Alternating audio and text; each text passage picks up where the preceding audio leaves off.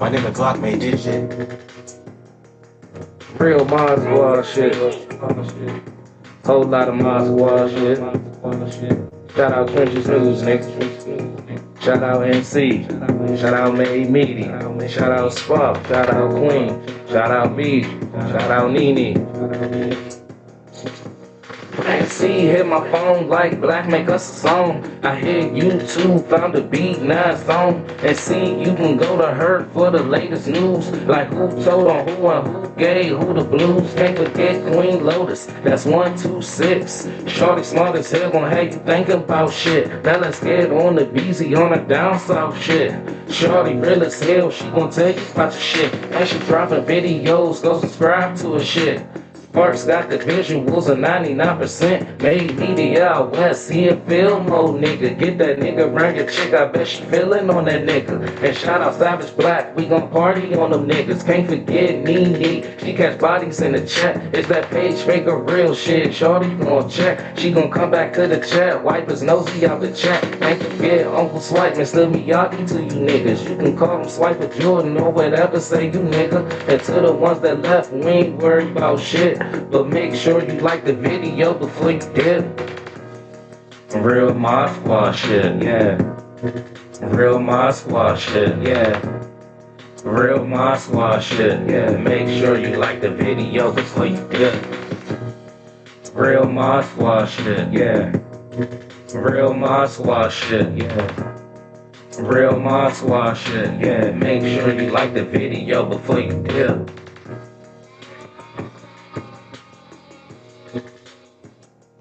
What's up, y'all? What's up? Shout out Kevin in St. Paul, man. Shout out North Minneapolis, too. Joe Morton, GMG Flex, Hassan Jackson. Shout out to you. Minnesota, too. Rashad, Southville. Shout out to the mods, man. All my wrenches. Make sure y'all follow, man, if they got platforms, man. Everybody got a life, man. You might be interested in, you know what I'm talking about, what they doing, fishing, whatever. Shout out Joe Morton. Shout out DeMonte Allen. Joe the Mob, for sure.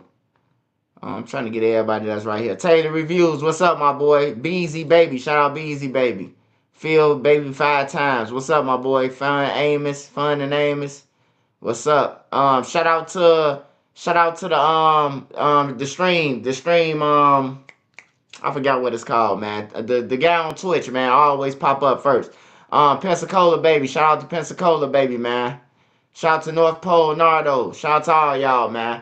Hey y'all, we talking about a few topics today. We talking about we definitely talking about VonOff1700 and DC Shine, whatever his name is, a goofy. We talking about all them. We talking about the things that's in the current news. We doing reactions to videos. We doing it all. We're gonna be on here for a couple of hours, so don't worry. If we don't get to your topic, put it in the comments. We'll get around to it. If you want me to react to it, we'll get up. We definitely will get around to it. But we want to start off with talking about the Booka situation. Now, if y'all don't know, Booka got threw under the bus about this guy Sean. You know, he was trying to give him some motivation in his inbox, telling him, you know, just chill out, bro. You cold. You and your brother them gonna be the coldest in Chicago one day. Just be cool, you know. And he took that screenshot and threw it at Von. Hey, look, Dirk them say Dirk didn't say nothing. First of all, Dirk in the feds. Dirk never said anything. Booka, you know what I'm saying, for him to vouch for you, it's a good thing for the entertainment world, because Booka be around, you know, all the rappers. T Grizzly them, he be around every motherfucker. So it's a good thing if you rap and he co-sign you, one of them rappers might come and give you some feature money or ask you to jump on their shit. But this guy, Sean, you know, and study them and study them rapping, bro. Everybody wanna die to be a real nigga, man. It's crazy, bro. Everybody wanna die, crash out, you know, to get the internet fame, bro. When you ain't even gotta do that, bro. If you from Chicago or you from anywhere that's lit, that's popping, Atlanta, Jersey popping too. I seen them down there, old block them, Gleason them down that way. New York, California, all that shit, bro. Just tell your story, bro. Just be you. You ain't gotta be nothing that you ain't. You ain't got to try to jump over the motherfucking hurdle and do an extra split on the hit just to try to get somebody to fuck with you, man. It's peer pressure. So now Booka in the middle of this shit with Von, and Von went off on him. You know, Von is the latest in it right now to the young shit. Is his raps garbage? Yes, they are. Is DC Shine them raps garbage? They alright. They alright, but it's like everybody rapping about the same shit. Now it's three guys with Shine them. It's three guys. It's three guys. It's him, his brother, and another guy. Just imagine a verse. Just everybody. We hopped out on Springfield and shot up the block. I came one way, he came. They rapping about the same shit, like as if all of them was three together at every crime scene, bro. Like, don't nobody want to hear that shit. I'm just here to tell y'all that don't nobody want to hear that shit, man. Drill is like it's getting played out, man. The YNs, they making it fucked up for the music even more, man, because it's like they crashing out on camera. They don't give a fuck. They leaving their fingerprints. They leaving phone numbers. They leaving mama link card. Like I didn't seen it all, man, with the YNs, man. These young motherfuckers, they just don't give a fuck. But just because they don't give a fuck, that ain't all the young people, bro. You can still try to talk and catch. You can still try to talk and catch somebody, bro. All the kids ain't gangsters, bro. All it take for what you call a real nigga, to just talk to them, and you might could change them from hanging with dude and them, you know, before it's too late. But they dying at an all-time rate. I see Philly, they ain't playing no more. Philly putting out motherfucking pictures of the young people. I think everywhere should do that shit, bro. Like, for real, man. They killing innocent people. Well, we don't know who innocent now. Let me stop that. We don't really know who innocent now. We gotta find out. We gotta find out from everybody under legal help to say that a motherfucker wasn't innocent. They killed him for no reason. Before we say it, because we like Noah Scurry from Philly, like the guy out of Philly, Noah Scurry. Hey, bro, his family probably argue up and down with a motherfucker. He ain't never did nothing. You hear me? My son ain't did nothing. He got good SATs and all that whole time. The mama don't know that Shorty is a multitasker. He can play basketball. He could play in, goddamn it, above the rim, and then he could go and shoot. You know what I'm saying? And he was cold at it. And mothers argue with that shit, bro. Not saying that his mother wasn't there, none of that. His mother probably was at work. His mother probably was thinking that, you know what I'm saying, her son was a A student, bro. Like, you can't blame it on the mother, bro. It's just the kid's slick now, man. You just gotta be there. You just gotta be there to be there to pay attention, bro. Cause the kid's slick, bro. The kid's slick than a motherfucker, man. That's slick. That Noah Scurvy shit though, it woke me up, bro. It woke me up to like everything, bro. Like, you thought you knew something or seen something. That shit out of Philly, bro. That shit woke me up for real. Like, damn, bro. Like, you don't find too many kids, bro, who could score the highest on the SAT, could score on the basketball court. When do you have time to be rapping and drilling? Like, you know, the Shorty, she was talented though. I think if he wasn't killing nobody, I think he would have been like a Dame Lillard or something, playing in the NBA and, you know, rapping his music. You know, if he wouldn't have went that way of killing Gilly's son, as Gilly said he did. The police told him, allegedly. Yeah, that motherfucker a multitasker, man. When you can kill somebody, drop 25 on the court and score high on the SAT, that's a triple double, man. That guy was serious. Now, he might be a lame to the people in Philly. That's up to y'all to brag and laugh about that shit. But to the outside looking in, that's some not normal shit. What Scurry was. You know what I'm talking about? That ain't normal. You ain't gonna find too many kids, man, who getting good grades and crashing out like that, bro. Philly field drill only copying of Chicago drill. Hey, I do believe Chicago is a big influence on it, but you know, it's like everywhere got their own problems already though. You know what I'm saying? I don't know if Philly got gangs. Like, I don't know nothing about Philly. That's why I try not to report unless somebody from Philly be like, hey, Swipe, this happened in Philly. Report about it. And every time I do, my video go up, though. I must say that. Shout out to Philly for always supporting me. No matter what, Philly support me, bro, because every Philly video I drop, it goes up. I thought Nervous Scurvy was gonna only get like 5,000 views. No, Scurvy did shit, damn near 40. So, you know, I appreciate it, man. But yeah, Philly needs some help, man. Philly definitely needs some help. They need the same shit as Chicago. Only thing about the whole thing is crazy, and I still be like trying to figure it out. Like, bro, I'm steady telling these niggas. I've been telling them for 4 years. Y'all, hey, look, you gonna end up in the same place with them one way or another. Either y'all gonna meet at the cemetery or y'all gonna go to jail together. But anyway, either way y'all meet up, y'all gonna be kicking it with each other. Y'all gonna be kicking it with each other. All the tough niggas who be getting on these interviews on the couches, who people be idolizing the shit from Chicago, when they go to jail, bro, it be a different story, bro. They don't be talking all that tough shit. They get on the couch and be like, oh man, the ops are sweet and all that shit. Man, I'm telling you, bro, man, bro.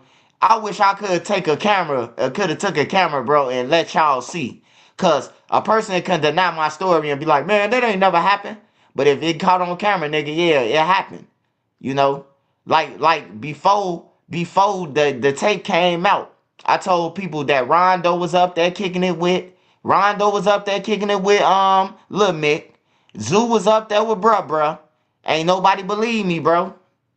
Zoo was on the deck with bruh. But he get on the internet now in 2024 and 23 and say what he gonna do to bruh. You should have did that shit when he was on the deck with you for a week.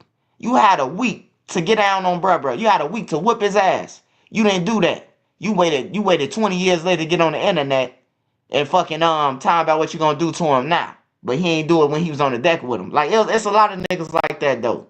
They be on the deck kicking it with motherfuckers. They don't want to fight, man. They first excuse be, hey man, we trying to get up, we trying to go home. Now you want to go home now that you done ran to your fucking op. You know? It just be crazy, man. But tell your kids though, they will be in jail with their ops. They will be in jail, and then your ops, if y'all doing life together, your op become your best friend, man. So in the end, y'all all did that shit for nothing, man. I know niggas from these blocks, bro, who been gone for 20 years, 30 years, 20 years, plus. They in there kicking it with each other, bro. They protecting each other. But they couldn't do it on the streets. They couldn't do it on the streets, bro, because peer pressure. Motherfucker telling you them the ops. I remember when I lived in Ida B. Wells, man, and I brought my friends from the extensions over there to my projects. You know what I'm saying? But I lived over there in they projects. And one of the big guys say, you know, and my brother was right there too. They was like, nah, man, they can't come over there. Them the G boys. Man, we fucking 9 years old. You talking about G boys. You know what I did? They say you could come over here because you from over here, but they can't come. I say, oh, don't worry. Hey, me and my friends going back over there. They say, nah, shorty ain't even like that. I say, nah, man. Like, you ain't finna have me choose between me and my friends, bro. These my friends. I go to Doolittle with them. We go to Douglas together. I'm 9 years old. You telling me that them the G boys. Like, what the fuck I supposed to care about some G boys? You know what I'm saying? Like, it was crazy, man. The shit continuing like a cycle, bro. Like, they like people pushing this shit. Like, they pushing this shit instead of telling the kids the real, bro. Like, for real, they pushing that shit and they ain't telling these kids the real. I'm gonna tell them, though. You know, I did everything under the sun, but if I could tell you not to make the mistakes I did, shit, I'm gonna tell you. Say, call it what you want or what it ain't. I'm gonna tell you.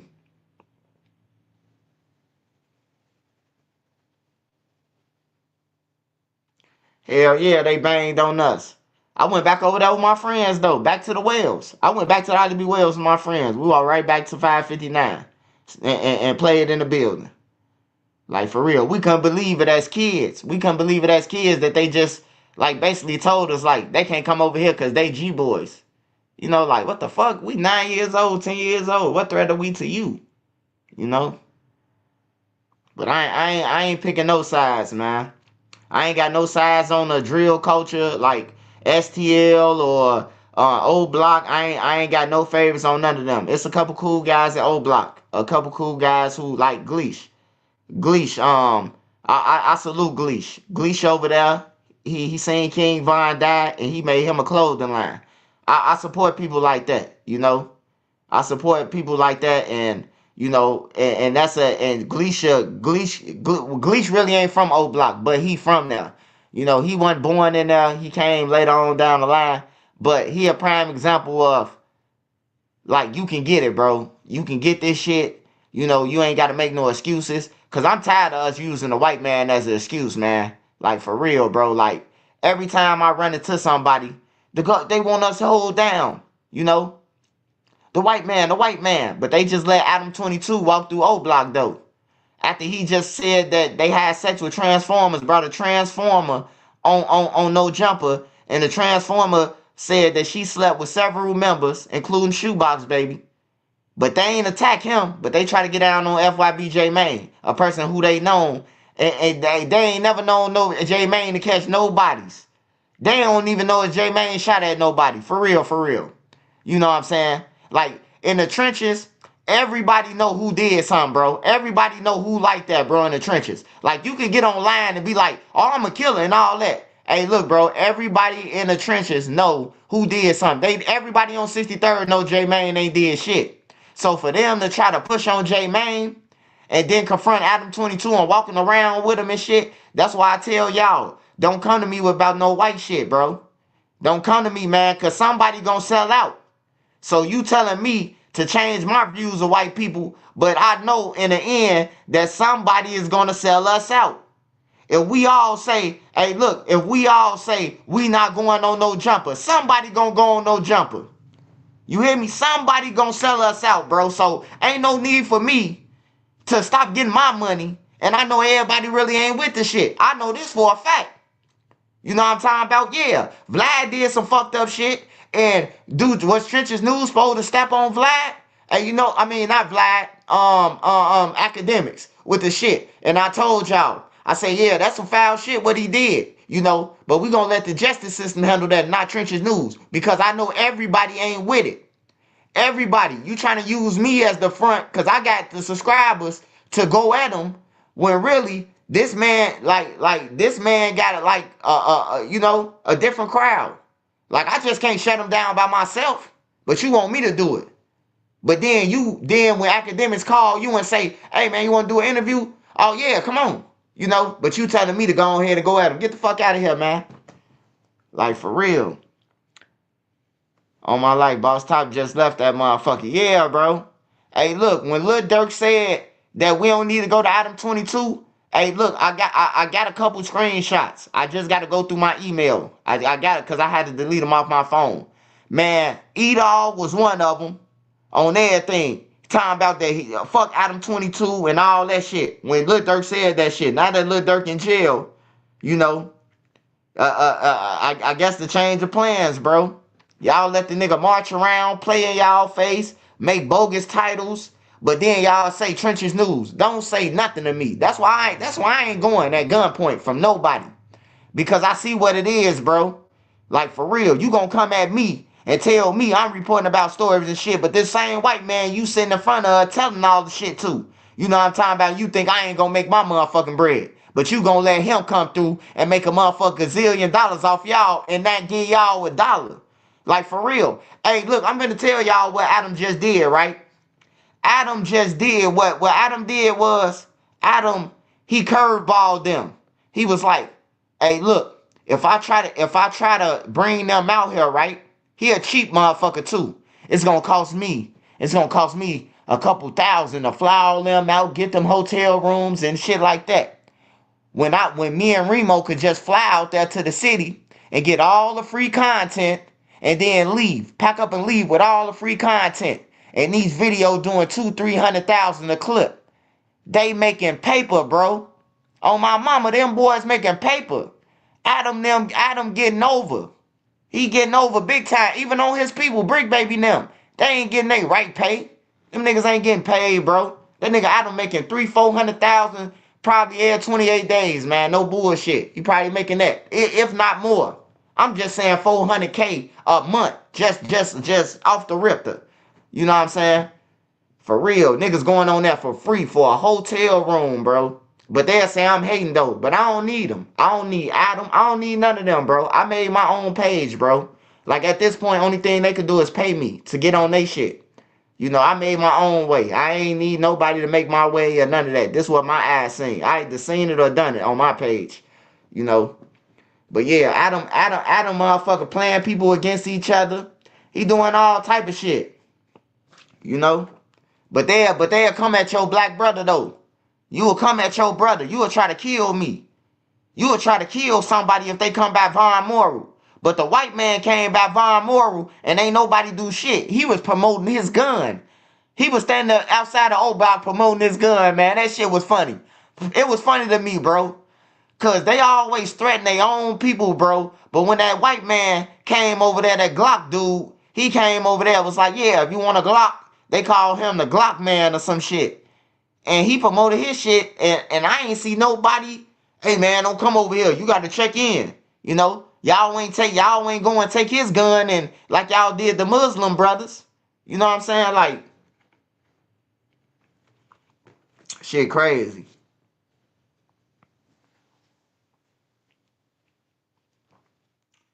Hey man, just wake up, man. Just wake up, man. Just know, like like you could be getting paid, bro. If I was y'all girls, I suggest all y'all girls leave y'all. Everybody in O Block who be doing interviews and shit. Hey, look, they letting Adam them and all the rest of them interviews juice them. DJU don't pay these niggas nothing on everything. I told DJU that shit. Don't pay them nothing. They want to sit on the couch. They got to sit on the couch for free.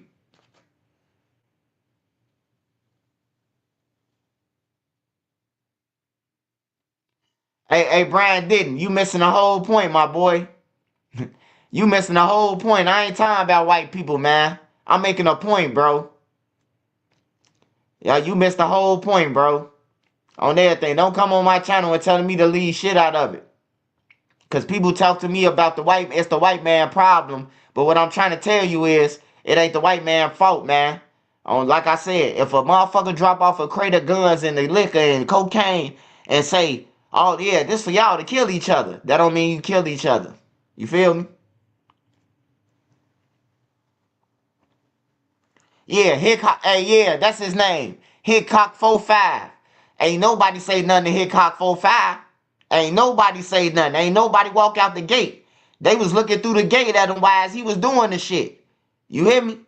So don't try to have me go against white people and niggas ain't even ready for that shit. On everything. And then white people ain't the problem, bro. I'm telling you, they some of the coolest motherfuckers on earth. For real. You go to parties, it's a different vibe, man. Like they don't be on the bullshit that we be on. We be thinking about killing each other, mugging each other.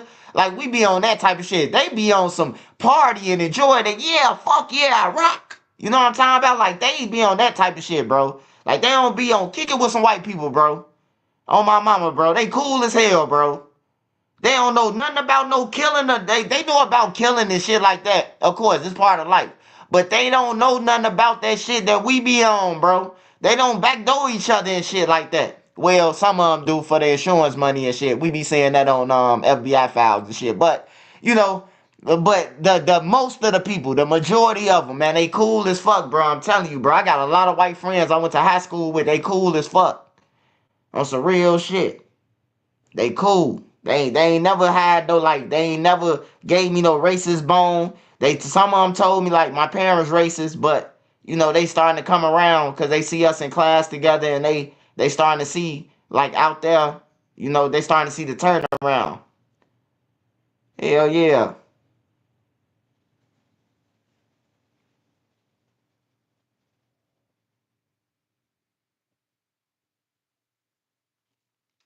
But yeah, man, I just hope we get it together, man, as like a race, bro. Like I'm talking to all the black people right now. I just hope we get this shit together, man. Stop blaming people for our shortcomings. You know what I'm talking about? Get off your ass and go and get it. Anybody could get this shit, bro. You can run it up a million ways out here. A million ways. I'm starting to see the disabled get on TikTok and goddamn it get famous. I'm starting to see all type of shit, bro, that you wouldn't have never seen 20 years ago, bro. I'm seeing it happen, bro, on everything. So with that shit, you need somebody and all that, man. All you gotta do is grind, consistency. That's all you gotta do, bro, and this shit'll work out for you. I'm telling you, if you stay at something for something long, it's gonna give in to you, bro. You just gotta stay at it, man. You just gotta stay at it and stay on it, bro, and stay ready. That's all you gotta do, man. Just stay on it and stay ready, man. For real. But we do gotta stop blaming people, man. I'm tired of hearing that shit. I be wanting to I be hearing the Muslims, like when I be seeing it come down my timeline, the Muslim brothers and shit. But the ones that be blaming like they be saying like the white devils and shit like that, man, I don't want to hear that shit. On everything. My brother, my cousin, my uncle, my auntie, everybody who died in my family got killed by somebody who was black. On everything, bro. Like for real. And I still ain't heard of no gang member killing no KKK. I ain't heard of it. I ain't heard of it, bro. Because we use all our resources on our own community, man. It's fucked up, but it's true. Joe, I think the phones don't got the membership button. Oh, my wife is white for 27 years. Yeah, my wife white too, man. And she got we got mixed kids, bro. Her kids is black on everything. So her real kids is black. Her birth kids is black. So I mean,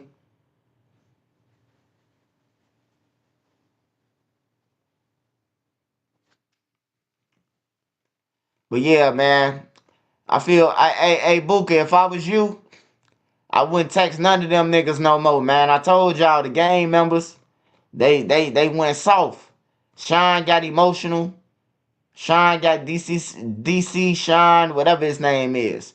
He got emotional, man, and threw Booka under the bus. Now Booka, faking tour with VonOff1700, So y'all they gonna go back and forth because Booka ain't finna just let nobody say shit to him like that. But then again, Booka, Lil Durk gone. He might fall back and just let you go ahead and crash out, you know. Cause Booka know he safe where he at. Von them, they ain't safe. They got real ops doing them shows. All them holes in the wall places that Von them going to do shows, you could potentially die going to pick up 20,000. Them bitches dangerous. I remember going in there with Duck them to them little hole in the wall spots. Duck them. Come out, it's a shootout. That shit dangerous being a rapper, man.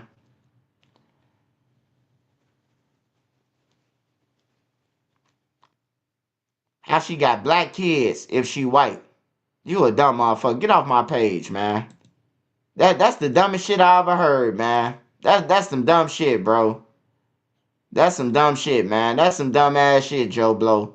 How she got black kid? Well, black sperm went in her side her and made a fucking baby. And then she had the baby. And her kids is black, nigga. The fuck? Like, is you serious? Is this motherfucker serious? I gotta roll up, man. I gotta roll up today. I can't believe this motherfucker. Joe Blow, his name is. I should have, hey, anybody named Joe Blow, block him for now. Anybody with the name Blow or any, block him. I don't want to see nobody with no Joe or Blow in they, well, not Joe Morton. Do not block my mind, bro, but y'all get what I'm saying. Anybody with them little weird ass names, Joe Blow with no head, just block their page. Don't block Mook either. Mook ain't got no head, but don't block Mook. Nigga said, how she got black kids and a nut, nigga? Shit. How you think you mix? El Duerto? Shit crazy, man. Hey, what y'all see out there? Get in the comments whatever y'all wanna react to or watch. The Big Meech and 50 Cent shit, cause show continues. We're gonna go to Chicago news first.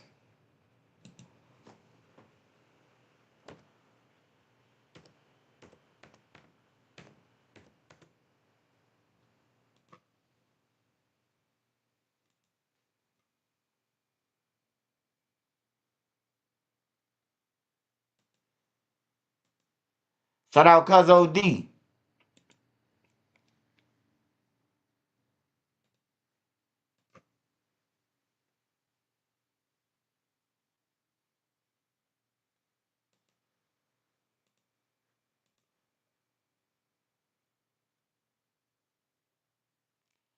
Triple homicide in the city. Yeah, I ain't gonna lie, I just seen a nigga kill his whole family or something. This weirdo right here. We gonna go to that first. Journey here unfathomable in less than a 24-hour journey here unfathomable in less than a 24-hour span. Two mothers killed allegedly by a romantic partner, one in Chicago, one here in Indiana. Both of those moms each having 3 children. In this latest case, the 3 kids died as well. Oh, God. I mean, you know, it rips your heart out. It rips your heart out. Just, I mean, absolutely rips your heart out. Police were on scene for hours. The Lake County coroner later identifying the victims as a mother, 27-year-old Brianna Payne, and her 3 daughters, 7-year-old Aurora, 6-year-old Ava, and 4-year-old Elena, all shot to death. How long have you lived over here? Like 23 years. Yeah. Wouldn't have never imagined you would have seen something like this. No. You wouldn't even think you'd hear about it. Lake Station police responded for a well-being check. What led up to the shooting, unknown at this time. It happened just before 3 p.m. Friday.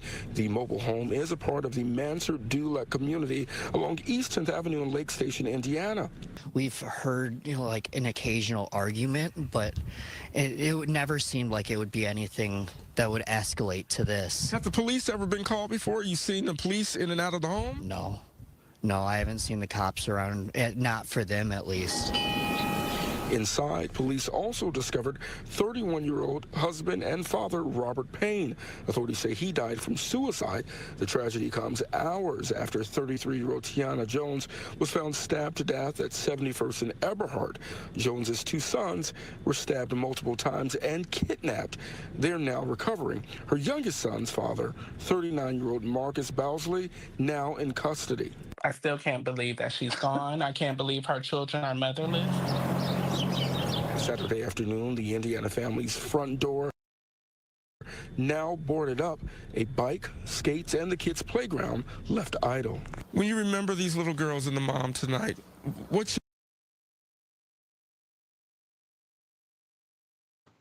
That nigga a tender dick ass nigga, man. Hey, mental health is real though, y'all. That shit is real, man. I ain't gonna lie to you, man. That shit is real. Mental health, man. Some people just tweak out. Some people just tweak out. Hold on, let me go back. Residents tell us the gunman began firing inside of the lobby.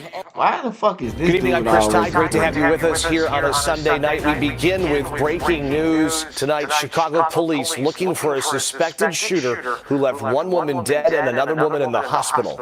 Asal Rezai joins us from the building where it happened in River North.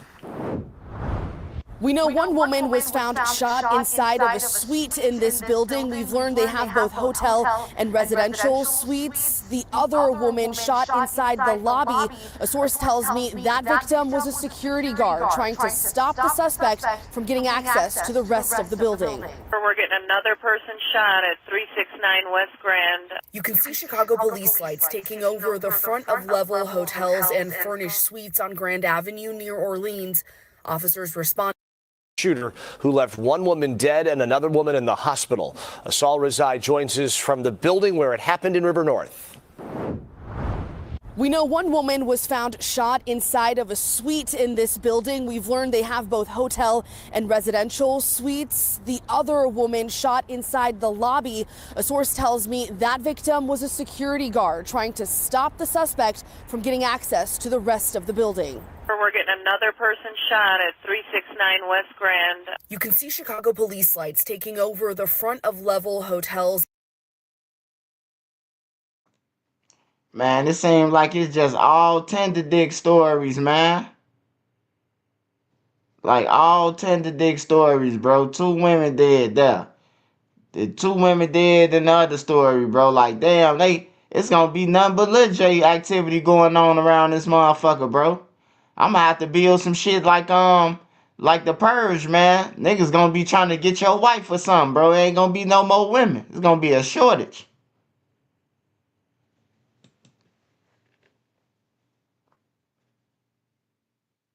They killing the women though. That's crazy, bro. Like for no reason, bro. She told your ass she want a break, nigga. God damn. I remember they used to have Just Say No commercials. They used to have these commercials, bro.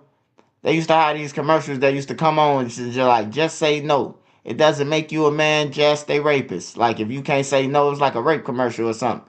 And that's what it tell you to say, just say no. You know, they need them just say no commercials, man. It doesn't make you a man or a bad guy, just a rapist. I miss them commercials used to come on. 3 Michigan children found living in the we saying that. All right, y'all. We're gonna start off with it at that particular time.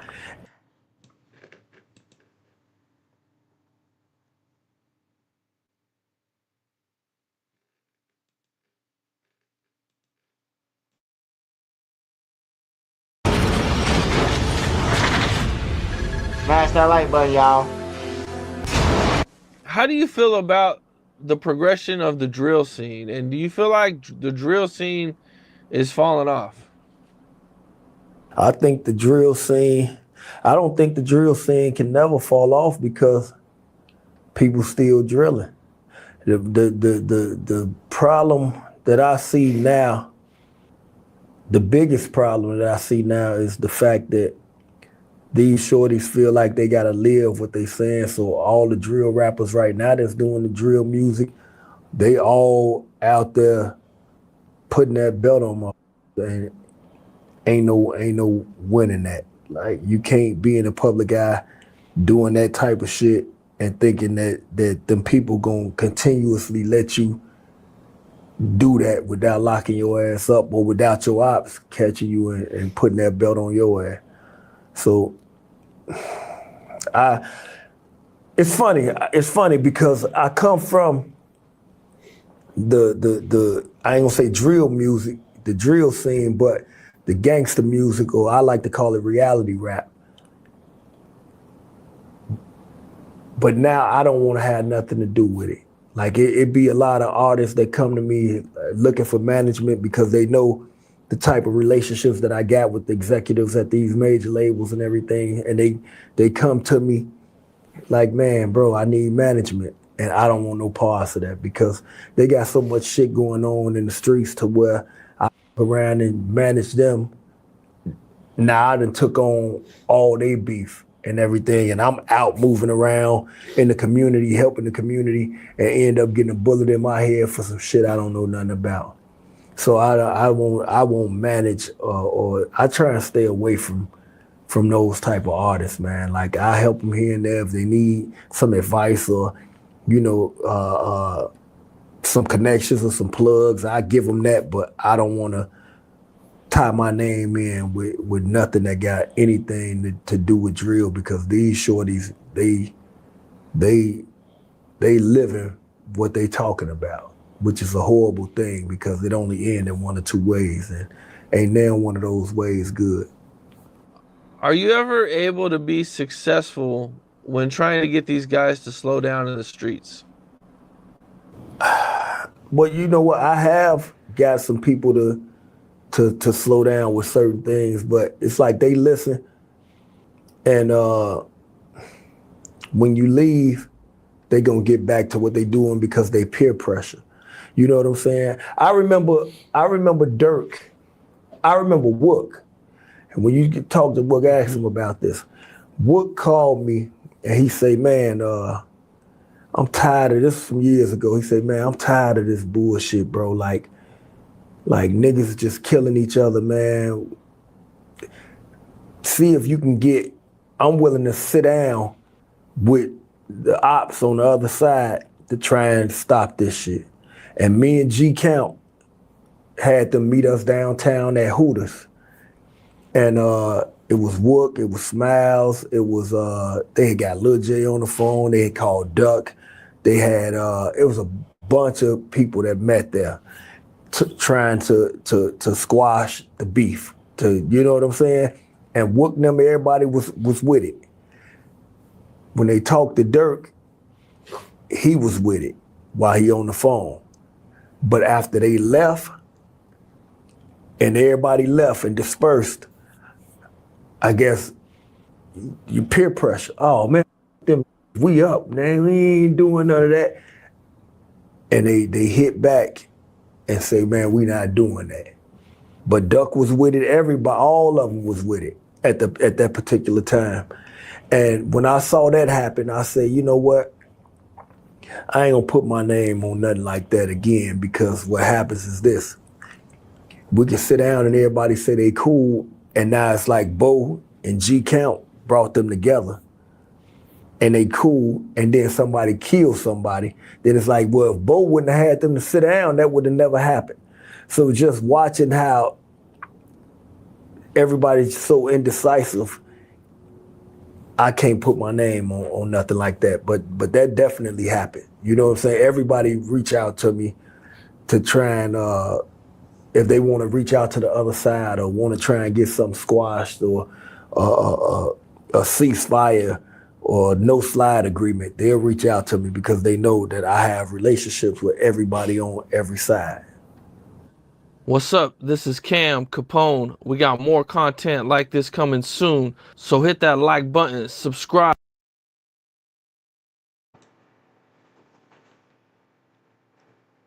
Big Duck was the first. Hey, look, I ain't gonna lie. That's why Duck, this the reason why Duck didn't stop pushing peace. Cause Dirk then reneged. King Von kept on talking about Brick. Dirk was on bullshit. They basically was trying to get a motherfucker there to see somebody, to see how they is or move or follow them, you know, try to backdoor them that day. But they couldn't get that because Doug them was on FaceTime talking to them. So it never worked out, man. So, you know, Dirk got peer pressure, man, fuck them and all that. But Wook tried though. Wook talked to Doug though. That's a good thing though. At least somebody tried, you know, before Lil Durk. At least somebody could say, man, I told that nigga, man, let's end that shit. You know? That's always a thrill, man. But shout out to Bo Deal. Hey, Tyrant 2 should be coming out soon, y'all. I'm waiting on it. I check Tubi every day, man. I check Tubi, and when it come out, I'm gonna be running it through my videos, man. Free promotion, man. I always tell y'all go and watch Tyrant. Tyrant 1, I think I told the most people to go and watch that shit. It's a real movie, real life situation that your kids can learn from. That movie, that shit, real life. Like it's they acting, but that's real life situations. You know what Bodil movies about? Real life in Chicago. Motherfuckers sending you off to old people. You know, all that type of shit. Smash that like button for me, y'all. Hey, somebody sent me a clip about Boss Top talking about Mama Duck or some shit about the man, Boss Top, you was the first motherfucker. You was the first one. You like Soldier Boy. You can say this. You was the first one on YouTube history to say that old block had motherfucker got rid of Duck. You was the first person to say that shit on everything when nobody knew that old block did it right away. Well, the police that was following behind them after the hit, it was a police cop following behind one cop. They followed them all the way back to O Block. But only them knew that they had killed Duck after that shit. You had pointed out your homies, bro. You said, hey, get him over there. Hold on, let's put it up, y'all. Boss Top, we gotta go there. Boss Top, we got on no jumping and capping. And even though I'm mad at Mama Duck, you know, I'm still mad at Mama Duck, you know. That don't mean that I let people go on her. You know what I'm saying? Because Brick and her kids, I love her kids, bro. She know that. So let's go to this Boss Top video real quick. Boss Top interview.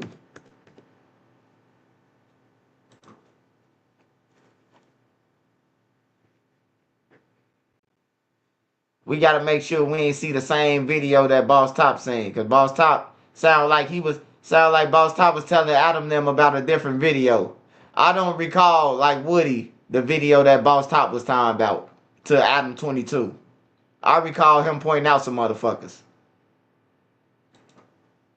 Jermaine struggled for years with dental issues before finally finding Nuvia. Listen to what he wanted most after his smile makeover. Smash that like button, y'all. I want to be able to smile at my wife. What's up, everybody? And I've heard of this video, so I went to check it out myself. And in this video, allegedly, those are the cars that was used in the assassination of FBG. Public is out. He just kept going. Yeah.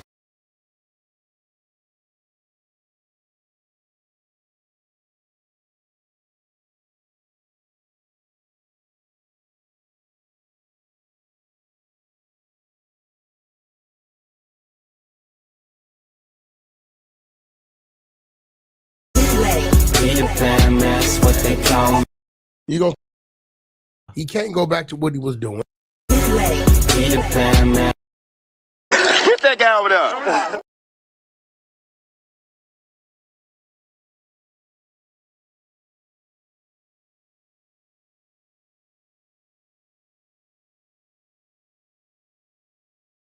Like thoughts, like FBG Duck, you know, any thoughts on him? Like, did you know him?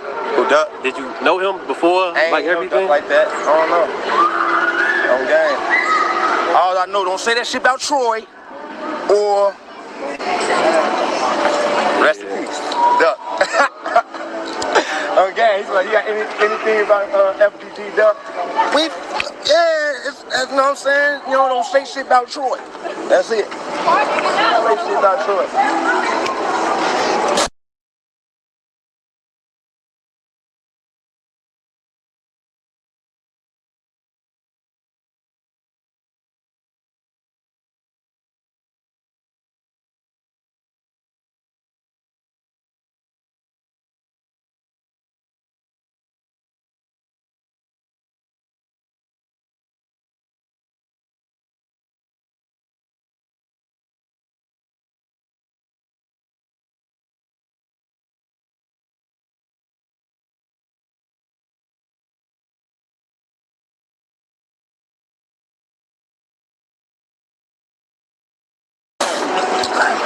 Hit that guy over there.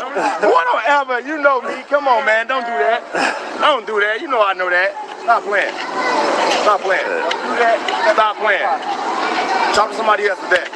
Okay, I know what.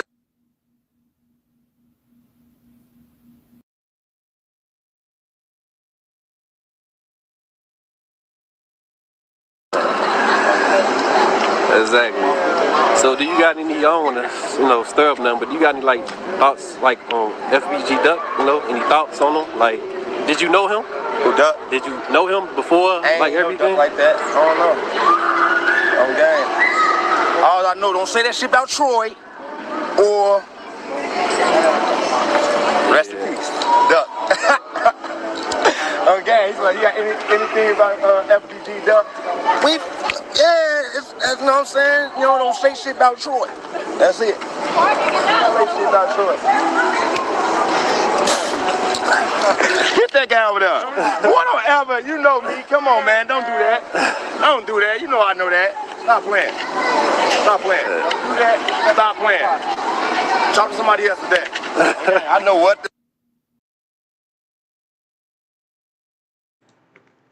Yeah, that was just to remind Boss Top, just in case he forgot. Boss Top said that he don't remember that. He said he don't recall saying that on No Jumper today. Somebody had sent that to me. So that's why I'm talking about it right now. What we got next?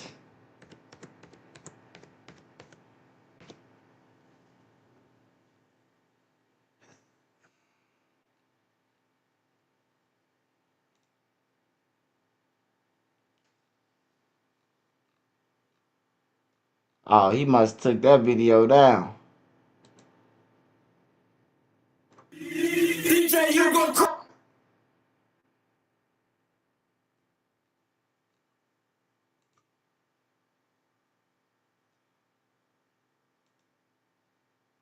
At US Bank, we know what really goes into reaching your milestones. That's why we introduced Co-Browse, which connects you to a real banker in real time to help you do anything, even creating spending limits.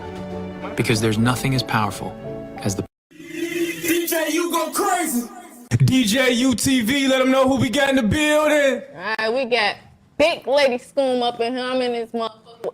Now you good, Corey. All right, I'm up in this motherfucker with the Scoomless, man. BMG shit, 7 Goose shit. You know we're a family, all about love. Let's get this bitch rocking. Lady Scoom, what you on, gang? Man, I'm on a whole lot of love, superstar, getting money shit, you know. We trying to get up out this shit, man. We on a whole lot of uplifting, whole lot of, you know, we on some different shit, man. We trying to see different shit up out here. There's too much shit going on in the rap. I'm just trying to get this shit going. You know, me and Foden, we doing this rapper shit. Whoever blow up first, we taking off and we getting up out this shit. We making a difference. We making a change with everything. That's the type of shit we on. That's what's up. Welcome to DJ UTV. It's definitely a blessing to have you. Let the folks know who you got on the couch with you. Man, I got them niggas on the couch, man.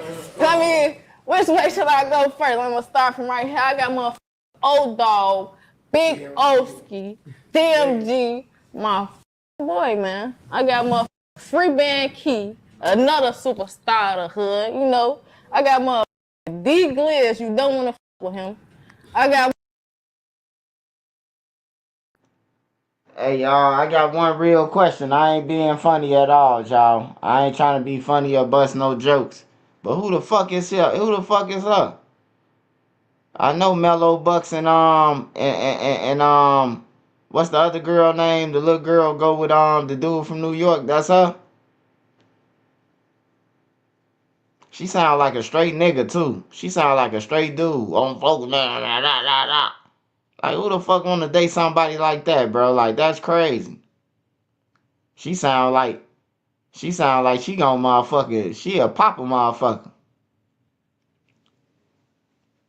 Don't go with hey y'all.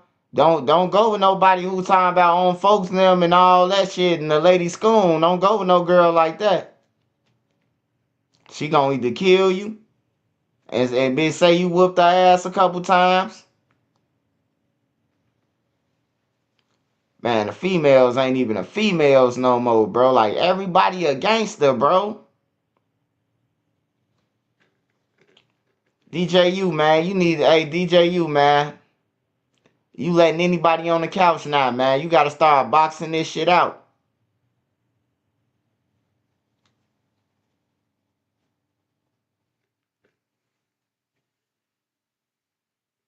They let any I mean, is she hot? Do she rap? What she do, y'all? Let me see. I'm just gonna watch the first 30 seconds. I ain't watching this shit. She sound like a straight nigga, bro. Like we'll watch a little bit of it, but I ain't watching all this shit. I just want to know who is she and what she do. Cause she promoting them like she a manager or something. Lil School in this bitch, you already know DMG Lil School, the original Lil School. You know, we got more Lil Ty in this bitch. My little brother, you know, I got Bleezy in the back. I got Lil Dogs in the front. Y'all can't see him right now, but just know it's a, you know, you can't see down with right now, you know, some sneaky shit, you know?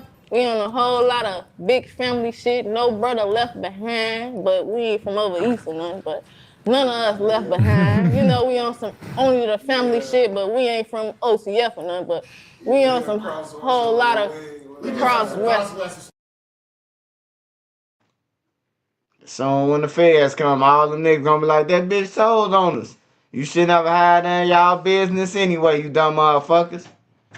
On everything, but she sound like she more, her voice so deep. She sound like she deeper than the niggas. I mean, I want to hang with her before the niggas. She sound like she got more pull around the hood than the niggas, man.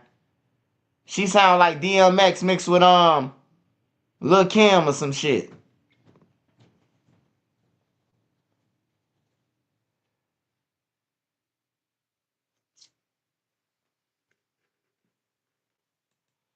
Yeah, man, they got, come on, man. These interviewers got to step it up, man. Y'all interviewing, like, what is we, what is y'all doing? Is we interviewing talent or? It ain't even about talent no more.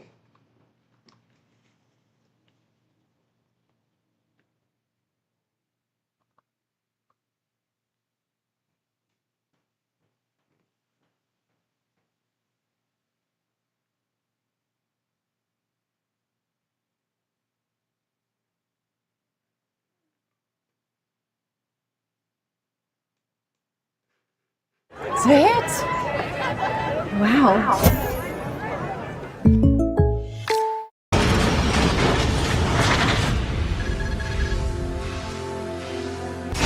Is there any other phone calls you could talk about that you got smash that like button. from guys needing your help next. in Chicago?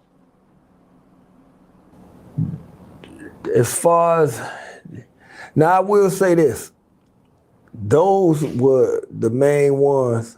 French Montana, when French Montana come to the city, you know what I'm saying? Before he had got locked in with Dirk and them, we was the ones who rolled that red carpet out for him when he hit me, man. I'm in your city, bro. Like, you know what I'm saying? And I make sure that he good. You know what I'm saying? And it's unfortunate. I will say this. I learned that the industry is a industry to where the people who you helped on the come up and the people who may not have had nothing and you had a bigger buzz and had more respect to them and helped them, you know, put them in rooms and connected the dots and did things for when they get to a certain level or feel like now they bigger, they too big, now you the little guy, they switch up and they don't be who you thought they were. You know what I'm saying? And that's happened multiple times. Like I've been instrumental with helping a lot of artists in Chicago. You know what I'm saying? And that's a fact. I helped get a lot of artists deals.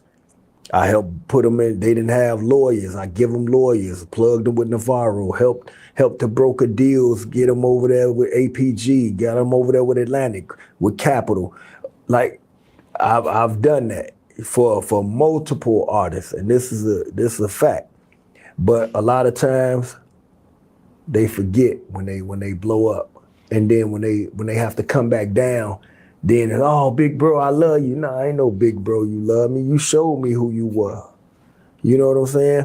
But my blessings continued to come because I stayed down until I came up. Like I say this and I mean this. I don't know nobody in the city that put in work like I did, that's respected like I am in the city, that done helped as many people as I done helped in the city.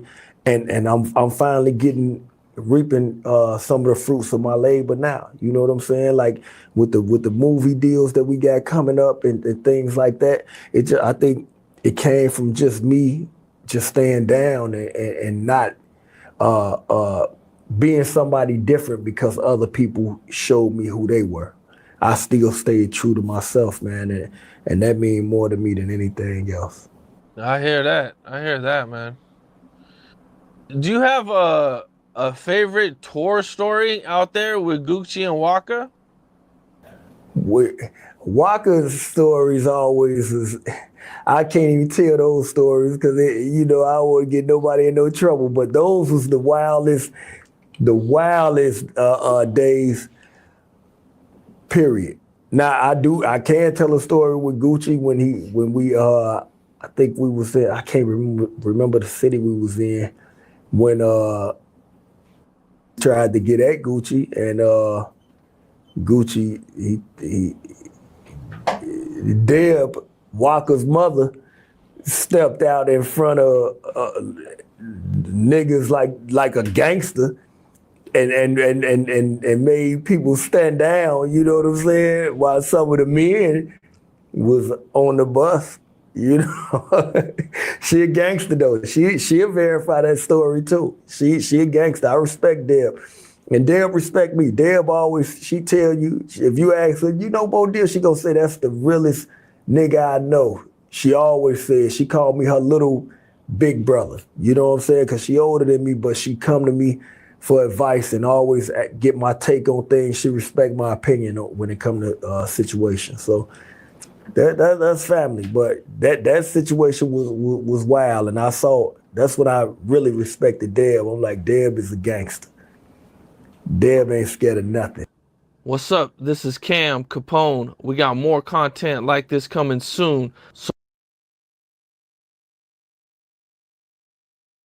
Hey, y'all might not know what he talking about though, but Gucci Man came to Chicago to Adriana's, and Bum J and them, Bum J and them wanted some money. They wanted that Bart Simpson chain he had. He didn't want to get off the bus. That's when Deb Walker Mama had. That's what he talking about the situation. It happened at Adriana's though. Gucci Man ain't get off that bus. His ass was on that bus while his dad was out there arguing with the gang members.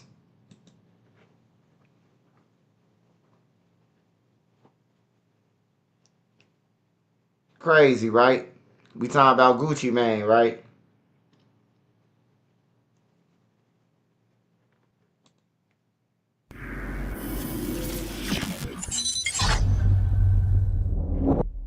Well, after 50 put that out there was some back and forth. Meech responded with his own video. But then, leading up to the concert, I believe it was the same day of the concert, it was announced that it was canceled. Yeah. I mean,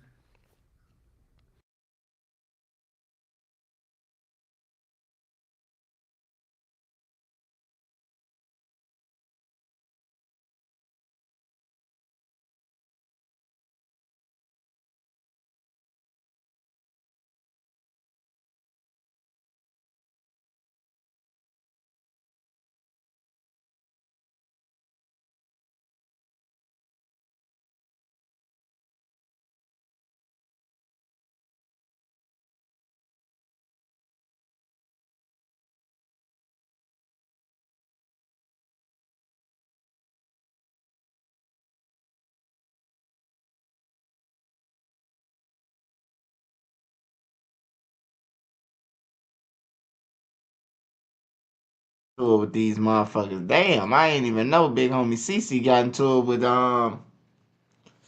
motherfucking No Jumper them. I told them niggas, man, they some snakes. No Jumper, that's all they do.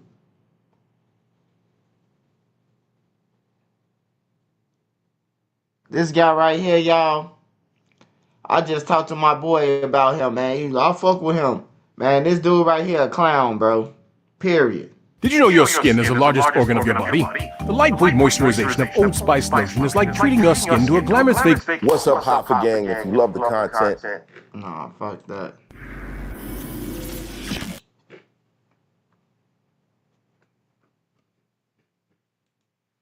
Nobody wins when the family feels. I'm trust control with my baby.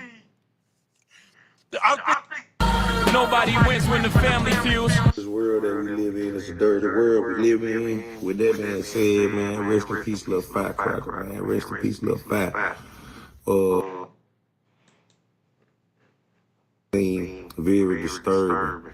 He looked like he was gunned down, and nobody wins when the family feels. This world that we live in is a dirty world we live in. With that being said, man, rest in peace, little firecracker, man. Rest in peace, little fire. Very disturbing.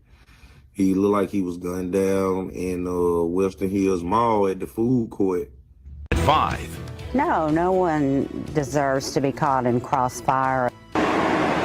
One day after the manager of Western Hills Mall, Anthony Alberigi, was killed by a stray bullet, Fairfield's mayor is calling for change. Staying on top of that breaking news after a man was shot at the Western Hills Mall in Fairfield. Yeah, we had kids in there, and this is sad. Was it only one gun? I think it was 3 or 4, to be honest. If it happens on a regular basis, you get to the point where you like, man, as long as it ain't me, right? Sad. Whole lot of praying. You know, that's what the old folks say, a whole lot of praying. Me personally, man, I just feel like it's consistency, man. You know what I mean? You want something to change, you'll get out and change it. It's unfortunate that we grow numb to certain situations that people who didn't come from our background will be really concerned to or wouldn't dare to do. As a platform, I know we have a job to bring you guys the information, but sometimes we're gonna choose morals over views. Less than 24 hours ago, a man fighting for his life made his way on live on social media. The fact a person can go live during a shootout at the food court inside a local mall and record a man shot stood over, fighting for his life, and then post it. To me, that's bogus. And I'm gonna be real. And on the behalf of the family, we're not posting that on this social media platform. We're not even posting it on the Instagram account. As we go over this story, we gotta know, this could be one of our family members. You ain't even go live to really show the situation and then cut it off. Man, you gonna show this man get stood over with a respect that. So in this video, we'll later go over that live without showing it. We also identify the victim. We talk about the details presented to the public thus far while paying our respects. But before we go over this one, I want you guys to remember, I don't give you no angle. I just give you the story. So with that being said, make sure you like, comment, and subscribe. We're gonna jump right to it. Now, first thing first, family. I wanna introduce to you guys the Western Hills Mall. It's a shopping mall located in Fairfield, Alabama, which is quote-unquote a suburb of Birmingham. The mall opened in 1969 as the second in Birmingham. By the 1980s, JCPenney became one of the major stores inside this mall. In 2006, Western Hills Mall underwent a major transformation. The JCPenney location was demolished, with the mall building being truncated at the former Penny entrance. A new Walmart Supercenter was built on the site of the former JCPenney, also adding the Burlington Coat Factory. In January 2016, the Walmart Supercenter closed its doors. And in February 2017, the Burlington Coat Factory also went out of business from the mall, which left the mall with no anchors. But then on February 16, 2018, a shootout occurred at the mall. Anthony Alberigi, the manager of the mall, was killed in a gunfire. May he rest in peace and level condolences to his family. Apparently he was in the crossfire. According to police, he was standing outside the mall as he often did, holding papers and a drink when he was shot. The police at the time had quoted, "It all began at around 2:30 p.m. February 15th. There was one group of young men outside the mall and another group of young men exiting the building. They recognized each other and started shooting at each other, and the mall manager was caught in the crossfire." We're learning more tonight.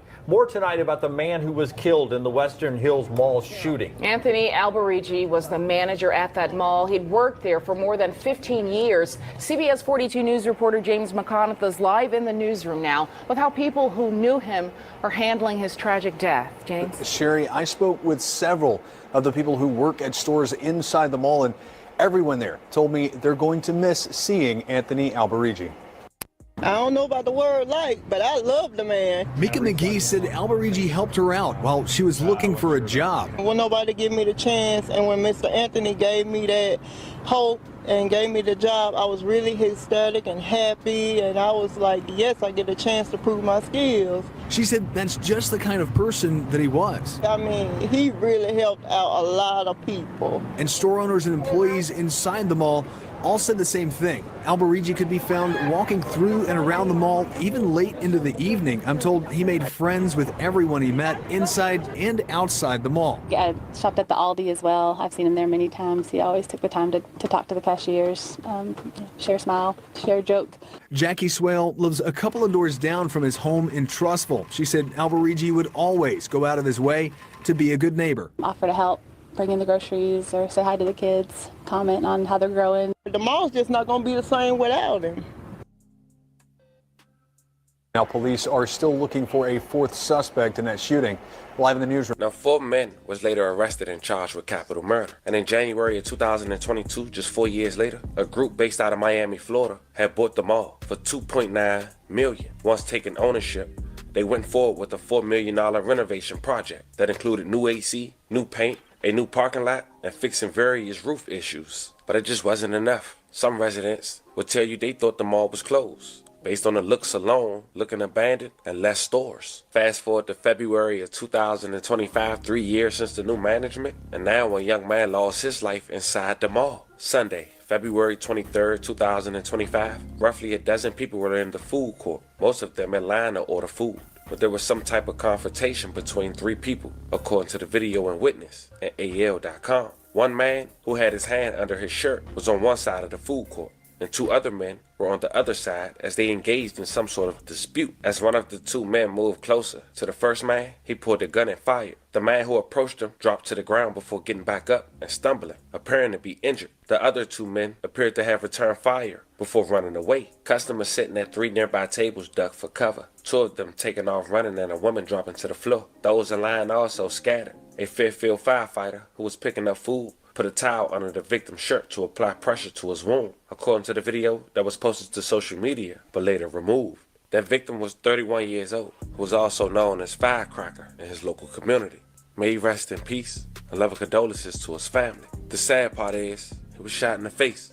He was a dad, and he was a young man that grew up in that community. And as of now, no one has been arrested. Staying on top of that breaking news after a man was shot at the Western Hills Mall in Fairfield. Yeah, that's where we find your reporter Brady Talbert live tonight. Brady, you spoke with a witness who is pretty shaken up.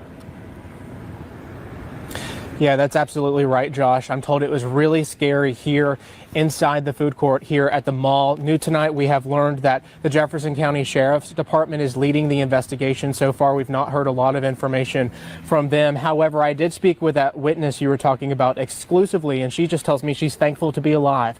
Now, this is video of the scene when we pulled up to the mall. You can see at least 8 police and sheriff's. Hey, I just want to say this, man. His name Lil Firecracker, man. They wasn't playing, man. Your name Firecracker, Lil Bomb Bomb, or Shooter or something. You doing some shit, bro. Like, there ain't nobody named their kid no goddamn Lil Firecracker. The trenches gave him that shit. They was after Lil Firecracker, I guess. SUVs and multiple officers here. Inside the food court, a witness says she saw 2 or 3 guns firing and tells me bullets narrowly missed her own head. The Jefferson County Sheriff's Office confirms 1 man was shot and rushed to the hospital. Now, we are unsure how he is holding up tonight or who actually did this. While we wait for confirmation, the witness I spoke with claims there was a group of people with guns tonight. They was already in the food court, so ain't nobody ran out of nothing. They did that, and we had kids in there, and this is sad. Was it only 1 gun? I think it was 3 or 4, to be honest. Yeah, guns. it had to be 3 or 4 people with guns. So yeah, and that young man got shot, and I'm praying to God that he made it, cause Lord, I just can't do it. Gosh, can you even imagine what she's feeling tonight? I also spoke with a representative with the mall. They tell me because they were in the process of closing down, they were so close to closing down shop, they didn't really have to go on lockdown tonight. It does sound like they plan to reopen tomorrow. We're going to keep you updated on that. And so far, nothing on anyone being in custody from the sheriff's office. Of course, if we hear back, we'll pass along that information straight to you. Your reporter in Fairfield, I'm Brady Tolbert, WBRC 6 News, on your side.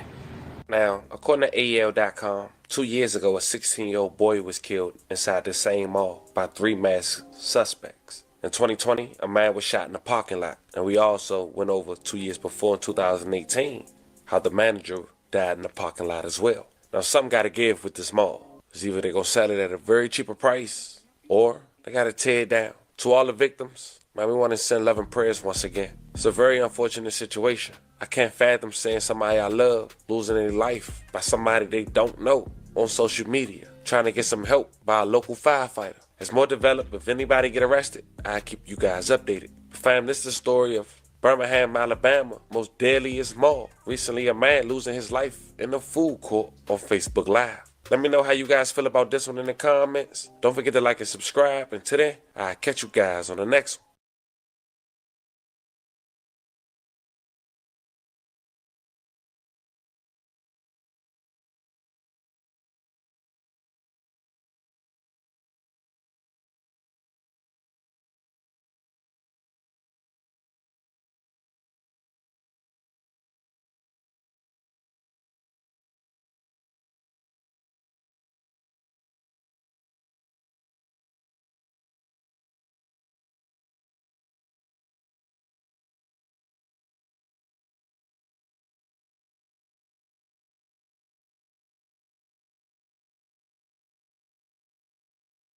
A big bust involving what police are calling 3 major South Philadelphia shooting gangs. 12 people now charged for their roles in more than a dozen crimes, including a homicide. The district attorney says the group is affiliated with a street gang. Here's our Steve Keeley. Kids, these are young people doing horrific things. The kids, all but this one, locked up and held on bail as high as $12.5 million. The horrific things they're accused of: murder, shooting 26 people, and carjacking others to use those cars in shootings, with victims as young as a 2-year-old. Police say shootings committed by members of 3 rival gangs, with members as young as Little League baseball team members. The shooters are getting younger. The shootings are no longer just neighborhood-based. And the guns that they're using are from the illicit gun trade, the straw purchasing and gun trafficking that we've been fighting against. Javon Solomon is now 16 and wanted for a shooting when he was just 14. 2 years ago, here on the 700 block of Jackson Street, among the mapped out long list of shootings that began 4 years ago in an almost nonstop retaliation mini war that these so-called kids saw as a kid's game, a veteran detective says. A lot of these young kids think it's a game. On social media, they compare it to a basketball game. And how that works is for every shooting victim, they say they have a point. It's really, honestly, just a game to them. And it's now game over for many of those arrested and not seeing the outside again for a long, long time, with astronomical bails set in proportion to the astronomical mayhem they're all charged with. Like Eli Simmons, now 19, charged with shooting 16 different people in 9 different incidents, starting when he was just 15 years old. Prosecutors say they brag about being in a gang called the Senders and its killing and shootings, then make videos that help lead to their own identification. Was that these Senders used a motto or a slogan in many of their music videos, raps, and other social media posts. That slogan was, if you want to join the Senders, get a body, then you gang with us. 31 victims. We cannot lose sight of that. 31 victims, 2-year-old victim. Man, can you imagine the amount of trauma served on those blocks, those neighborhoods, those families? It's disastrous. It's catastrophic. In Center City, Steve Keeley, Fox 29 News.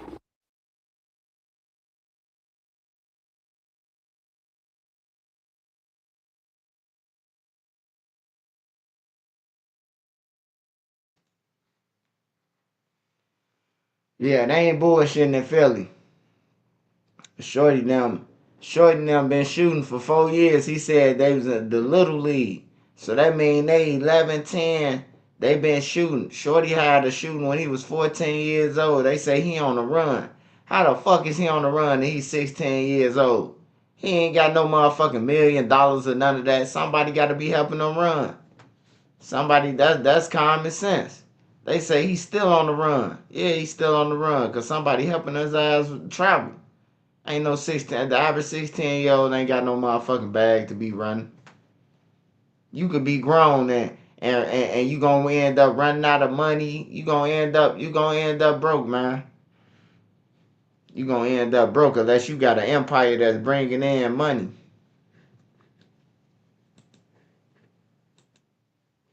Them little niggas in Philly. Praying for y'all, Philly, man.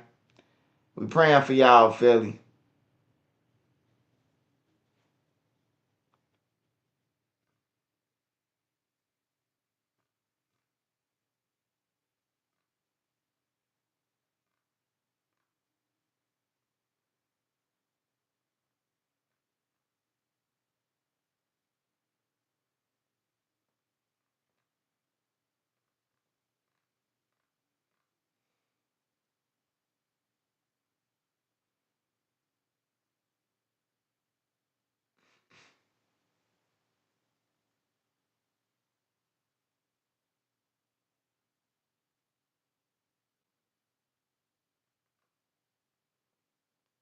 Motherfucker still snatching purses out there, huh?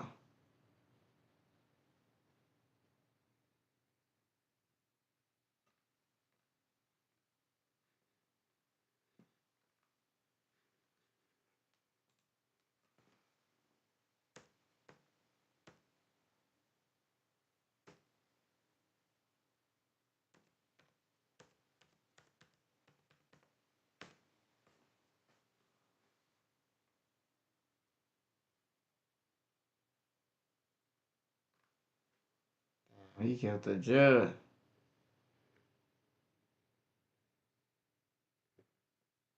Damn, they We're getting learning it more on like information that. about the deadly shooting outside a DMV in Valley Station. The coroner has now identified the 3 people killed. Both 29-year-old woman Reza Pacios Valdez and 33-year-old woman Antoinette Chillers died at the hospital from gunshot wounds. And an 18-year-old young man named Leslie M. Harbin Jr. died at the scene after being shot several times. Eyewitnesses described the scene to us. 2 masked men came from around the corner and then walked up to the guy that was laying on the ground and shot him in the stomach and the chest probably about 7 times. And then the taller of the two men shot him in the head at least 2 to 3 more times. And then they ran off. We sent Metro Police the information from the eyewitness, and they emailed us back saying, quote, "It would be very premature to speculate what you may be hearing or seeing on social." Bro, this in Kentucky, bro. I ain't never did no news on Kentucky. This in Kentucky, bro. Damn, they getting it on everywhere. Niggas don't care where they catch you at. And they did this shit at a DMV, a driver's license place, bro. You know they got high-tech cameras? That's Illinois State Police. That's their headquarters where they be at. The DMVs. If it's a driving facility, it's gonna be the Illinois State Police, the one who guarding that motherfucker. You gonna see cars outside. I know at least in Chicago, all shit like that. You will see the DMV, the police, them, and the regular police and all shit.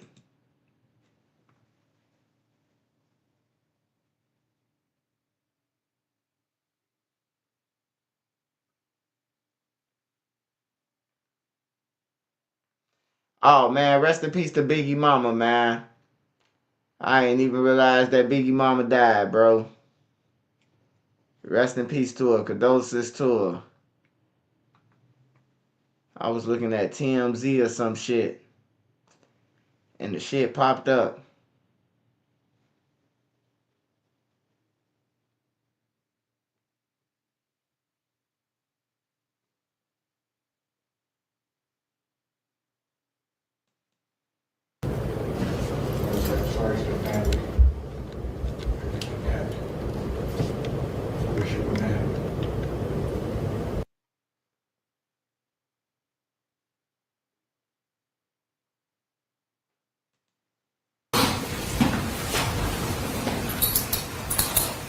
Your Honor, first we'd like to start off on... They want to kill my client. That's what we're playing with, his wife, Reg. Stop, wait. You just told me this has to do with the tampering. No one's getting the death penalty for tampering. Yeah, but they want Ms. life. Bradley's testimony in the murder case is wholly irrelevant. So They want life in we're prison. talking about the tampering case, or we're talking about the... We are talking about the tampering, but they're also intermingled with each other. So it's life in prison for this tampering. A motions hearing for many true crime watchers sometimes can be a snooze fest, but not this YNW Melly hearing. So what has happened in the past is that she has asked for dates, we provide dates, and then she schedules dates or times outside of those. Judge, he's And actually then- lying to the court right now. I've printed out every email. The judge overseeing YNW Melly's retrial is telling the state to hurry up and move the case forward. So in case I'm not making my feelings on this point clear, I'm not prejudging anything, but talking to a judge about trying to agree to set death rows in a death penalty case is absurd. And I'm embarrassed for both sides. I'm embarrassed. But the true fireworks came from Melly's lead defense attorney. And now, 2 years later, I'm being accused of trying to kill Danny Polo. I don't know exactly because we don't know the affidavits, but it's a homicide detective and it's Danny Polo's picture. And I'm directing. Hey y'all, smash that like button for me. Hey, we watching this. I'm trying to see what they talking about with Melly. The judge, it say the judge snaps at prosecutors. I'm gonna be real. If you ask me what I think about Melly, man, he a piece of shit, man. Hey, look, you ain't gonna even be being accused of killing your homies if that's your real homie, bro. Like that shit shouldn't even pop up. That you done killed your homie. You know what I'm saying? You shouldn't even be on the radar. Now I can see if somebody came through, your homie just happened to jump in the way or he running and an accident happened, somebody get shot. I can see that, but like, man, they riding around with the guy. Like, I don't see him getting out, man. I just don't see it, bro. If you ask me, that's how I think. You know, that shit foul, bro. He killed his homie. If he killed his homie, man, you ain't got no chance of arguing with the nigga. That's how I'm gonna say that. Gang activity. I think at this point, the Polo is, they need an evaluation to determine if he even has the capacity. Jamel Dimmons, aka YNW Melly, has been locked up in jail for 6 years, despite not being convicted of a crime. I'm Elizabeth Milner for Law and Crime. As you just heard, the judge in Melly's case says he's embarrassed for both the prosecution and the defense. Plus, you might be wondering, why is Melly's attorney saying a detective needs a mental evaluation? So let's unpack it all, and it's a lot. During this week's court hearing, Melly didn't appear in the best spirits for another motions hearing. He's been locked up since February of 2019, 6 years now, despite not being convicted of a crime. At this point, we all know he was tried, but his first trial ended in a mistrial. That was in 2023. Since his trial has been pushed back and back and back, but he's expected to be retried in September of this year. While both sides are prepping for his highly anticipated retrial, they still continue to hammer out motions, mainly from the defense's side. There's 8 motions. Number 1, defendant's motion for order to show cause. The state of Florida's ongoing willful and flagrant violation. Court dated February 9, 2024. 2, motion limited to exclude James Howard for relevant and immaterial detention communication calls. 3, motion limited to exclude a relevant and immaterial TikTok video of meat page. 4, renewed motion to take deposition of Christine Bradley. 5, defendant's motion to strike from the alternative response to the state of Florida's motion to allow former testimony of Felicia Holmes. 6, motion for scheduling order. 7, amended third motion to compel forensic images of deceased's phones. And 8, motion to compel. So that's what I wanted to get done today. So here's the thing. The defense was ready to argue their motions, but the drama started when the state said they didn't meet their deadline, and Melly's lead attorney, Raven Liberty, wasn't having it. Judge, the other issue we have, and I wasn't present for the hearing Friday afternoon, but my understanding was the court set a a notice of hearing deadline for Friday 5 p.m. It was moved to Friday 9 p.m. because Ms. Liberty was stuck in court and needed time to prepare it. The notice was not actually filed until Saturday, so they failed to comply with the court's requirements. So at this point, the state's position is no notice of hearing was properly filed and there's nothing to be heard today. Okay, so you want me to do anything today? This also in light of the fact that Ms. Butler was unavailable. Okay. Ms. Liberty, what do you want me to do? The funny thing is, the great thing about those cameras in this room is everything is recorded. I did say Friday at 9, and then I actually stepped back because I knew I was setting myself up for failure. And I said, well, I do it Saturday. Taylor didn't respond to this comment. Oh, as long as we get it before the beginning of the next business day, which is Monday. So they had it. Most of these motions, Judge, were filed for over a year. I will bring the court's attention because last night in preparation of this, I know the last time we were before, they objected then about hearing motions because they were filed under the tampering case. Yet they filed several different motions saying it doesn't matter what case number are on the motions because the discovery is interchangeable. I'm quoting exactly the language from their own motion. So it's good for them when it's convenient, and now it's not convenient, so there's another excuse. It's been a year. Everything was properly noted. I will also add, there's no written order setting a filing deadline or allowing them to file a response within a certain time frame. That was oral. So as we all know, oral orders don't count for anything. They need to be written. There was no written order. I did ask to extend it. We are ready to go forward. There are 2 state attorneys sitting over there. Understandable. One of them's missing. Mr. Griffiths, is there something funny? The lead attorney is missing. Ms. Liberty, you can direct your comments to me. Right? Y'all So have 5 years to talk to each other about things. We're ready So you to just go talk for it, me. Judge. Okay.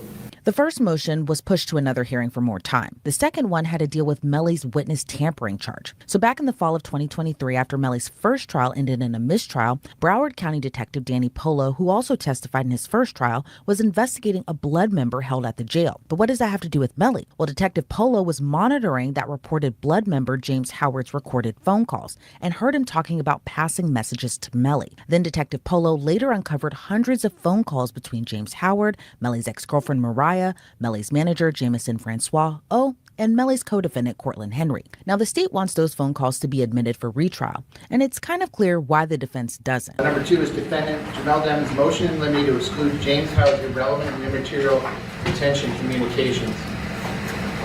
So you're talking about, this is a motion limited for trial. I mean, I read the motion. Anything else you want to tell me in support of your motion, please?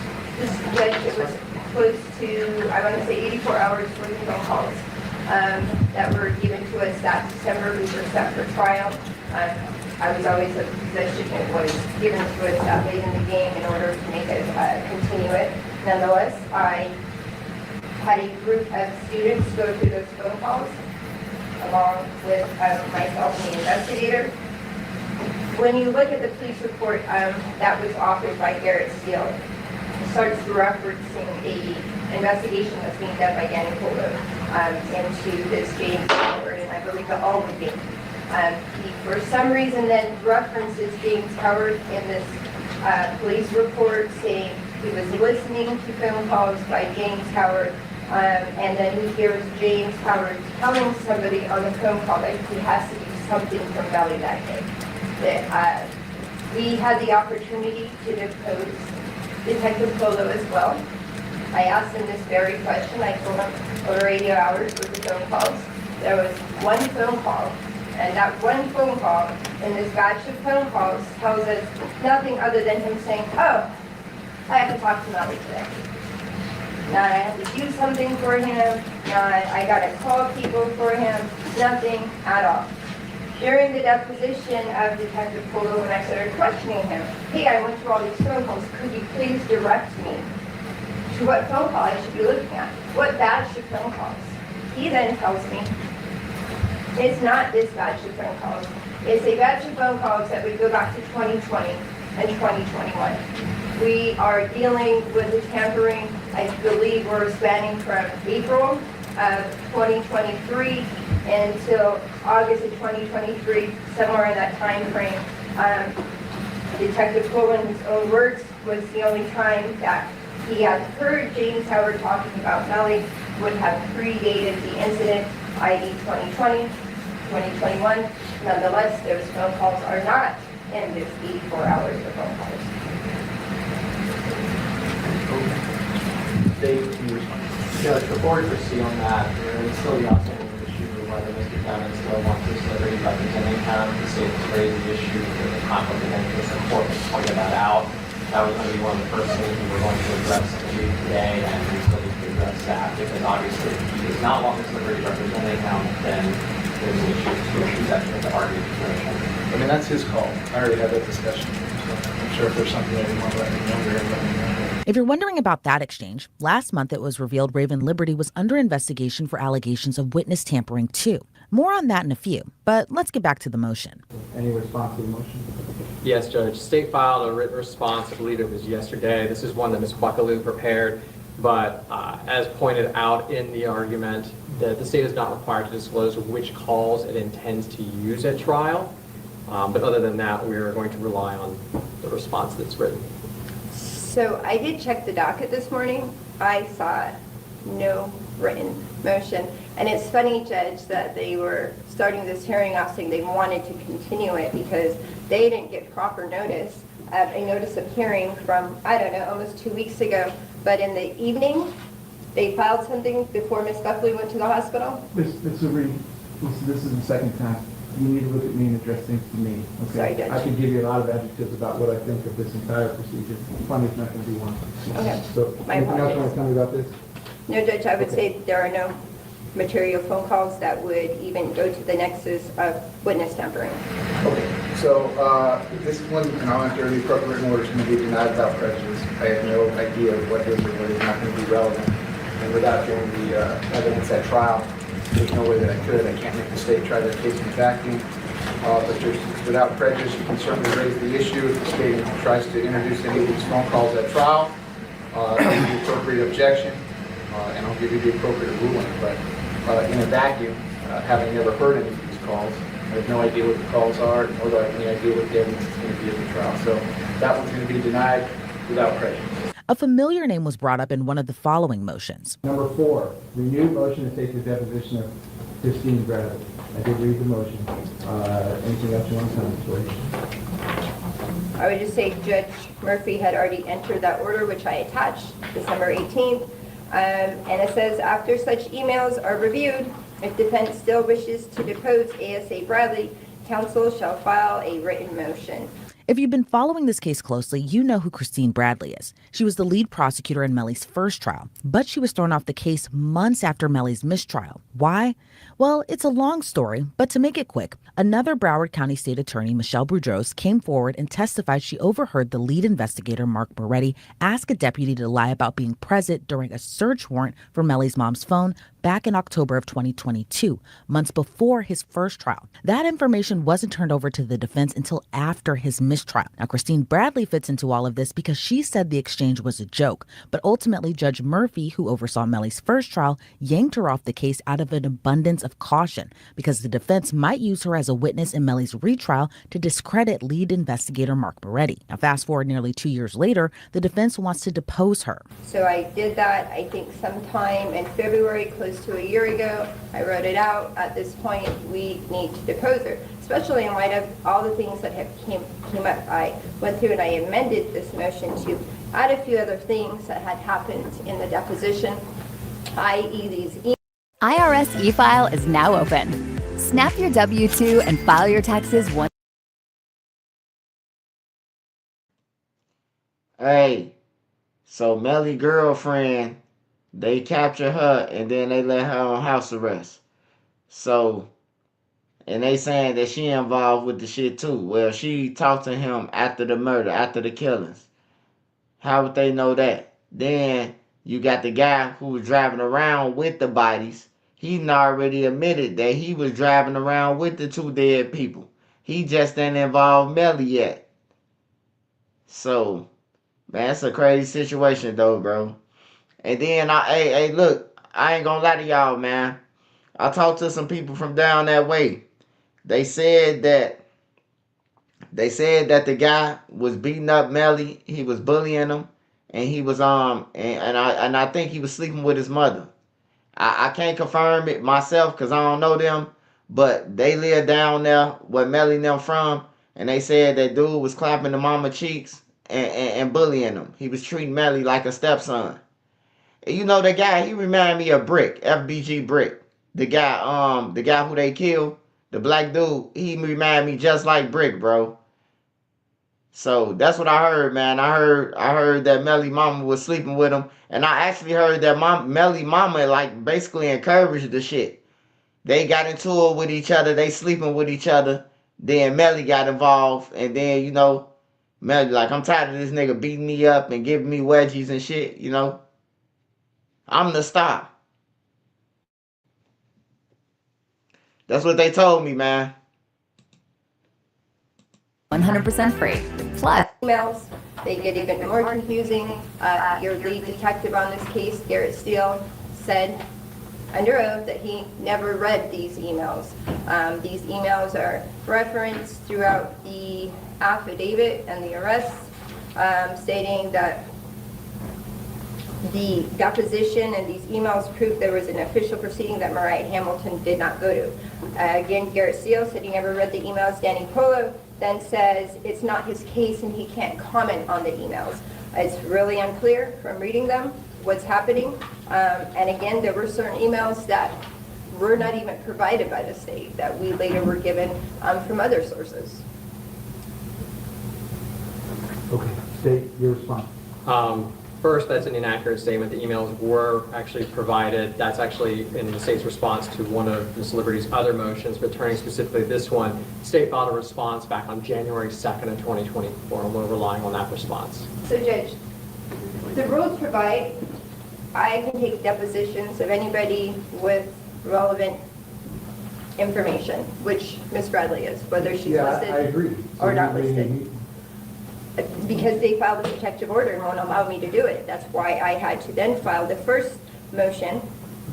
All right, so Mr. Grips, I'm looking at 3.220 subsection H, discovery depositions, and this is 1A. The defendant may, without legal court, take the deposition of any witness listed by a prosecutor as a category A witness or listed by a co-defendant as a witness to be called at a joint trial or hearing. That's not Ms. Bradley in this case. Correct. But then the next sentence says, after receipt by the defendant of the discovery exhibit, the defendant may, again, without legal court, take the deposition of any unlisted witness who may have information relevant to the offense charged.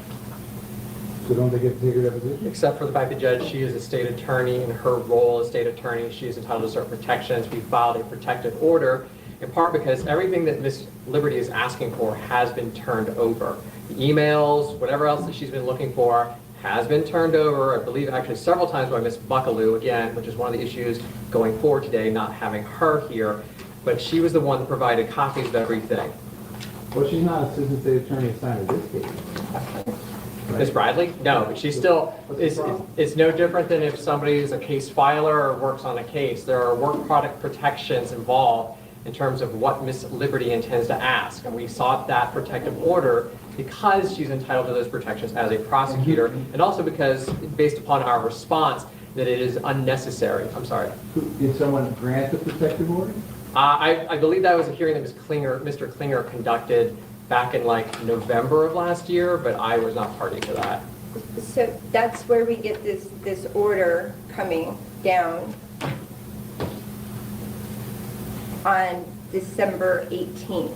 And then Ms. Buckaloo was ordered to provide emails, and if I was not satisfied, as that order clearly states, write the motion so I could depose her. So I've written the motion.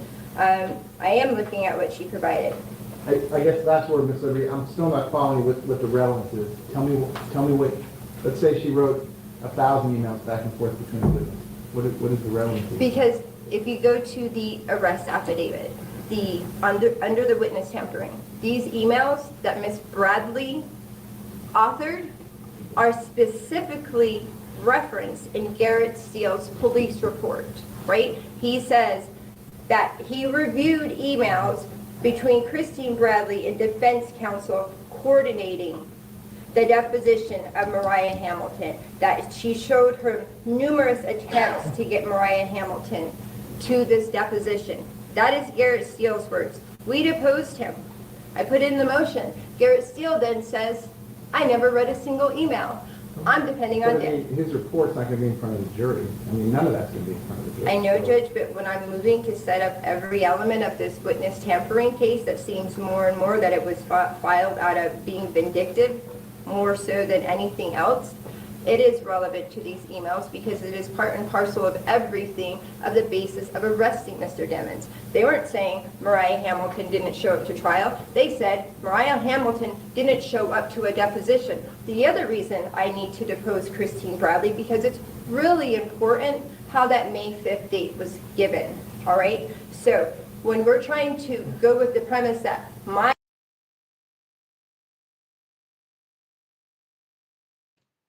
Hey, I don't know if y'all paying attention or listening, but it sounds like Melly's girlfriend was the one that they saying that was being tampered with. Hey, get in the comments and let me know what y'all think, man. But I just heard the lady say that like 3 times. So Melly's girlfriend is the one who he's saying that he was tampering with a witness, right?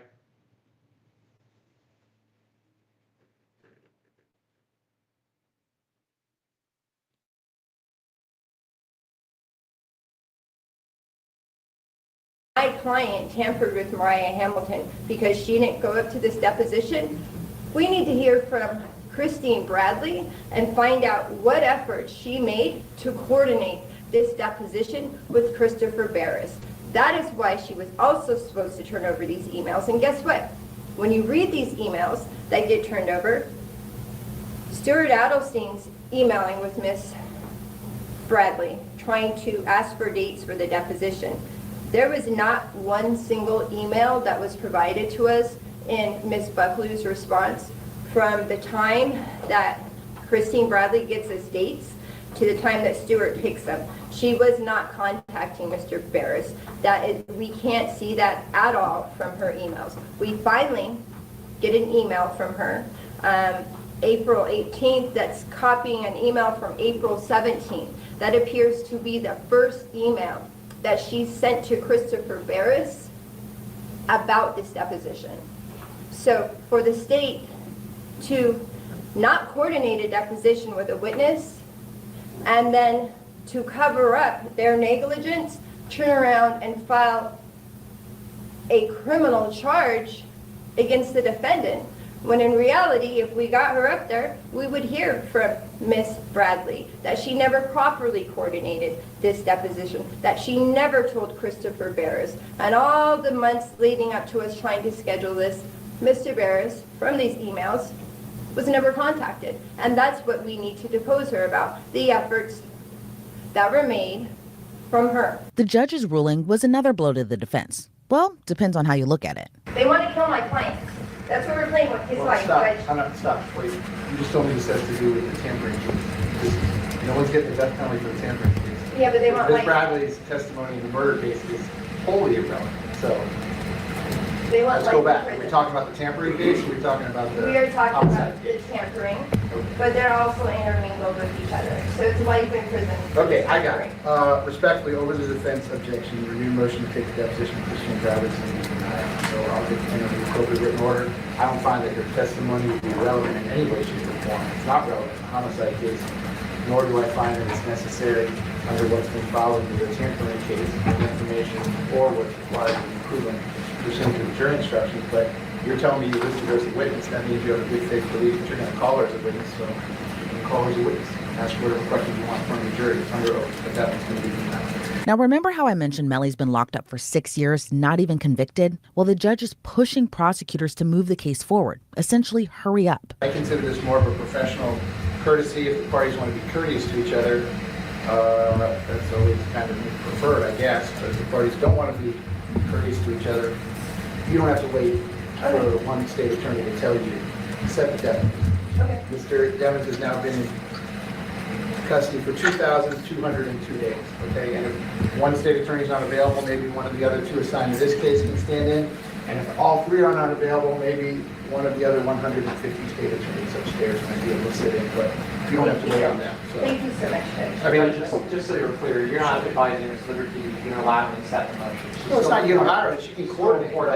If I'm getting, I read the motion. She says she's, I mean, I have one state attorney who you're telling me is working 1 day a week here. Is that right? So that's 80% of the time is off the table, and it's being told that they can't show up these depots and won't do it.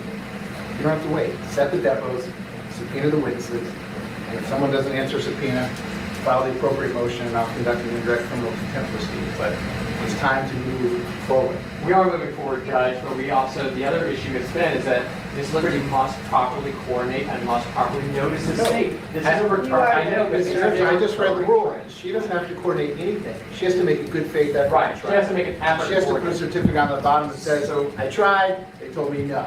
So what has happened in the past is that she has asked for dates.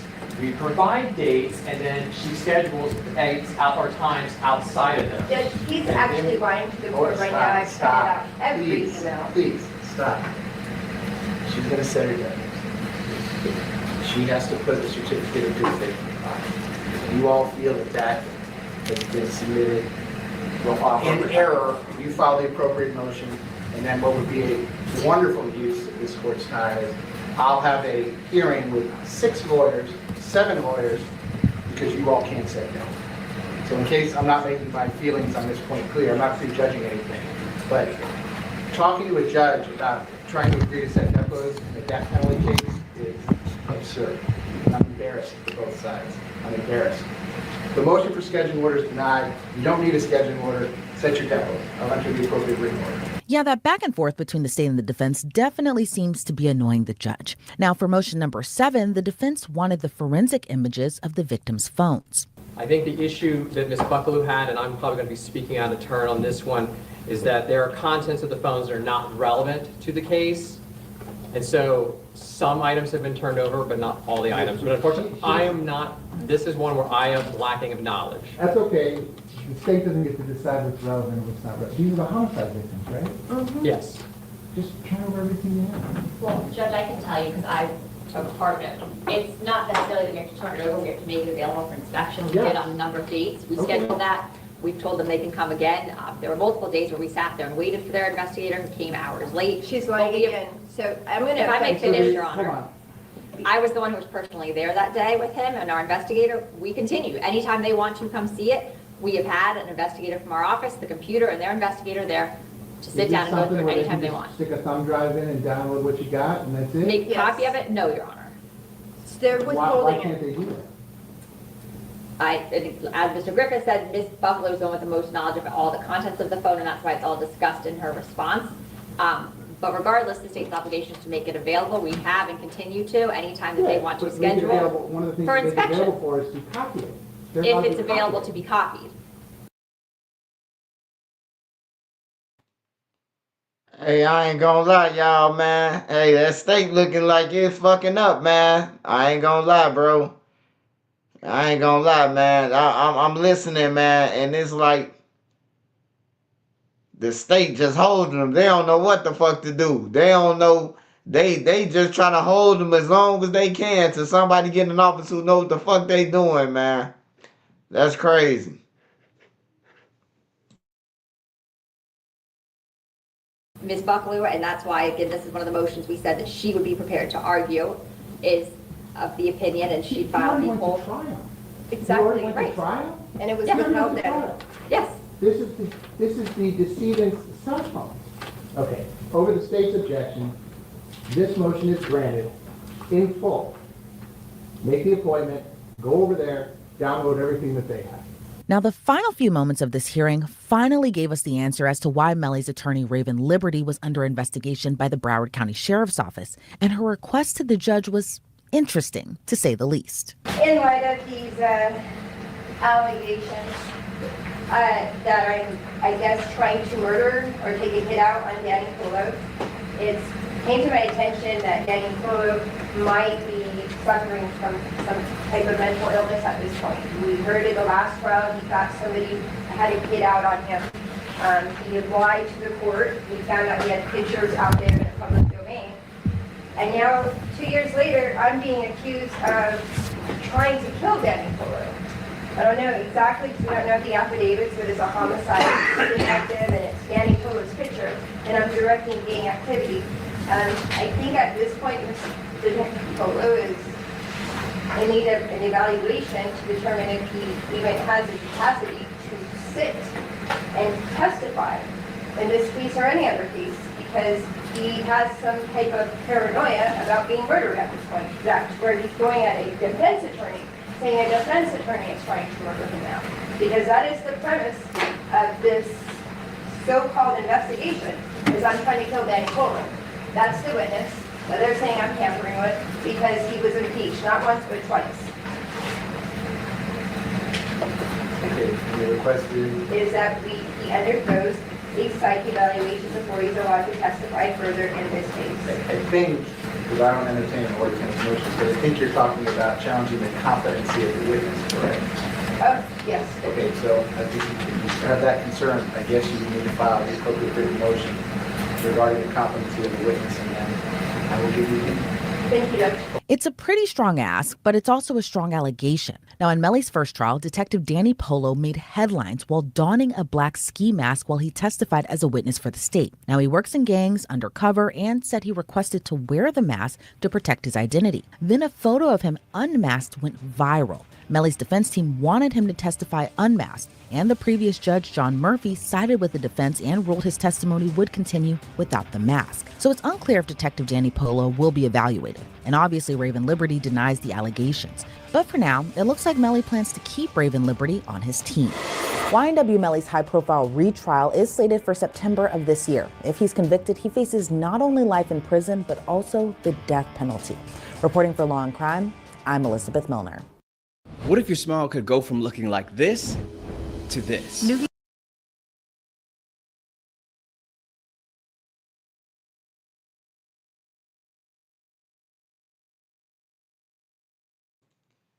Hey, so Melly ain't got no choice but to lace up his shoes. Hey, I keep on hearing people say that he been locked up for that long, man. 50 was in Cook County Jail for like 9 years, almost 10 years, man, before he got sentenced. I think 50 got sentenced in like 2022. He was in the county ever since White got killed. Yeah, he was in there for 10 years in Cook County, fighting white murder. They gave him 115 years, man. Jarrow City 50, man. He was gone. He was locked up for 10 years in the county before he got 115 years, bro. That's crazy. Now that I think about it, That is crazy. You sit in that bitch for 10 years and still get 100 piece. Shit.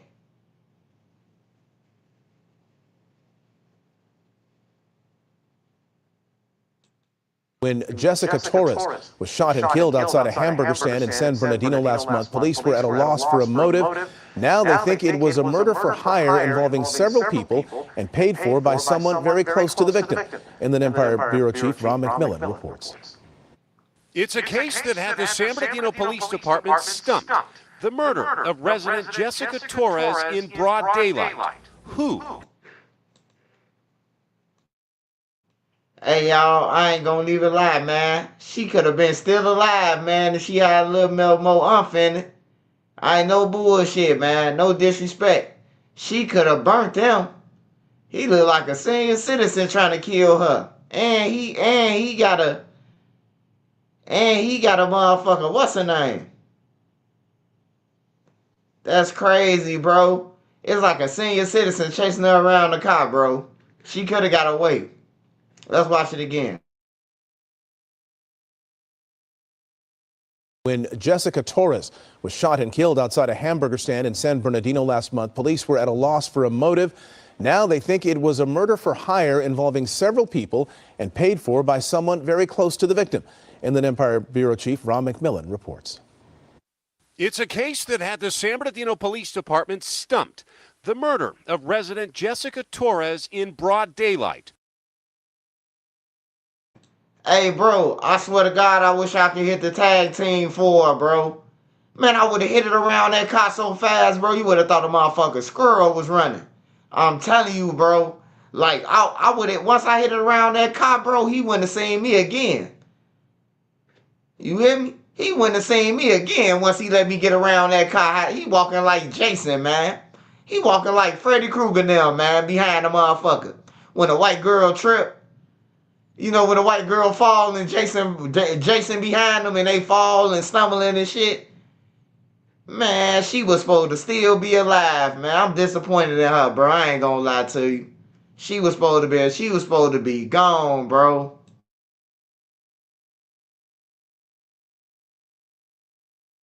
When Jessica Torres was shot and killed outside a hamburger stand in San Bernardino last month, police were at a loss for a motive.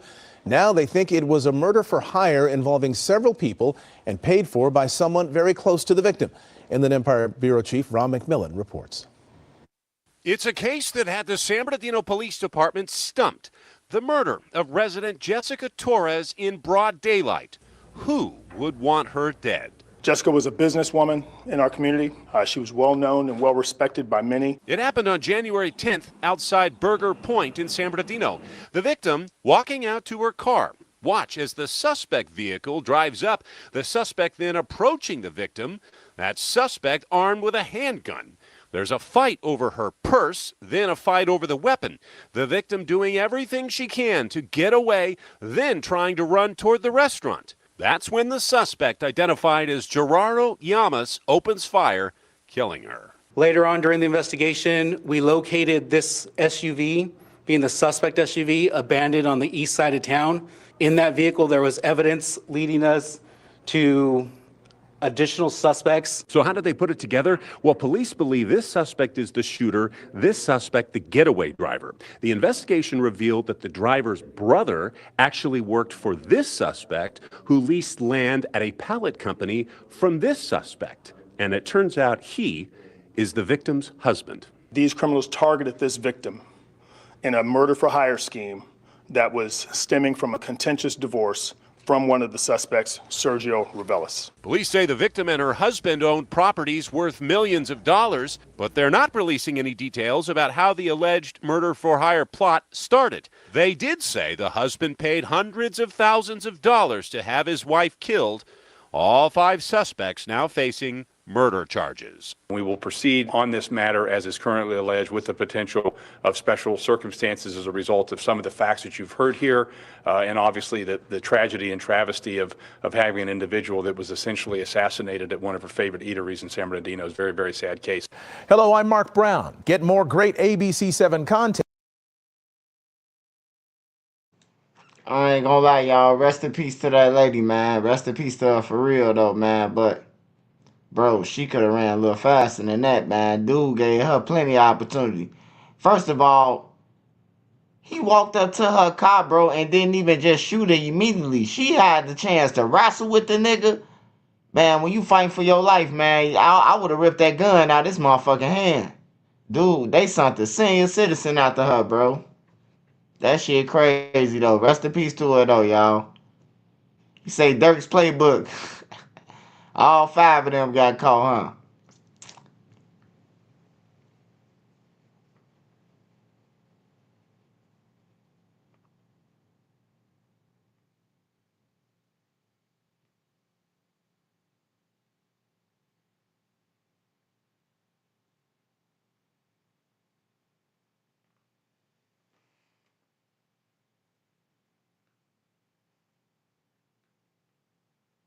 You got the female shooting motherfucker. Alright. Hold on.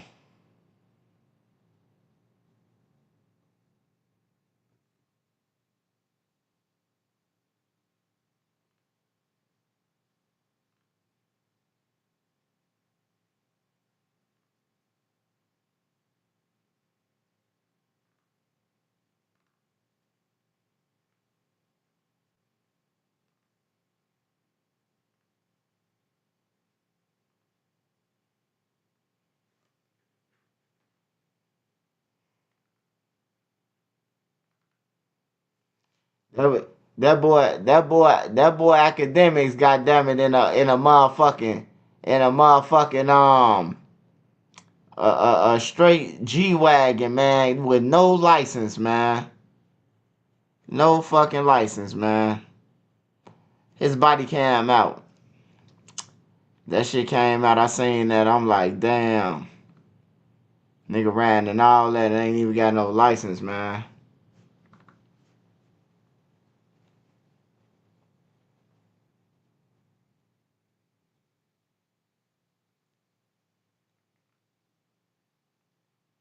Don't send her ass nothing.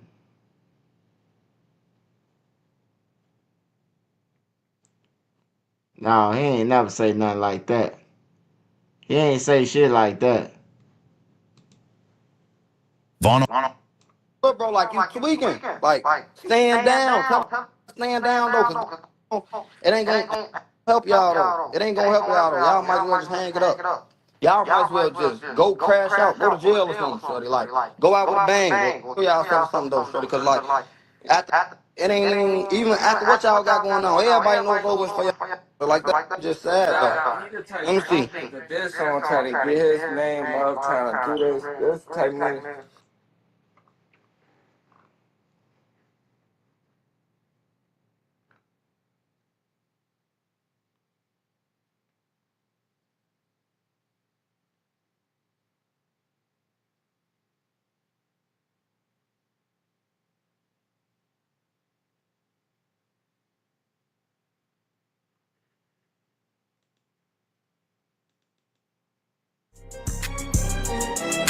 One journey singers get a body, then you gang with us. Bro, turn on the switch, he try to hop out.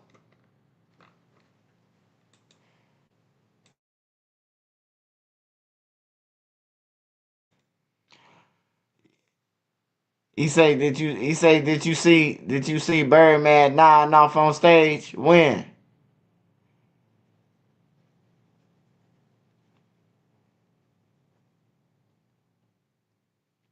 Hey, Birdman, hey, Lil Wayne, I seen Lil Wayne performing, bro. Lil Wayne looked so high, bro. I'm like, man, why would he even perform like that, bro? Get up there, and then his daughter want to defend that shit. Like, I love Lil Wayne, bro. Lil Wayne, he the coldest to me. Like, he the coldest to me. I done heard everybody rap, but I ain't hear nobody put the shit together like he did. You know, and for as long as he did. The run that he did. He took over summers after summer after summer. But Lil Wayne had it a motherfucking night, man. I might have to take the best rapper alive, man. Wayne gotta quit getting high, man.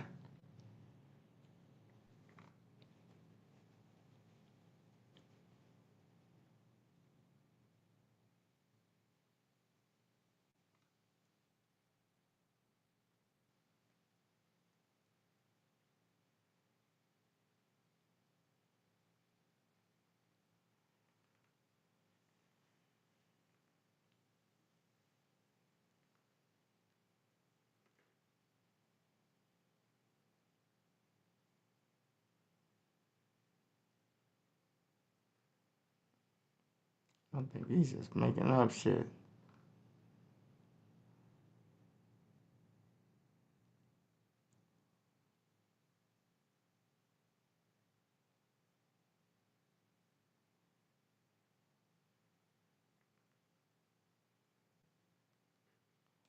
This is what I want to do.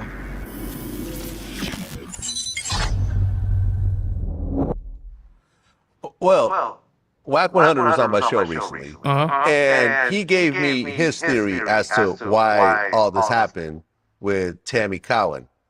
And he thinks, and this is just his guess, is that, based on what he heard, he feels that Big Meech, once he got out, he wanted his life rights back from Tammy. And also, I think they had some sort of like romantic relationship, but when he gets out, he's now with his baby mother. So she felt abandoned by him and felt like I really don't really know about all that, because I don't know about his relationship with Tammy. I never met her. I know she's doing business with 50, so shout out to her and 50, I guess. And I just feel like how could I say it? When you sign your life rights over to somebody that's not really your family, does it really make sense to you? Would you do that? Yeah. I mean, it's you. If you that nigga and you just signed your life rights to Tammy, she must be a close friend to you or somebody that you trusted more than your family. That's like one of my friends. He went to jail, right? And he left my lawyer with money instead of his girl, because he knew his girl would blow the money, but the lawyer would piece off. So when he called the lawyer, when she needed money, call the lawyer, and the lawyer would be like, here. But it was really her baby father's money. So if you trust her with your life story, that means you trust her over your mom's, your family, your own son, none of your niggas in BMF. You must have had a lot of trust to give, because if I sign over my life story, it gotta be somebody that I obviously really trust, right? Well, what makes it interesting though is because I interviewed the first lady of BMF, and she clearly called Tammy a rat, like an informant, the whole nine. And from what I understand, that part is true. And she was like literally going off on how Big Meech gave his life rights to a filthy rat named Tammy Cohen. So you see what I'm saying? It's kind of crazy how all these pieces are fitting together. Now let me ask you a question. You know what makes it not bad for Tammy Cohen's? Because she's a civilian. Right. She don't got to follow the code that we follow. What she did is it wrong or right? To her standards, I guess not. She's a civilian. She's not in the streets. She just was around street niggas. So if you a street nigga and you put your trust in a civilian, I don't really know what to tell you about that, bro. You know what I'm saying? Yeah. Well, it is what it is, man. It is what it is. I just wish Little Meech would have probably saved some more money, saved some of that money 50 gave him, because he damn sure ain't give it to me in murder. We ain't get no couple of millions off acting. Fifth, get us them gigs, motherfucker. At least we gonna be loyal to it. You know, niggas are buying houses and cars and shit like that, or for tours. That's why niggas be like, oh yeah, why you always mention 50? Ain't nothing wrong with showing your homie love that shows you love, that makes sure you good no matter what. Make sure you fly around the world, dressing rooms, make sure, even there's a time where 50's paying for everything. Wardrobes, the best hotel. He could have us at the cheap hotel, but he got us in Amani Hotel and all that. And niggas look at it like, yo, it's a form of, yo, you nigga always show love to niggas to show you love, man. I got love for Murder too. Murder my nigga. We on the road. I got love for Banks. You know what I'm saying? I got love for certain niggas, and I always shout them out and show love, because there ain't nothing wrong with that. So when you look at the me situation, I just look at it like, yo, bro, you should have saved out of that $4 or $5 million. You should have saved your pops $1 million. So when he come home, you don't gotta look at little baby and say, yo, he got the Ferrari truck. Nah, you can buy your pops the Ferrari truck and smash him with 700-800 or $1 million, because that's what real niggas do. But when you give a little kid all that money, you know what I'm saying? You know what happens? Yeah. I mean, because if you really think about it, right? It's one thing to say, hey, I made all this money, I'm going to buy my dad a house as a thank you. No, you made all this money, Lil Meech, because you're playing your dad on TV. Exactly. That's all I'm saying. And I'm not trying to disrespect none of them niggas in no way. 50 gonna do what he do because 50's fucking insane and crazy and been like this his whole life. But for me, we all was young and spent money. But there was levels. Like I said, Red Monkeys was $1,000, I believe. Chrome Hearts are 10 grand, bro. A Richard Miller's 200. There's young niggas in the streets that I done heard say, yo, I buy a Richard Mille before I go get a house.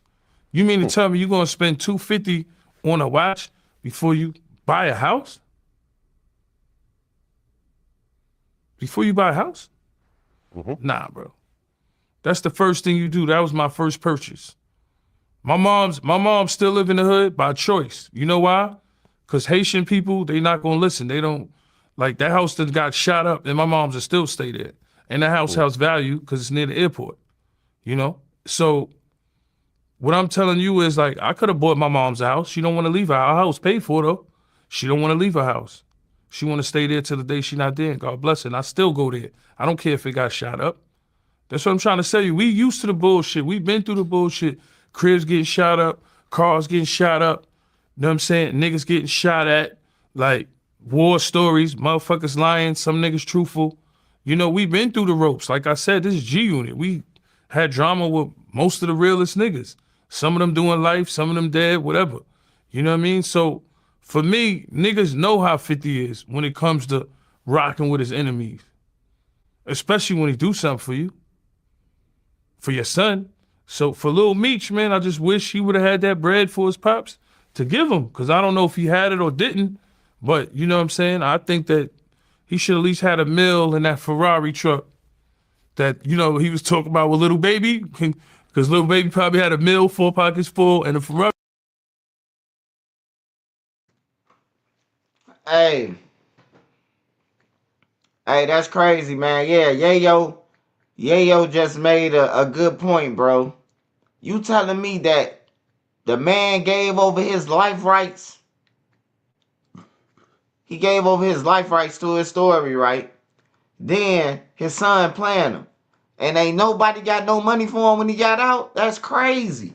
That's crazy as hell. I would have went to Rick Ross and did the motherfucking thing too. Shit. I get out at 50 times about some what's up. Yeah, I looked out for your son. But I ain't got shit. No. Fuck that. I wouldn't even talk to my son no more. I just did a dub. Put you in the car to get some money and you ain't saved me nothing but you try to give me a watch that you had, an old watch? That's crazy. That's crazy as hell, man. That's crazy in the motherfucker, bro. I would have went over there with Rick Ross too. Shit. Nigga did him dirty. He sold his life rights over. Now the bitch saying that he informant. The girl who helped him get, the girl who was informant for him, she turned the tables with 50. 50 gonna get her a couple more million to destroy Meech and say that everything that 50 saying that Meech did to cooperate, that's what that girl gonna cooperate. So she can get some money. I already see what's finna happen. That's how he finna destroy Meech. He finna use the bitch who was helping Meech. He finna use her against me. 50 Cent a genius, man. He a genius. He a genius, bro.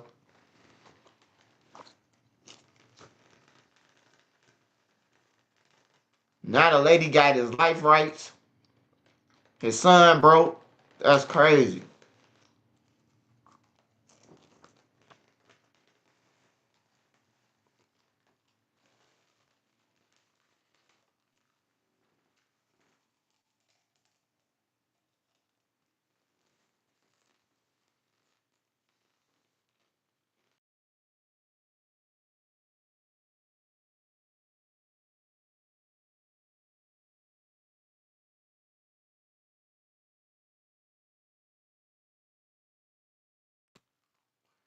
I'm back, y'all. Shit.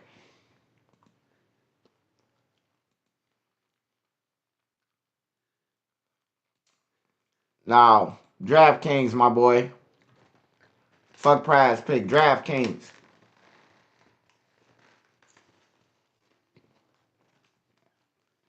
I be smacking DraftKings.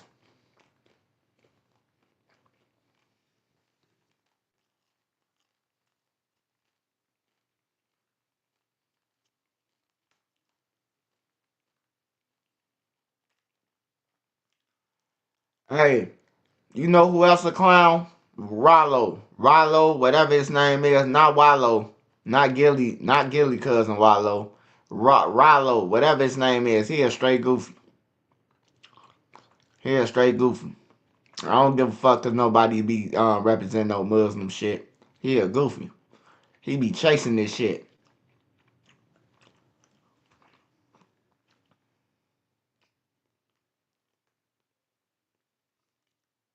He be straight chasing this shit. He chasing it so hard. Yo Gotti family said, "Hey, bro, be cool, bro." Like, damn, we ain't even know you knew Gotti like that.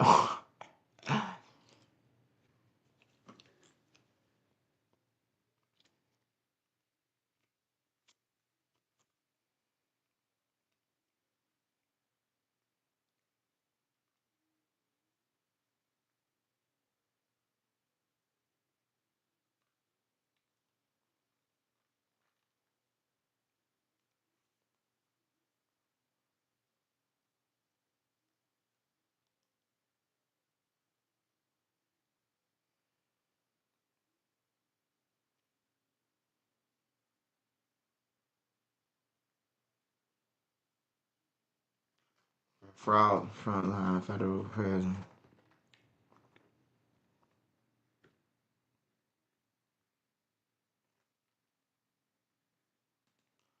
On this episode of Smash that like button, y'all. True. Gotta roll this shit for my wife. Cause she demanding.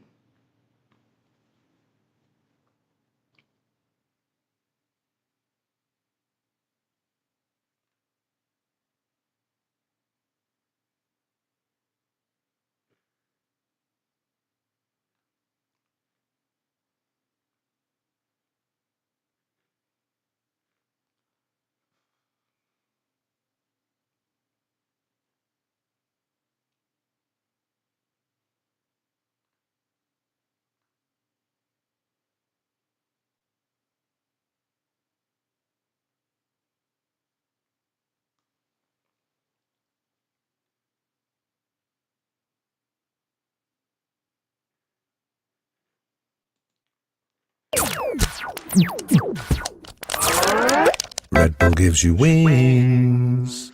On this episode of State Balls. Hold on, let me get back to this. I would never get my father back. The men have robbed me of that opportunity. You've been charged by an Oneida County grand jury with various crimes, the top count of which is murder in the second degree. Grand jury life. Racist murderer! This is not that bitch! Get him bail! No bail! That's it! You want that? Outbursts of emotion in court today as correction officers are arraigned on murder charges in the death of Robert Brooks. Good evening and thank you for joining us. I'm Mark Mulholland. Sabrina is off tonight. 6 New York State correction officers are accused of murder tonight. Prosecutors identified the men who they say took the life of inmate Robert Brooks at Marcy Correctional in December. Tessa Bentulin was in Oneida County Court today as one after another, the handcuffed defendants pleaded not guilty. Tessa joins us now live from Utica. And Tessa, the reaction from people in the court was an indication of how emotionally charged this case is. Yeah, Mark, that is absolutely correct here in Oneida County. We heard from some supporters, some family members and friends of Robert Brooks. Some of them made their points heard in the courtroom, actually. Some, as you heard, were saying no justice, no peace. Some of them even called the defendants here murderers.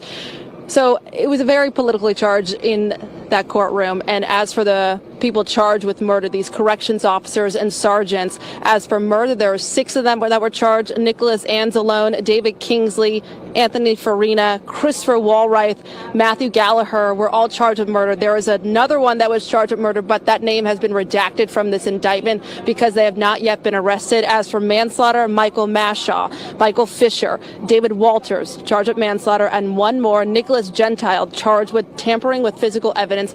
And we also learned in this indictment as well, it says Mr. Brooks was at various times restrained, beaten, choked, among other things, with minimal resistance.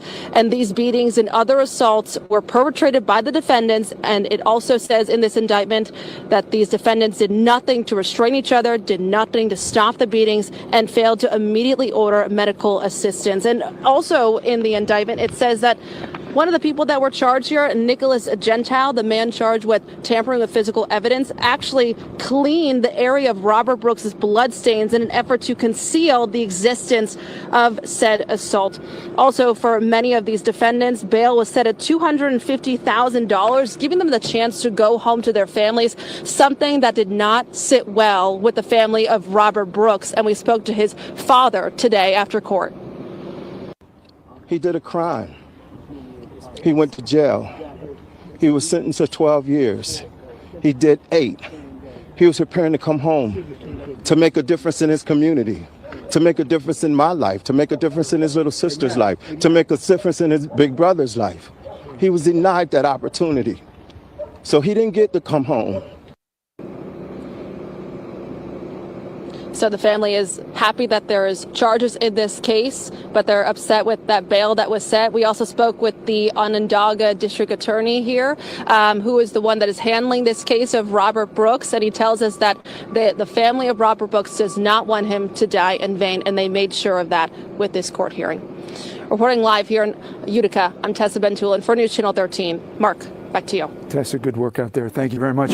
At a news conference immediately after the charges were read, Robert Brooks' son demanded justice for his father, saying that learning that his father's death was ruled a homicide was very painful but unsurprising. I would never get my father back. The men have robbed me of that opportunity. These men murdered my father. It was on video. The whole world got to see it. Waiting up for these charges have been extremely hard, but these men need to be prosecuted and convicted of the crimes they made.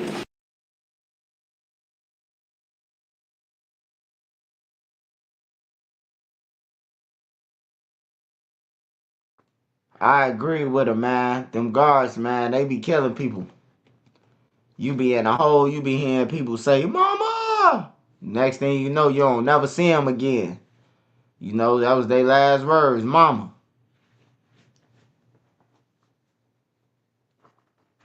They be jumping on motherfuckers, stepping on your neck, restraining you, all type of shit.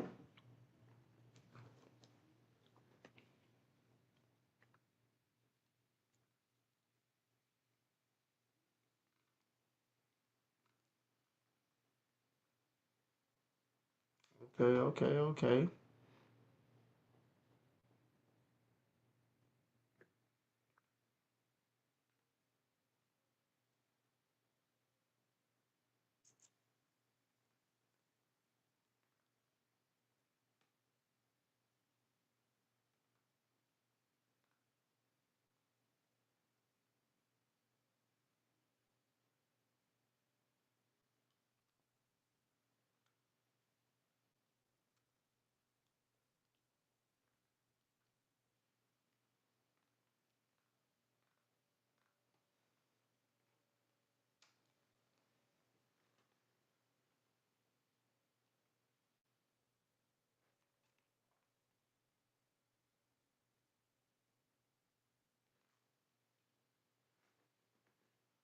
Alright, so we got through that. Let me see.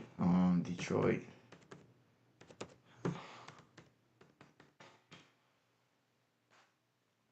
You got your weed, Nene.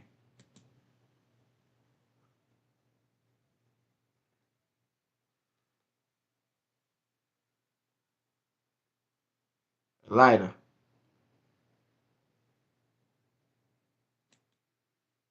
He's the light of the room. He comes in, he makes everyone happy. He makes everyone happy. 40-year-old Edward Clark III and his friend, 21-year-old Latrice Galloway, were killed on Valentine's Day in this home on Coyle Street on Detroit's west side just after midnight on Valentine's Day. Now, the accused shooter, 30-year-old Keith Arrington, is being charged with their murder. Neighbors' words for the victims' families. I am so sorry. I am sorry you have to go through this. I'm sorry you had to witness it? He was a good, loving, caring person. He was like sweet, down to earth, and just a good going person. And he worked here for I don't know how many years though, but he's been here for a little while. And it's sad that he had to go. Arrington is charged with 2 counts of first-degree murder, felon in possession of a firearm, and numerous other weapons charges. Detroit police believe the 3 got into an argument before Arrington is accused of shooting Galloway and Clark with a shotgun. Adding to this tragedy, Clark's father says Arrington is a family member.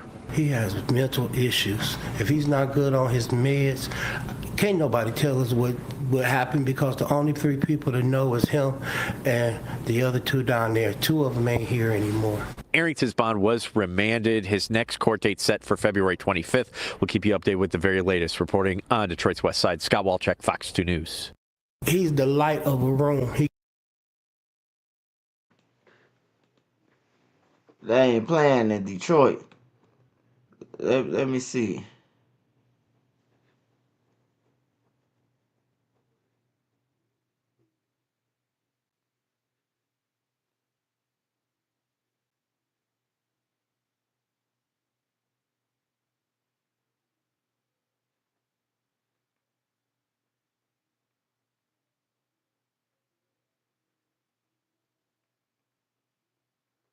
Damn, he did that shit on Valentine's Day. He evil.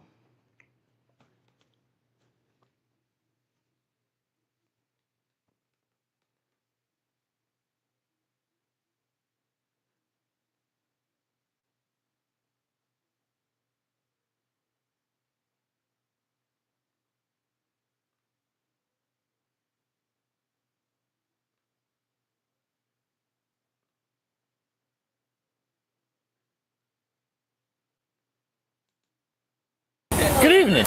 Who are you with? Yes, ma'am. No, you're not. Somebody's driving this vehicle. You didn't drive it here by yourself. You're in the passenger seat. Still sitting in the passenger seat. Is that marijuana coming out of the vehicle? It is. Step out of the vehicle for me, ma'am. You got a medical marijuana card? Q, do you smell that marijuana coming out of the vehicle? I can smell it. Do you have a medical marijuana card? I can smell it. Coming out of the vehicle, do you have a medical marijuana card? You see weed?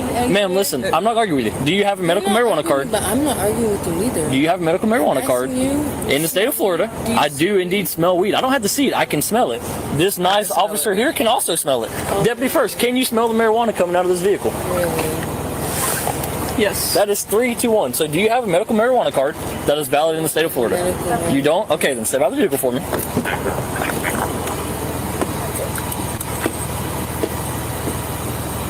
Ma'am, I'm not going to ask you twice, okay? Okay, can you give me a second? No, ma'am. I've asked you politely 2 times. Can you please step out of the vehicle? Somebody that I asked to step out of the vehicle. Can I help you? You have your driver's license with you? My driver's license? ID, any type of identification? Yes.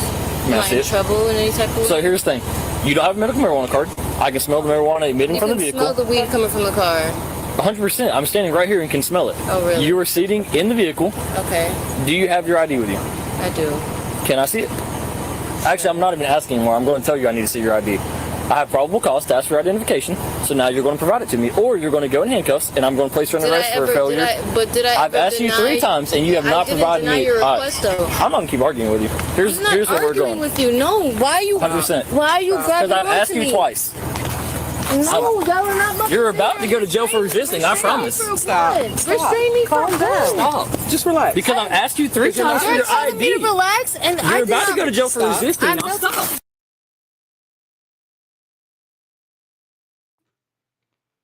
I ain't gonna lie. First of all, they ain't even supposed to be searching her, bro. They supposed to call the female officer, bro. Like, it's time for people who in the streets or ride in the streets, or it's time for people to start investing in law books or go online and Google. It's free. You might have to pay for certain documents, but whatever you doing in the streets, look that shit up and see what the crime is, man. See the rules and the laws. Because they just violated her. Like, ain't no weed, bro. That's their excuse, man. The weed shit, bro. And that's been brought to the law attention that they can't even do that no more off weed, because that's how that shit bogus in certain situations. Now, if you got 4 guys riding around with masks on and shit, yeah, I expect for you to just pull them out their car. They up to no good. on everything. It's 90 degrees. Everybody got on masks and shit. Like that's suspicion. But old girl look like she off some crack or something, bro. She off some Kodak Black or something. You know, Kodak Black got his own drug. We don't know what the fuck he off. I'm not gonna keep doing this with you. I'm about to go to jail for resisting. 100%. You smell marijuana on me. The marijuana you don't see nowhere in the car. I don't have to see it. I smell it coming from the vehicle. You do not have a valid marijuana card in the state of Florida. Really? Okay. Let the phone go. No, I'm not letting my phone Either you let it go, it's gonna get broken. It's going to break. Get the f off of me. Get the f off of me. Get off of me. Get off of me. Get off of me. She's fine. I do not like how y'all came up. None of this is that deep. You gotta calm down. It is that deep. What are you talking about? You talking about marijuana? Your compliance doesn't require this my much effort. compliance doesn't come. He asked me to see my ID. I told him I was gonna go get it. No, you didn't. I said, do you have your ID? You said and yes. I said, can I see it? And then you got smart. I asked you again. I got smart. You got smart also, again. You feel, so your feelings are hurt because I got smart. My feelings are not really? hurt. Right, I got a better idea. You're going to jail. Hey, they had the man's rough up and then they got a woman on it. You see the woman on the body cam now? Hell no, they slicked to the motherfucker, man. Wait, I'm going to jail? You are. Where's my phone at? Nope, you're going to jail. Stop resisting. Get off of me! Stop resisting. I want a woman to handle me. Get the f off me. I want a woman to handle me. Get the f off me. Put her in my car. I want a woman to handle me. You do know you're I being want charged. a woman to. I want a woman. Hang on, let me explain this to you. Let me explain this to you. Stop talking. I want a woman to handle me. I want a woman to handle me. Hey, that's facts, bro. Hey, that's facts, bro. Dude drinking away from his shit. And then a lady trying to interrupt him like, let me handle her. She's supposed to be handled up, period, bro. That's why they got women, bro. He ain't supposed to be touching her, bro. For real, I don't give a fuck what she did. He ain't supposed to be touching her, bro. And then it's always, y'all always talking about the white man. Look at the nigga right here. he grabbed him and her up too. With his uncle Ben looking ass. DJ, you in the build?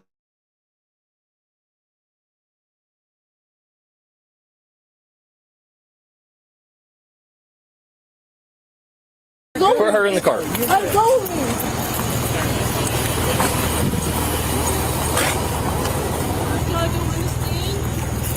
It's crazy. You should have seen how that guy that ran off, he was in there like at the Wait, so he said he was trying to get a pack carton of cigarettes? He was trying to get. He's credit card scared. Yeah, he had a. Yeah, so she wanted to play funny games with me. I asked for her ID, so she's like, I don't have it. I said, you don't have your ID? She's like, I don't have a driver's license, I have an ID, so let me see it. Right. Then as I'm walking to the car, she hit me with her elbows. Put her in my car.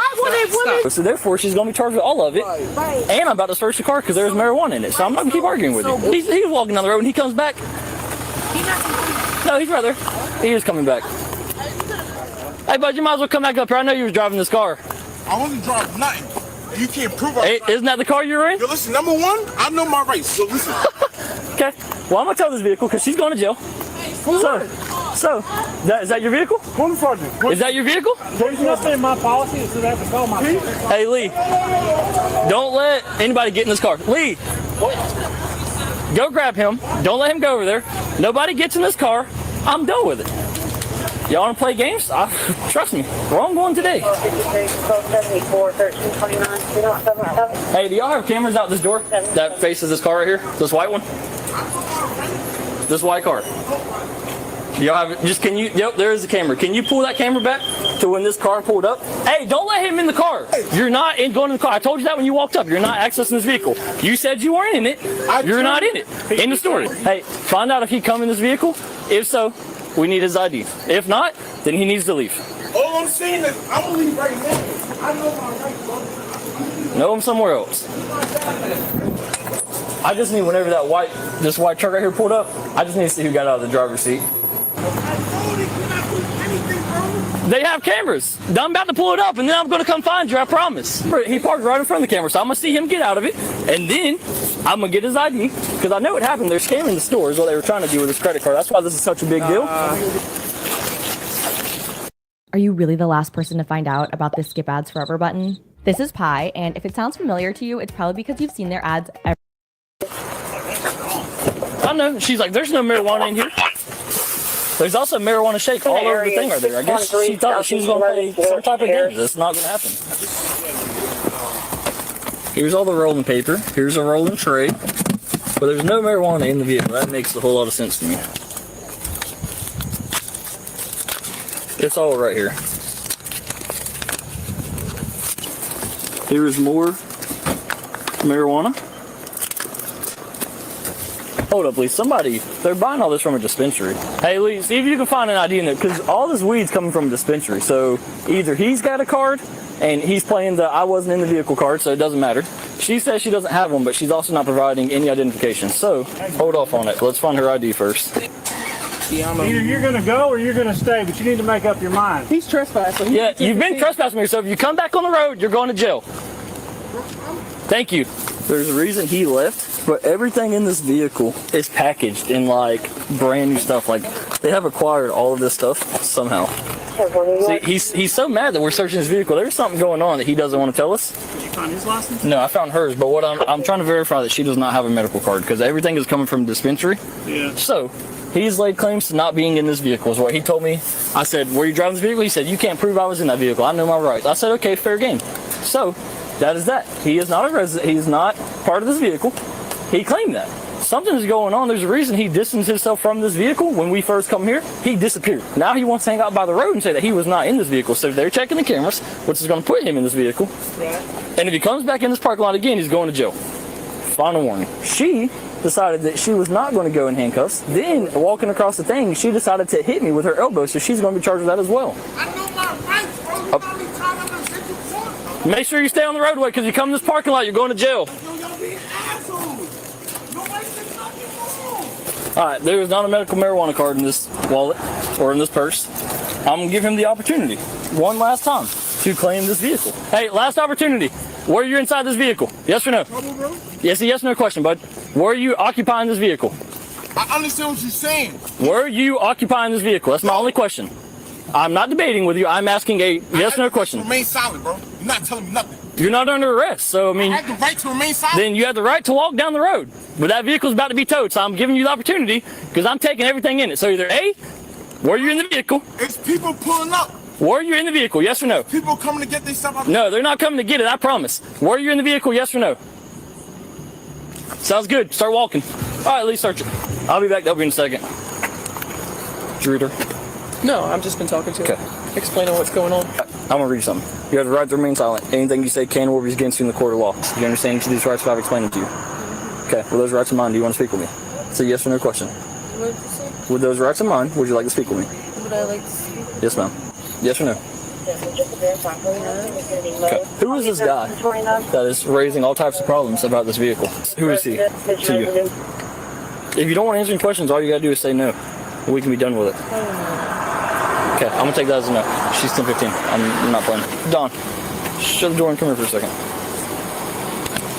Officers were called to the scene to begin with by the store owner at this location. It turns out the store owner wanted to trespass the male who was seen in the body cam footage causing problems, later identified as Taylor. Once the officers arrived, the store owner requested the trespass on Taylor. The officer then asked Taylor for his identification, which he did not provide, and then the officer informed him of the trespass. Taylor then left the premises on foot, which is when the events shown in the body cam footage pick up. Later on, an officer made contact with the store owner, who stated the disturbance began when Taylor entered the store, attempting to purchase $548 worth of cigarette cartons. Taylor attempted to swipe a credit card, but the machine read canceled. The store owner informed Taylor of this, to which he became very angry. Taylor made the store owner swipe the card 4 more times, and the card still didn't work. The store owner also stated Taylor provided him with an out-of-state ID, which didn't belong to Taylor according to the picture. The officer then viewed the store security footage and observed the white Ford Ford SUV pull into the parking lot and Taylor exit the driver's seat. Taylor was then detained as he was still hanging around the area and read his Miranda warning, which he stated he understood. Earlier, during the events of the body cam footage, a nearby homeowner in the area advised dispatch that a male matching Taylor's description was in his yard. An officer made contact with this homeowner, and he stated he confronted Taylor and asked him why he was sneaking around his yard. Taylor began making statements such as, "You're being an asshole," and walked away. The homeowner stated he then witnessed Taylor walk to the south tree line of his property and walk into the bushes before reappearing and walking back down the road toward the law enforcement officers at the store. The homeowner walked the officer to where he last saw Taylor in the bushes. The officer then located 2 credit cards and an ID under a log. It appeared these cards had been freshly placed there based on the marks on the ground around the cards. The officer returned to the store owner and showed him the cards. The store owner stated that was the ID Taylor provided him with, and he remembered.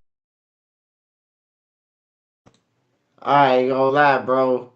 Hey, whatever town they in, they got zero fucking tolerance, bro. They going through tree linings and every motherfucking thing. It's a good place to live, man, if you ain't no criminal.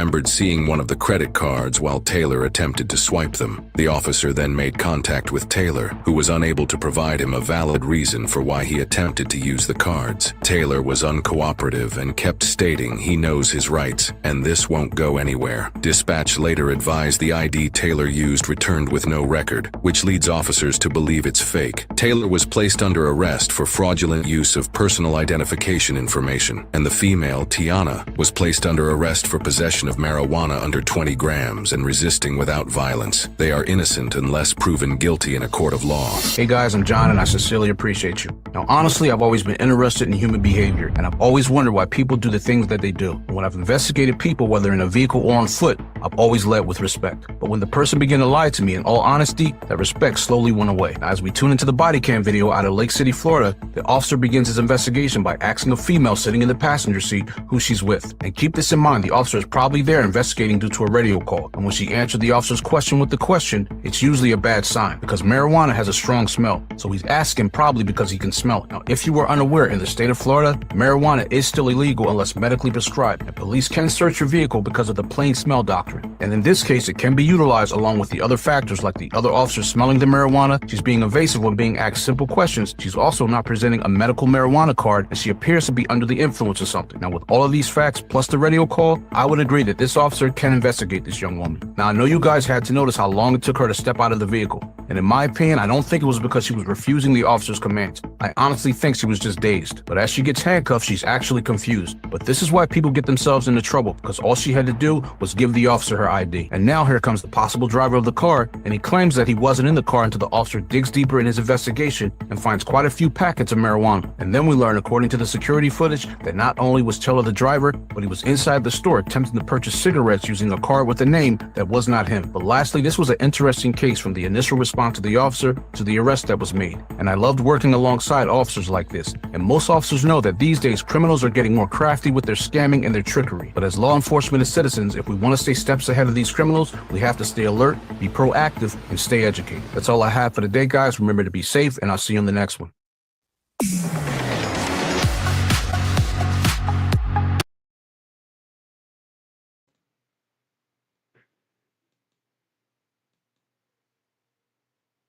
Yeah, don't drive in Florida, bro. I remember me and Nene we was in Florida with the kids going to the animal kingdom and all that shit.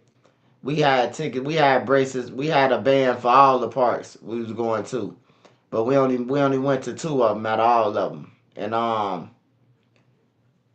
man, bro, we riding around with a £1/4 of weed on us. Shout out to that guy in Tampa Bay, Florida, one of the fans from Trenches News, man, one of the subscribers. He told me he's like, you in Florida? Man, I got some real smoke for you, man. And we pulled up on him. I took a chance. We pulled up on him. I lied to my wife and told her it was 15 minutes away. But really, it was like 40, 45 minutes, 50 minutes away from Tampa Bay. Orlando was. So I ended up lying to Nene an extra fucking damn near 50 minutes. And we finally made it there. But yeah, they told us like, man, don't be riding around. We was riding around with the weed, and I did not know that it was illegal. Now I know I ain't riding through that motherfucker no more.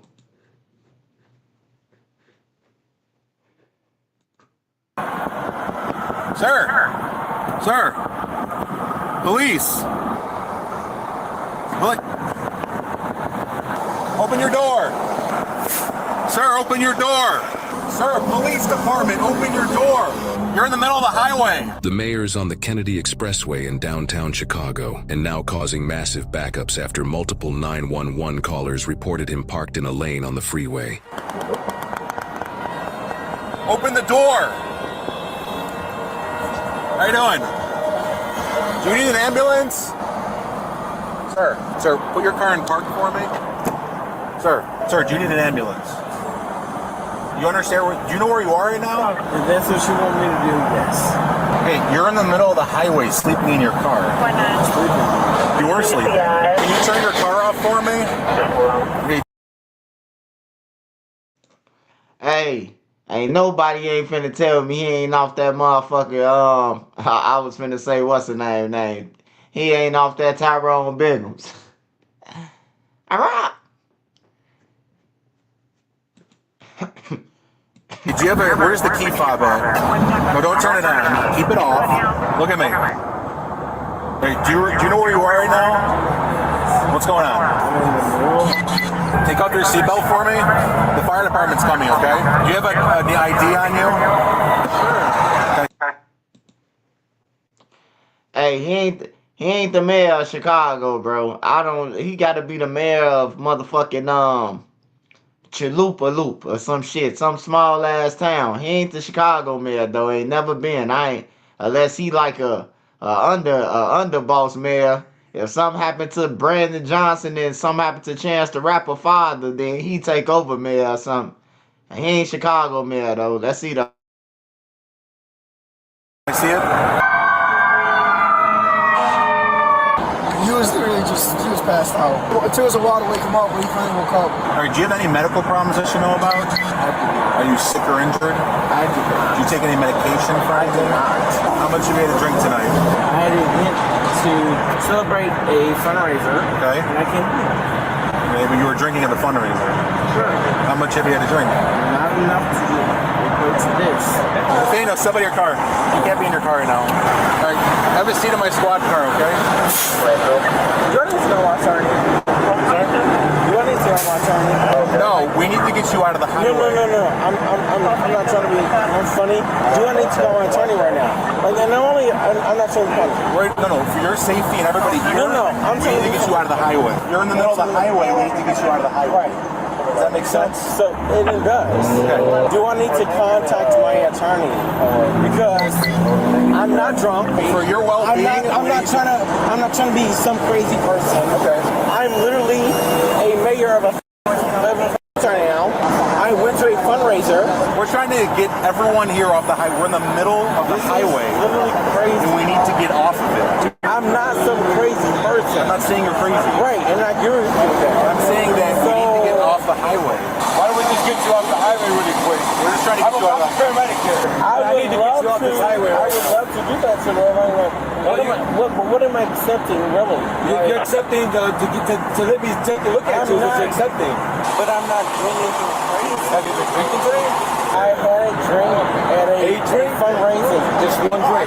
No, I had a drink at a fundraising event. All right, well, if we get you off the highway. So we're not. If we get you off the highway, 2 minutes, and then we can talk. There's a lot of danger here right now. Here, come over here. Come over here.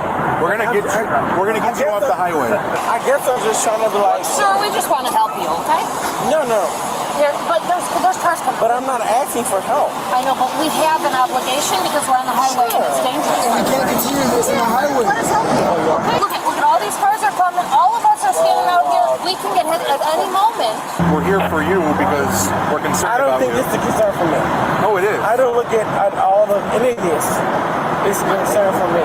So this is what I want to do. I want to drive you to this exit, and then we're going to move your car so that the fire department and the state police can clear the highway up. I would love to do that. Okay, come on, let's go in my car. You're not under arrest. No, I'm not going in my car. I'm not. We have to. I don't have to. I'm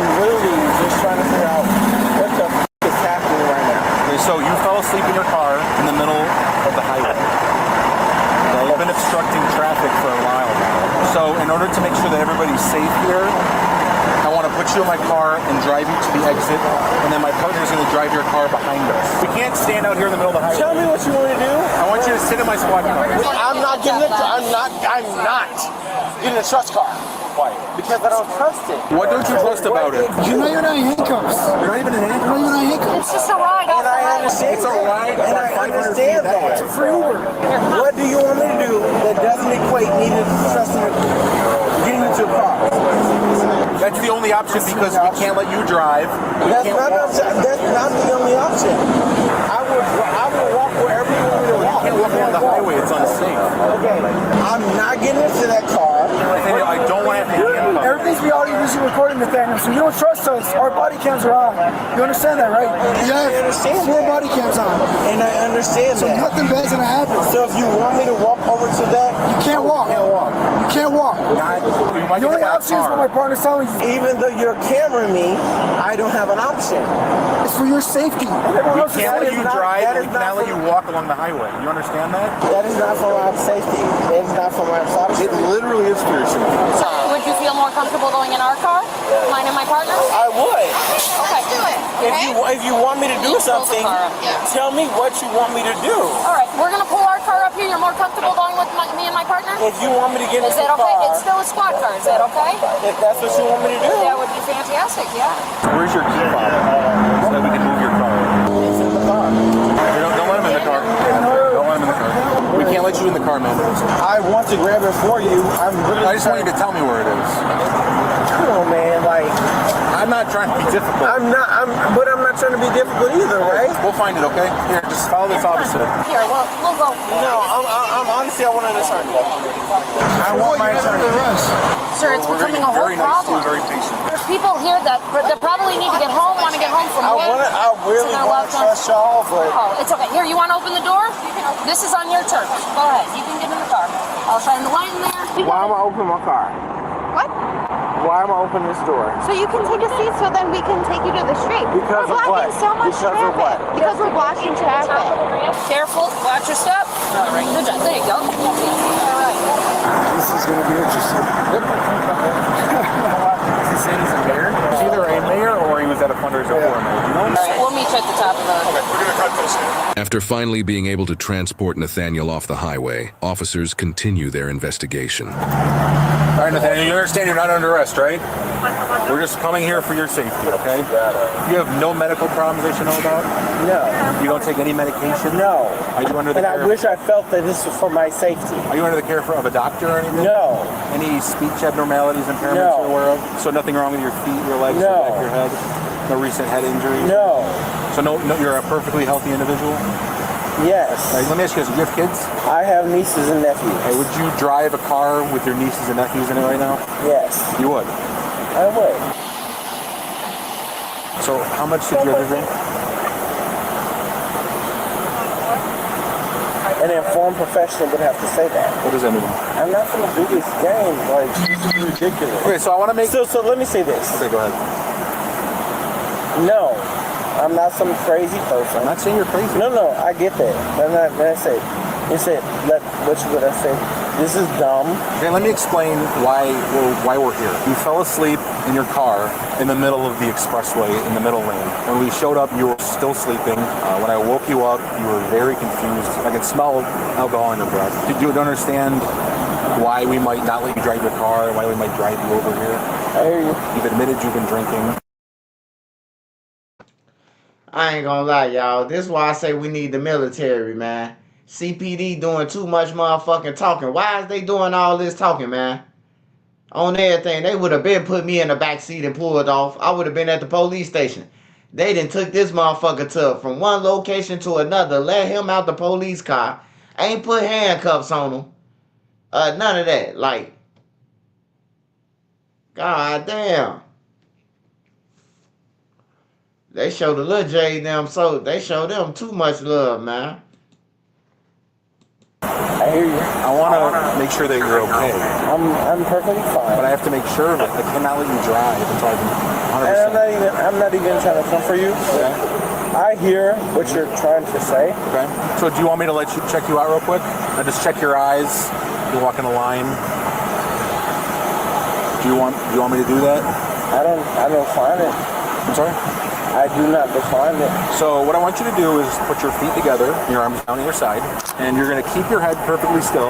Do not move your head. And you're going to follow the tip of my pen with your eyes and your eyes only. You understand? Okay.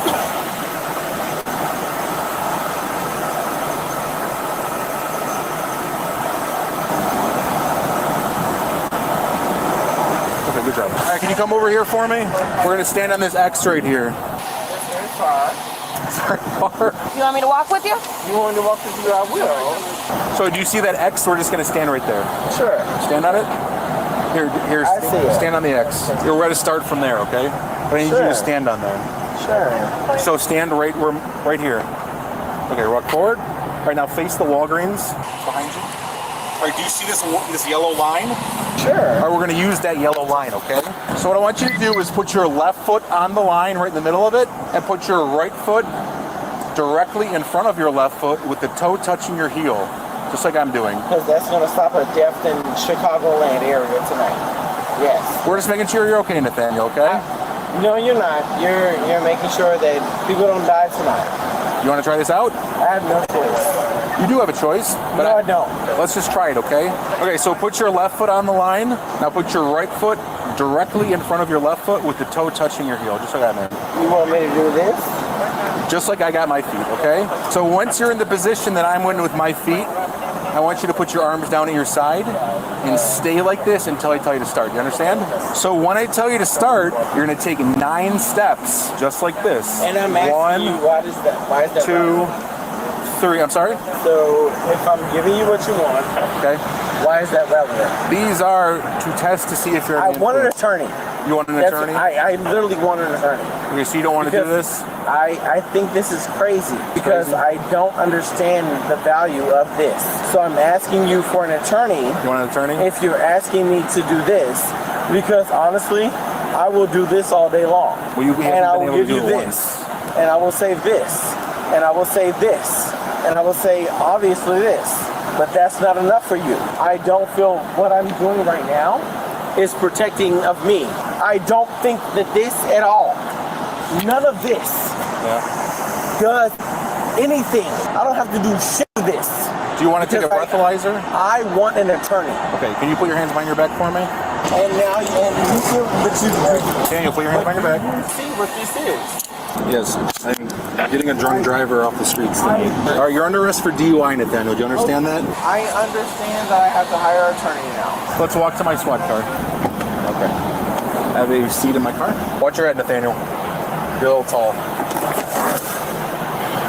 The suspect's full name is Nathaniel George Booker. Since May 18th, 2021, he has been serving as the mayor of Maywood, Illinois, a village located in the Chicago metropolitan area. In an exclusive statement in Midwest Safety, the mayor responded to the incident saying the release of the video to Midwest Safety is politically motivated since he is running for re-election this fall. Even though he's still serving as mayor in present day, a political divide regarding his reputation is growing amongst the people of Maywood. While some defend Booker, citing improvements in business operations in the village, others have spoken out against his alleged misconduct, leading to investigations into Booker. Allegations of workplace misconduct and overstepping his authority in violation of state statutes are some of the concerns amongst the local government officials, not to mention the arrest for suspicion of DUI, in which he was charged with driving under the influence of alcohol and obstructing traffic, resulting in the suspension of his driver's license. However, despite the serious concerns about Booker, he was still able to mitigate the punishment for his crimes, as he announced that the suspension of his license had been rescinded at a village board meeting on July 19, 2022. He stated that there was a lack of evidence to support a DUI charge. Let us know what you think about the decision to rescind the license suspension in the comments below. Now, you may be a police officer or you could be a mayor. However, none of us are above the law. Hey guys, I'm John and I sincerely appreciate you for watching. So here we go, guys, out of Chicago with someone behind the wheel of a vehicle. Now remember, there is a day danger of the vehicle rolling forward if his foot is resting on the brake, and he could attempt to drive away. And this is why many departments, they choose to box the vehicle in to prevent this from happening. And remember guys, this is a mayor who's not only possibly a DUI, but asleep on the expressway with traffic backed up. And when he rolled his window down, we start to get a good look at him. The glassy eyes, the obvious confused state, and his slow and deliberate movements. Now once police get him out of his car, reality does begin to set in because he flat out refuses to get in the police vehicle. And in my opinion, he knows how this works, and these officers are just adding up the evidence to get the probable cause to make an arrest. And this is why I love body cams, because he couldn't see his behavior in the moment, but we can, and it's not looking good for him right now. But when the officer performed the field sobriety test is when he sealed his fate. We all saw it during the HGN test. The male did display the jerkiness of the eyes, among other factors, and after refusing the breathalyzer, Mr. Booker was arrested for suspicion of DUI. But let's look at all the evidence that these officers had. They observed the male asleep on the expressway inside of his vehicle. He had glassy eyes, and his speech was incomprehensible. And once he gets transported, if he refuses a breathalyzer again, they will get a warrant to draw his blood. Now in Philly, as soon as police arrest a suspected DUI, they are taken to the PDU or police detention unit and given a breathalyzer,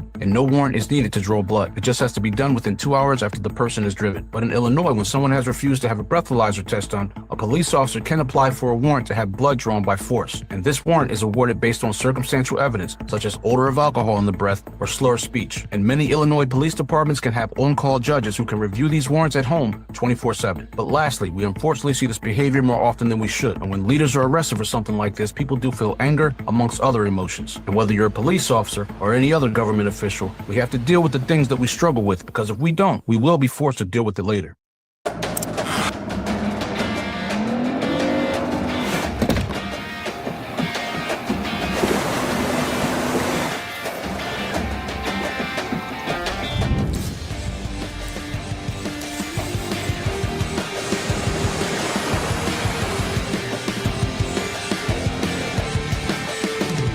Get ready for this season with all the best fishing gear at Bass Pro Shops and Cabela's.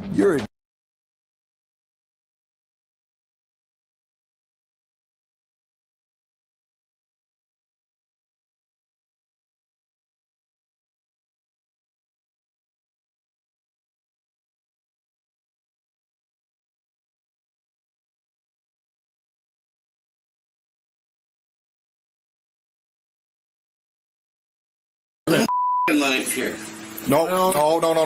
Mike, he's got a knife. He's got a knife. Get back. Hey, down! Put it down! This is Michael Janacek, a 75-year-old Vietnam veteran in a tense standoff with officers, holding a kitchen knife. What starts as a simple eviction notice is about to take an unexpected turn.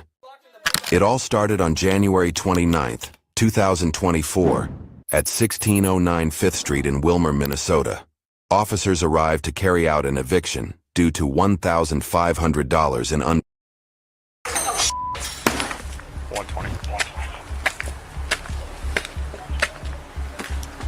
Disregard. Straight upstairs. Yeah, appreciate it, man. This concerned neighbor heard a violent argument between a couple above his apartment on the 300 block of Pierce Street in St. Paul. Upstairs were 23-year-old Terrian Sherman and his girlfriend, 21-year-old Abigail Simpson. Fearing the worst, he called 911. 911, where is the emergency? Hey, I'm gonna be honest with you. Somebody's just beating out of this girl right now. I need somebody to come up. Okay, what address are you at, please? Pierce Street. Okay, and is that happening in the same building where you are? Yeah, right above us. Second floor. Listen, I'll let you into the building just like good. I just need somebody to get up there and just tell them not to shut off because someone's going crazy. Our coverage is made possible because of sponsors like Morgan & Morgan. Over the years, we've brought you mind-boggling video of crashes like these, but what happens to the victims? Yes, you win. /Midwest. Mention of weapons? Did you hear any mention of weapons? No, I hear he's going to kill somebody. Can you get somebody over here, please? I'm getting a call started, sir. All right, how long has it been happening? I don't know. It woke me up 10 minutes ago. Okay, and what's your phone number? I'm not giving you my phone number. Okay, well, you said you'd let the officers in, so you're going to watch for them then? Yes. Okay, all right, that's fine. And you said it's on the 7th floor, that you don't know which apartment number? Second floor. Okay. Like, time. I ain't gonna lie, y'all. Man, them dispatchers, man, they need to change their protocol, man. Like, motherfuckers be dying and they be asking too many motherfucking questions. I ain't gonna lie, bro. That's too many motherfucking questions, man. The guy that told you, he whispering, first of all. He telling you that the motherfucker above him then possibly kill somebody or a lady screaming. And she study asking him 50 more questions. Can you see him? Can you hear him? He whispering already. That let you know he don't want to blow his fucking cover. Like, it's crazy, bro, man. Like, sometimes use they common sense, bro. Like, if motherfucker say, I seen one the other day, a show Nene be watching, and this lady was in the closet, and and somebody was trying to kick through her door. A man who stayed in her complex, who thought she liked him. So he kicked through her door, and she telling the police, like, yeah, his name Bill. He outside my door. Woo, woo, woo. Gave him the address and everything. The bitch telling her to put down the gun. So the police, so when the police come, they won't shoot her. Man, she put the gun down like they told her, bro. And dude strangled her ass, bro. It's just so the police just happened to come right before she clinked out, bro. They told the dispatcher, put down the gun. I'm saying to myself as I'm watching this shit like, nah, bitch, don't put down that gun. Fuck what she talking about. I'm saying it as the TV show going. Of the essence here. He's the call is in. I understand. The call is in. I'm just adding information to the call. Officers are going to want to know what they're walking into, okay? Appreciate it, man. Thank you. Oh, my bad. Appreciate it. Yeah. Thanks, bro.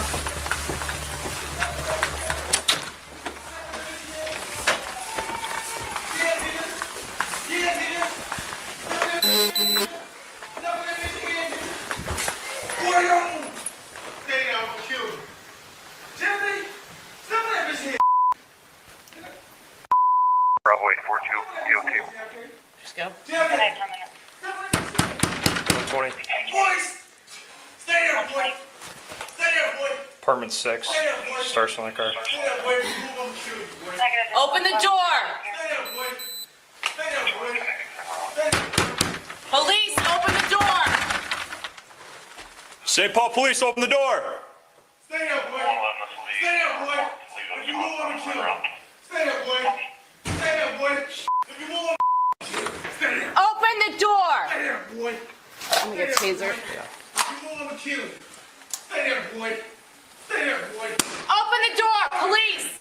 Stay there, boy! Do you know who you're with? Do you know? St. Paul Police, open the door! Baby not crying anymore. Stay there, boy! Stay there, boy! 1, 2. Open the door! Boy! Stay there, boy! We're gonna be forcing entry here in a second. Stay there, boy! Happy forcing entry. Stay there, boy! Stay there, boy! Stay there, boy! You want to take it? Yeah, back up. Open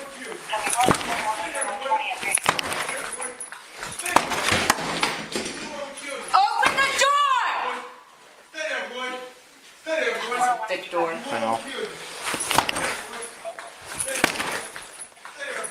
It's starting to move. It's going. There you go, there you go, you got it. Oh, shit. Oh, God. Stay on the ground! Stay on the ground, Jesus Christ. Come here, little boy. Do not move. Come here. Come here, little boy. Come here. Come here. Do not move. Come here. Come here, buddy. Come here. Come here. Oh, my God. I'm going to go get him. You got this. Stay there! The knife's over Stay there. there! Stay there! Do not move! Stay there! Stay there! Stay there! The rest of the call. Stay there! Stay there! Skip there. He's out of the way. Stay there! You want me to cuff him? Stay there! This way? Okay. Stay there! Do not move! Stay there! You understand? Stay there! Stay there! Stay there! Stay there! Stay there! Stay there! You're good. Clear. Stay there! Stay right there, buddy. Stay there! Cuff him. Stay there! Get in there, cuff him. Get some balls. Stay there! Stay there! Stay there, buddy. Stay there. Stay Come there! here. Stay there! Stay there! Stay there! Stay there! Deontay, stay there. I'm gonna hold on to Deontay, him. stay there. Deontay, stay there. Come here, buddy. Deontay, stay Aren't there. you okay? Deontay, stay there. Look at me. Look at me. Look up at me. Okay. It's all right. No injuries. Make a hole down there, Dad. Make a hole. Make a hole. Make a hole. Let me go in front of him, man. You guys good? Yeah. Deontay, stay here. Do it. Come on. I'm pulling this way. Pull now. Yeah. Deontay, stay here. He's not falling down. Terrian's 2-year-old nephew Jayante was inside the apartment at the time. The boy was found with a bloodied face and blood-stained clothes and shoes, but he was not physically injured. We just need the medic to come confirm. That's it. Yep. There's no sense even going in there. What's going on, bro? Hey, bro. No. What's up, bro? Going to the jail. Man, are you serious? Yo. What's your name, bro? Officer Rock. Officer Rock, hell no. That's crazy, bro. You know that? Officer Rock. I got a recorder over me. You know that? Yeah. Relax out, buddy. Officer Rock!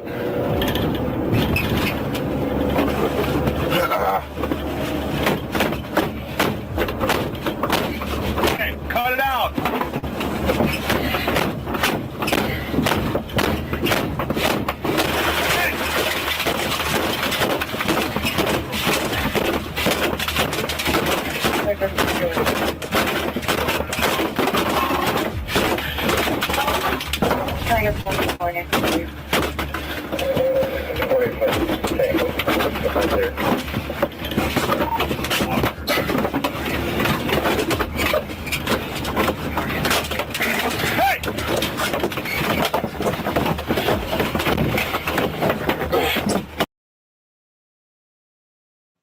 Hey, yeah, man. Hey, shout out to the mod squad and all the mods that's on here. Hey, Joe. Hey, you ain't lying, man. Hey, that alcohol, bro. That's why I don't drink, bro. I seen niggas in the streets, bro.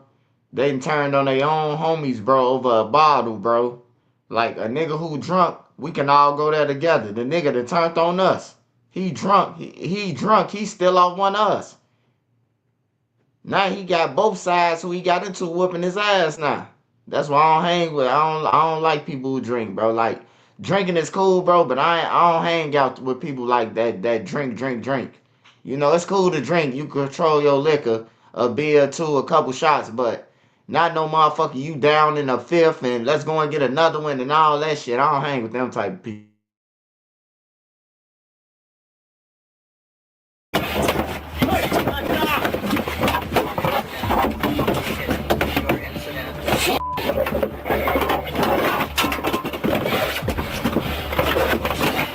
Hey, Cody, got my window open here.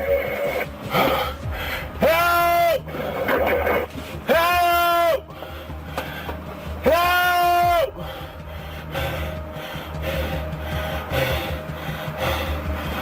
Help! What do you want? You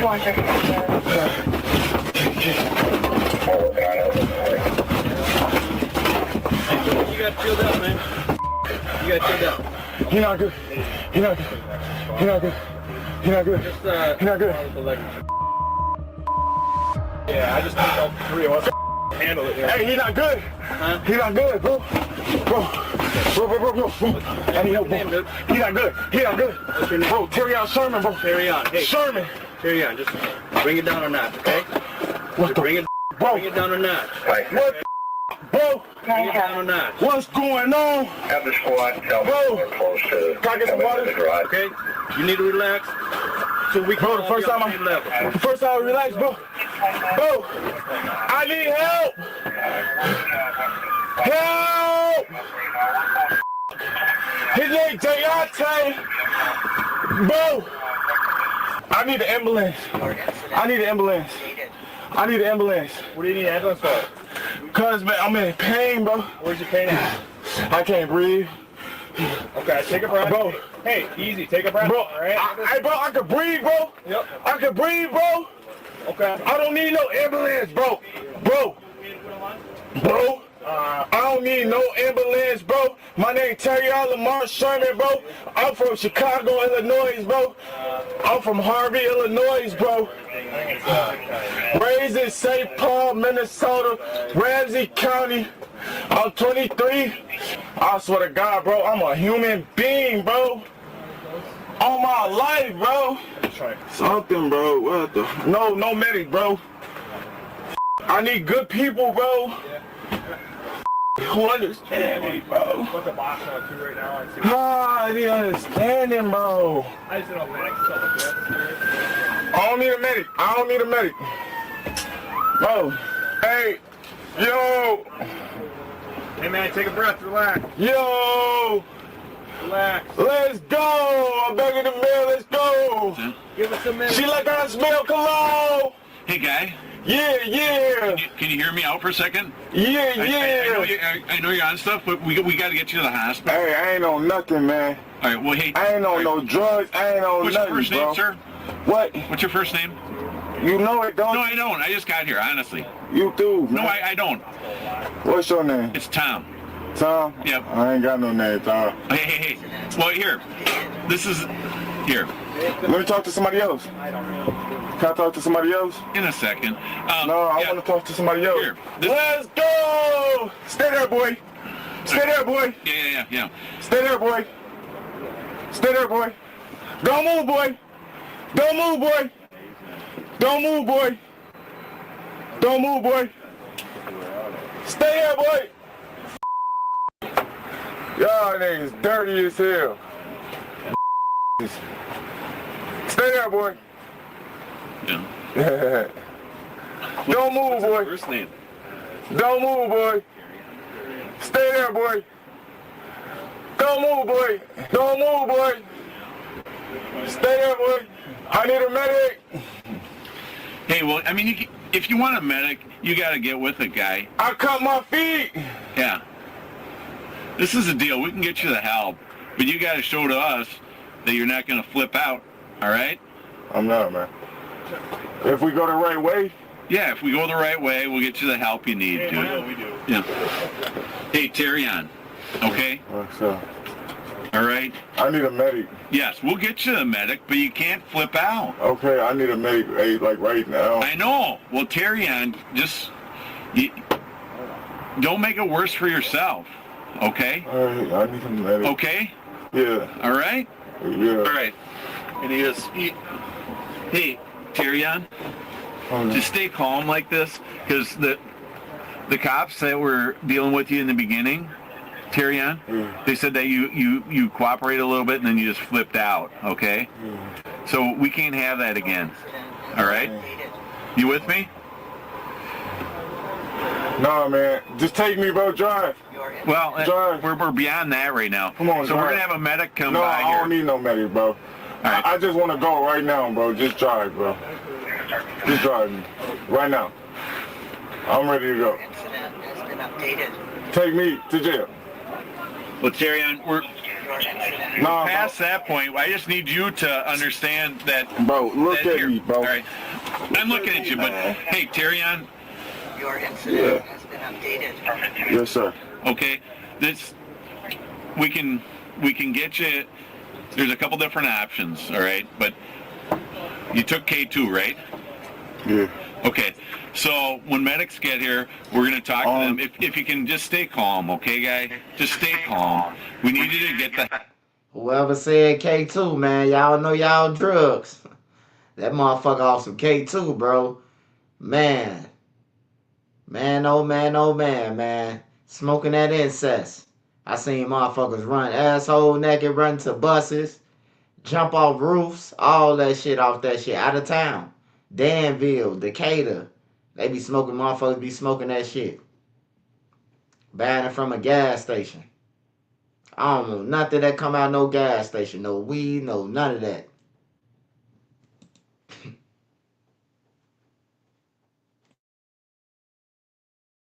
Help you need, and then if they got a whatever, all right, we're gonna get them first and do one thing at a time, but we just need to get you to the hospital, okay?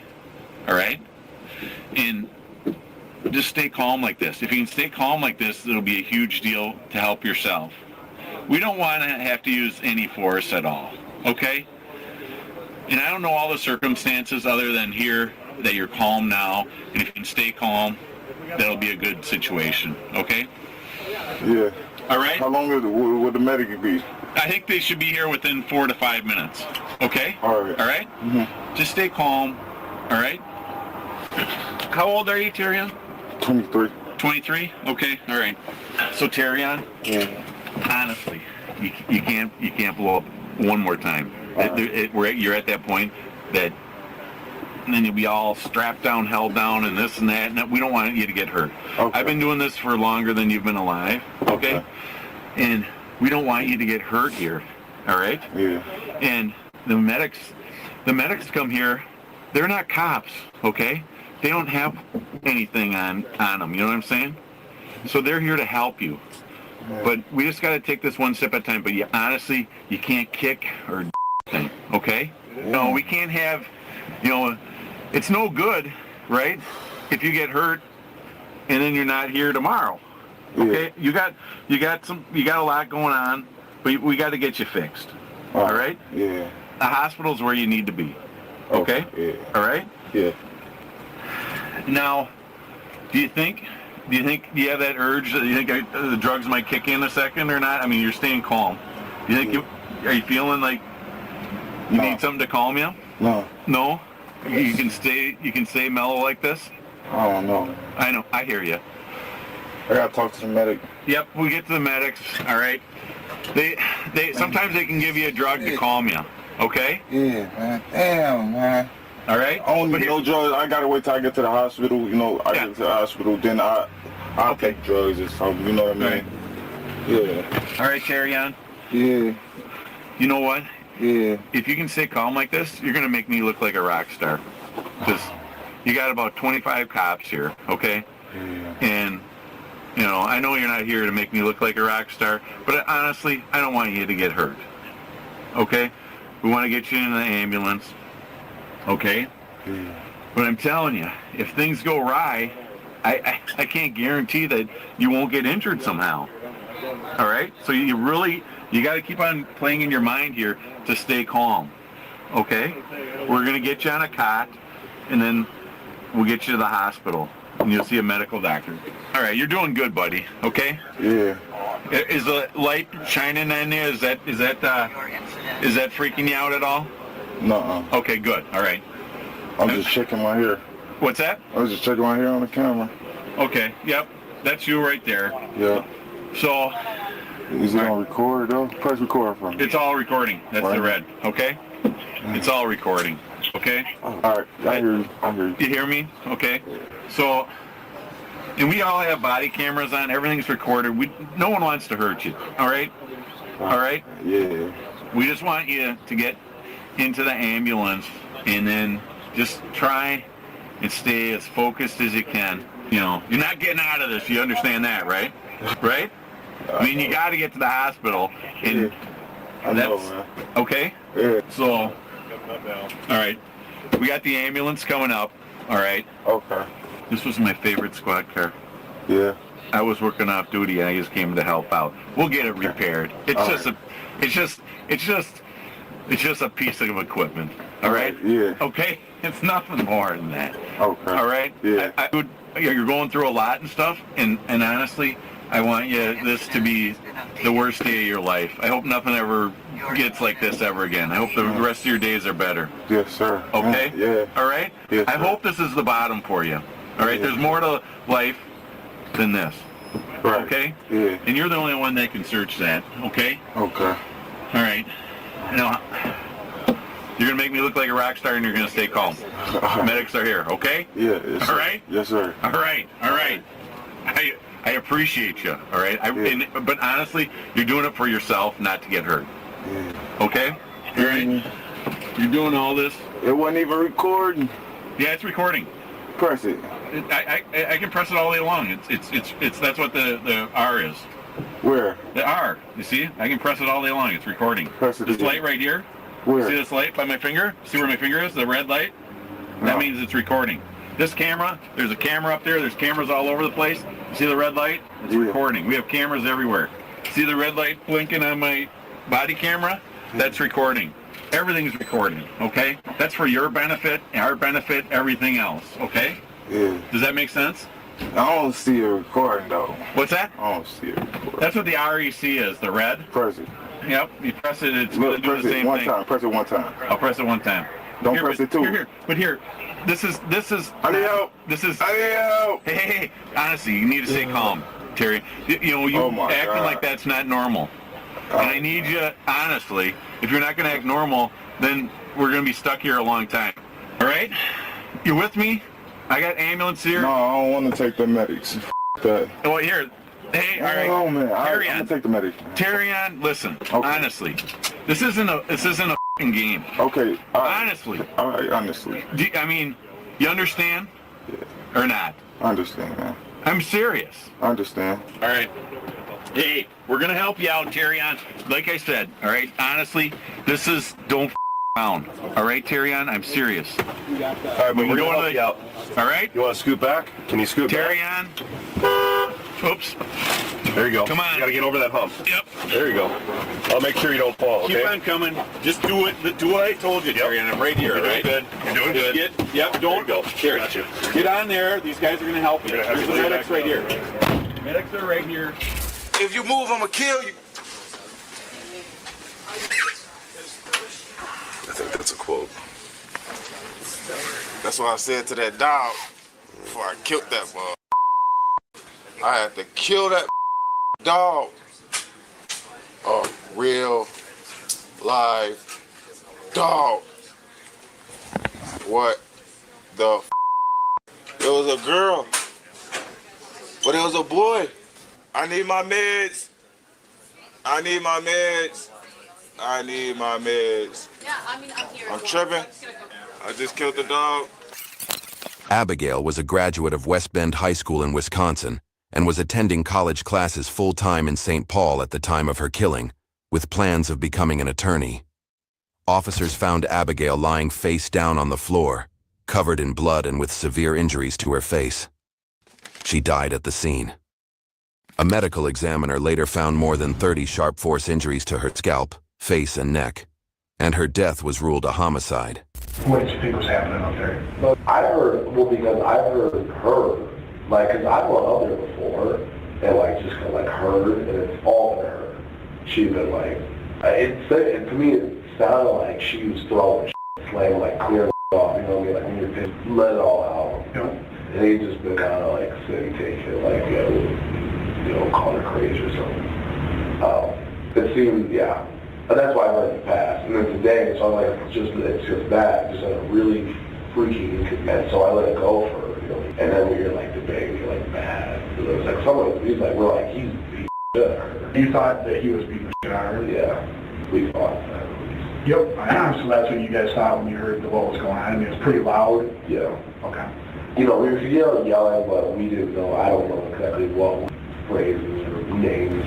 You know, I stepped outside, like I went outside of our apartment building, into the hallway, and I just heard, I was like, man, it was very repetitive. Whatever he was saying like, you know, guys are tweaking out and stuff, you know, whether you just have psychotic mental breaks or something. Do you remember anything that he said? You said you might have thought you heard him saying something. Just like violent stuff at all, or no? Did you hear him make threats, or did you hear him? I don't remember any specific threat necessarily. What did you hear when you said that? I heard a bunch of banging. Yeah, walls were rattling and stuff. But you thought they were fighting? Yeah, I definitely do. I pretty much knew they were fighting because I just heard it was loud. Everything was banging around up there. Every wall was like hitting stuff, and it was like a different sound every time. Our apartment, like, I was honestly like, I don't know. I knew shit was going out there. I don't know if they had a gun or how thin the floors were or whatever. So I was like trying to move away from where I was hearing commotion at upstairs. So I just didn't know what was going to happen. So then it was moving all around the apartment. And I swear, like, at the beginning, she was like in the room, and he was out here dealing with someone. He'd come back to the room and yell at her more. Wait, when you say back to like the back bedroom. Okay. That's what I thought. I could hear her more than Sylvia at the beginning, before all like when the yelling was going on before the banging. But at the start, you think she was in that back bedroom? Yeah, gotcha. Sherman was charged with 2 counts of second-degree murder and waived his right to a jury trial. He was found guilty in August 2023, and in October, Ramsey County Judge Kelly Charles sentenced him to 40 years in prison. It was an upward departure from state sentencing guidelines and the statutory maximum for a second-degree intentional murder conviction. You can't even imagine this nightmare. You just can't imagine it. Michelle and Tom Simpson hard for me to talk about. Are talking about their daughter Abigail's murder because they believe the responsibility lies not just with the man accused of killing her, but also at the door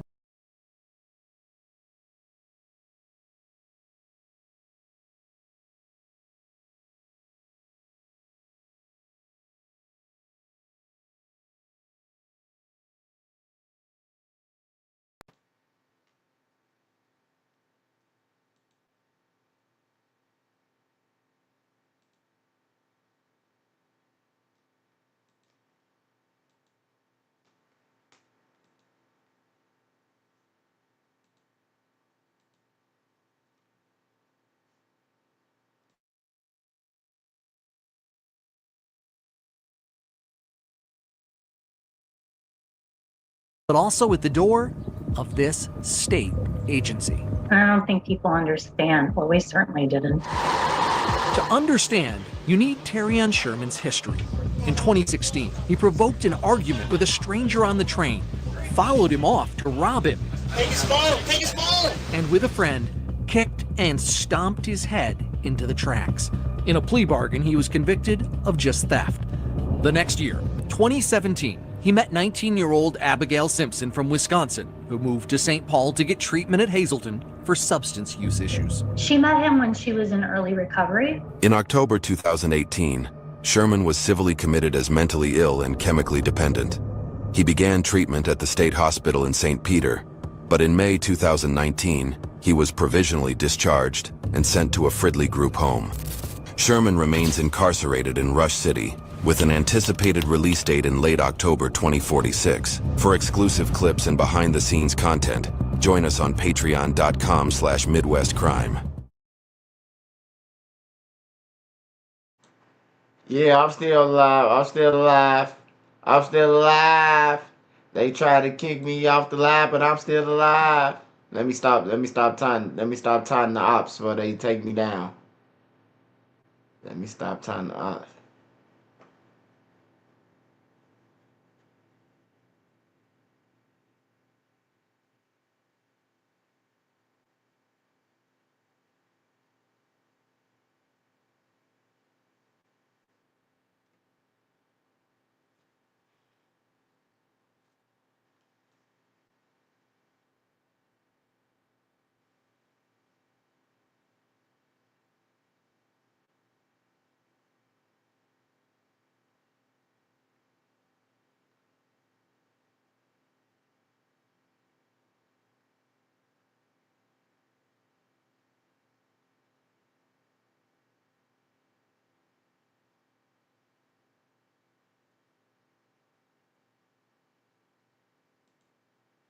You can't prevent sick days. That's why Kleenex lotion tissues moisturize to help prevent skin irritation.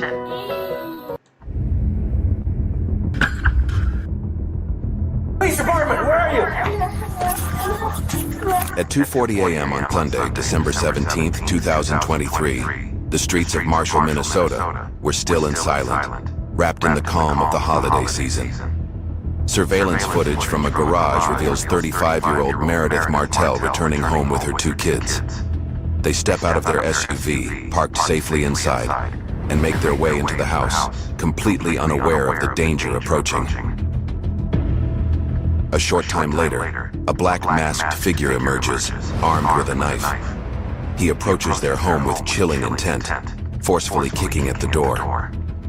What happened next turned this quiet holiday night into a nightmare. Through exclusive video and investigation, Midwest Crime reveals the story behind this chilling case. They step out of their 17th, 2023. The streets of Marshall, Minnesota were still and silent, wrapped in the calm of the holiday season. Surveillance footage from a garage reveals 35-year-old Meredith Martell returning home with her two kids. They step out of their SUV, parked safely inside, and make their way into the house, completely unaware of the danger approaching. A short time later, a black masked figure emerges, armed with a knife. He approaches their home with chilling intent, forcefully kicking at the door. What happened next turned this quiet holiday night into a nightmare. Through exclusive video and investigation, Midwest Crime reveals the story behind this chilling case.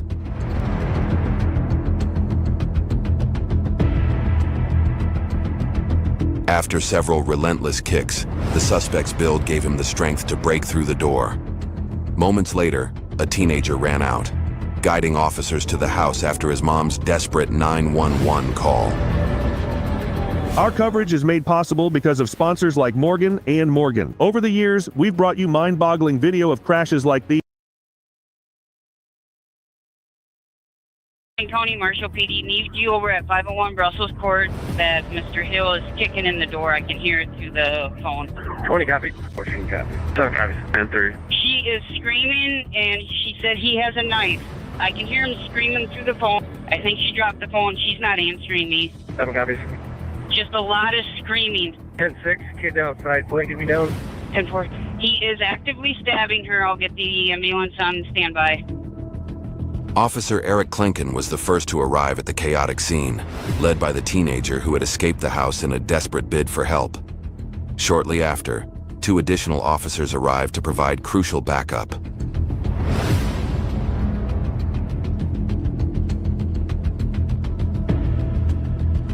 Police department, where are you?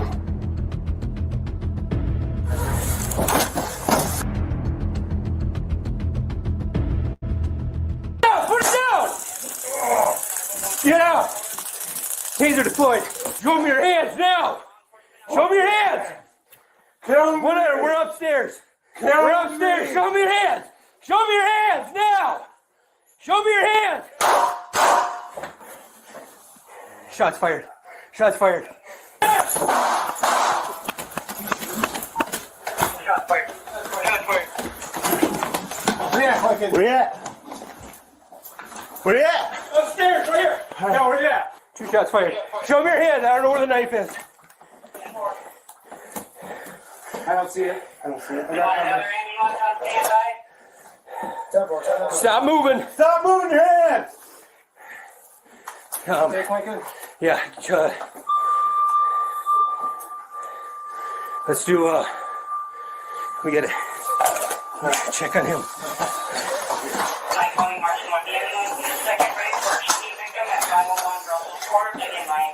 All right. Hold tight. You want to get the emergency kit out of the stuff? We need to do life support. Medical. Okay. Up here. Where's the name? Up there. Up here. Hey, we're gonna do. Where's the name? Yes. You got that. I don't see a name. I don't have. She's in the closet. She needs help too. Where is she? She's right here. Right here. I need to get. I don't have gloves. Meredith, you with us? You're with us, Meredith. Pull her out. You got any? Meredith. Grab as much clothing. Where is she stabbed? Where is she stabbed? Leg. I can't tell if it's a neck. It looks like a neck. Okay. Just grab any clothing stuff in. Okay. You got him? Yep. Meredith. Where are his shots at? Where are his shots at? I'm not sure. Hey. Okay. Let's keep going. Stay with us. Okay. Stay with us, Meredith. We got let them know the scene. Go get one of our medical bags. Okay. Officers rushed to get their medical supplies, knowing every second counted for the severely injured victim. Moments later, an officer guided the children to safety.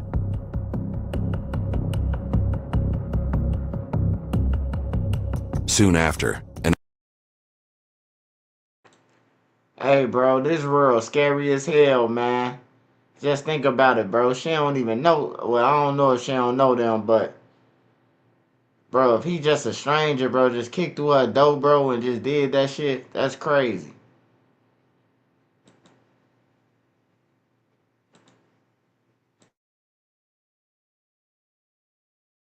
an ambulance arrived and paramedics rushed in to assist.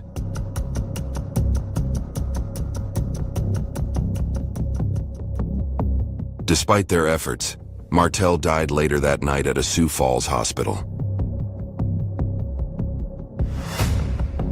An update to a fatal stabbing and police shooting in Marshall from Sunday. The Minnesota Bureau of Criminal Apprehension has identified the woman killed in the domestic incident as 35-year-old Meredith Martel. She died at a hospital. The suspect, now identified as 41-year-old Jamal C. Moore, was killed at the scene by responding Marshall police officer Eric Klinken. According to statements from Martel's daughter, Jamel was the father of Meredith's youngest child. She described him as someone who once acted like a stepdad, but a relationship that had soured over time. Going back a little bit, who is Jamel to you? Who is this? Who is he? He's my little sister's dad. And what's your little sister's name? Brooklyn. She's in the room sleeping. She's sleeping, and how old is little Brooklyn? 3. Okay. And so that's her dad. Do you know where your dad is? He passed away. He did? I'm sorry. Minnesota court records revealed 2 domestic-related cases earlier that year. In January, Hill Moore faced felony domestic assault charges in Lyon County and violating a no-contact order in Hennepin County in February. Despite being sentenced to 21 months in prison for each case, judges stayed those sentences and ordered only probation, 3 years in Hennepin County and 5 years in Lyon County. These decisions left Hill Moore free from custody at the time of the tragic events in Marshall. The history between Jamel and Meredith was marred by incidents of violence. Her daughter recounted moments when Jamel's temper turned physical, once in their home and another time at a hotel, painting a troubling picture of their past. Has anything like this ever happened before? No, but an incident happened at our house before that too. My mom was taking a shower. Jamal came to our house. He sat on my mom's bed. Mom said. Glenn Smith had a friend drive him to Minneapolis to buy marijuana, but things turned sour with his cousin Tay Locke. Then Big Show got involved, seen here wearing a SpongeBob shirt, and one of them wouldn't be leaving Ted's recreation alive. Where's he shot at? Where's the guy shot? In the car? Dad, watch out, look. Yeah, where's he at? He's right here. We don't know where the gun is. The car went that way. They went down West Street. There's absolutely 0 pulse, no respiratory drive. Yeah, he's by our criteria. We're gonna call him. Okay, you guys are gonna call. Give me a TOD when you get a chance, boss. Oh yeah. Right in. I mean, we can call it at 102. 102. The Ramsey County Medical Examiner's Office conducted an autopsy on the victim. The victim had a gunshot wound to his right chest, and a bullet was recovered from his body. The cause of death was blood loss due to a gunshot wound to the chest. Officers and detectives would have to work urgently to track the shooter, who was already trying to flee to Vegas.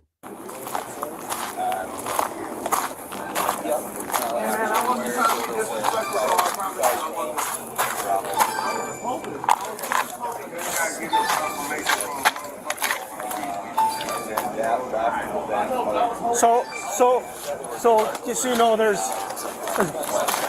if you saw there's bullet holes on the out. So the shooter was over here, face down. We almost want to. Is there casings down below, right?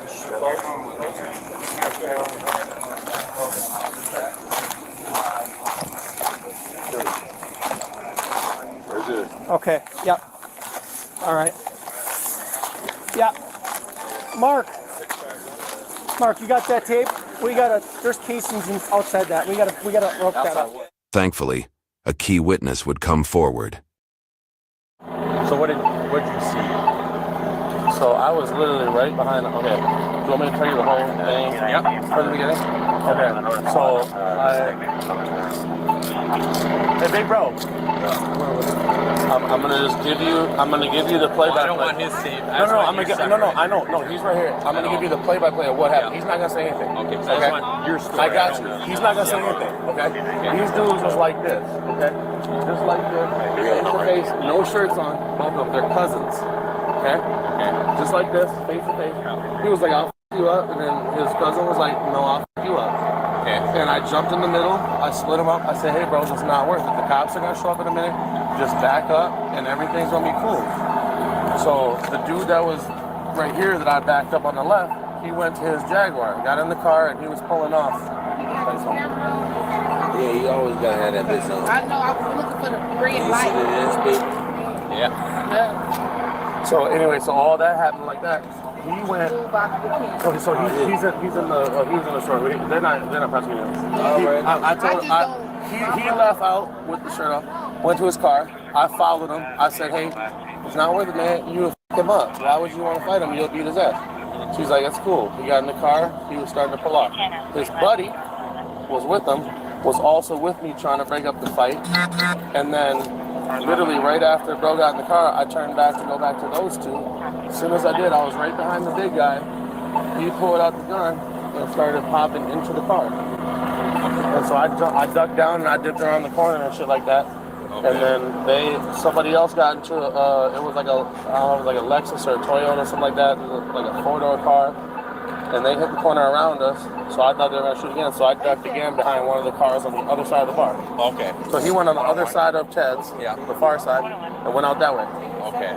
So you say the shooter was in a Jaguar? No, the shooter was with the guy that was in the Jaguar, but the shooter wasn't the guy driving the car. That was his cousin. He was his friend. He was the one trying to help me break the fight up. So I thought he shot at him because the guy driving the Jaguar was wanting to help and trying to help him break up the fight. No, he was the one like beefing with the dude with no shirt on, but I split him up and he got into the car like he was leaving. But his buddy was still over there like, you ain't shit, leave him alone, da da da. And then it was like, I came back over to be like, hey bro, it's not worth it either, let's go over this way. And then he busted out the gun right in front of me. He was 2 feet in front of me. Busted out the gun and was like, bop, bop, bop, bop, bop, into the car. Okay. And I thought dude was shooting back, but I only heard the one set of shots, so I'm pretty sure it was just the dude that was with him. And you said they're cousins? The dude in the car that left, that didn't shoot, was the cousin of the guy that got shot. Okay. He was not shooting? No, the dude in the Jaguar was not shooting. He was just trying to box him. They were just trying to do, a little family-friendly fight. I've been there. It's all whatever. We box and get it right. How do you know their names? I don't. I met them both tonight. You met them both tonight? I met them both tonight. They were both cool. They said they were cousins? No. So the two that were the shooter and the guy that got in the Jag were not cousins. They were friends. Yeah. The guy that got in the Jag with no shirt on was not shooting at all. He was in the Jaguar. He was cousins with the guy that got shot. No, that got shot. Yeah. The guy that was shooting at him was the friend of the guy that was in the Jaguar. Okay. I get it now. And they both dipped off fast as shit. He dipped off, and then there was another little 4-door car that dipped off though. Okay. So when you came out, Chad, at the bar, these two cousins they said they were cousins. You just met them, and they said they were cousins. Yeah, and I knew they were. They were like, even before that, they were like, we're cousins, it's all whatever. There's my dad and my mom.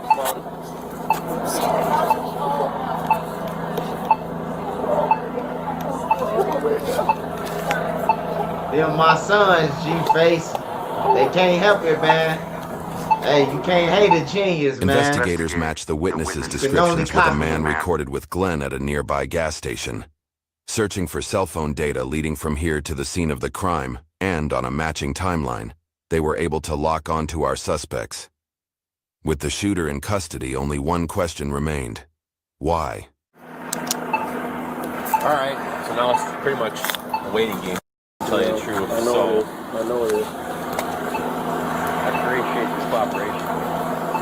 You know what it is, man. I'm just sad. My man lost his life tonight, man. No one deserves that. Nobody deserves that. Initially, when he fired, before I turned around and went that way, he turned around and started going towards me.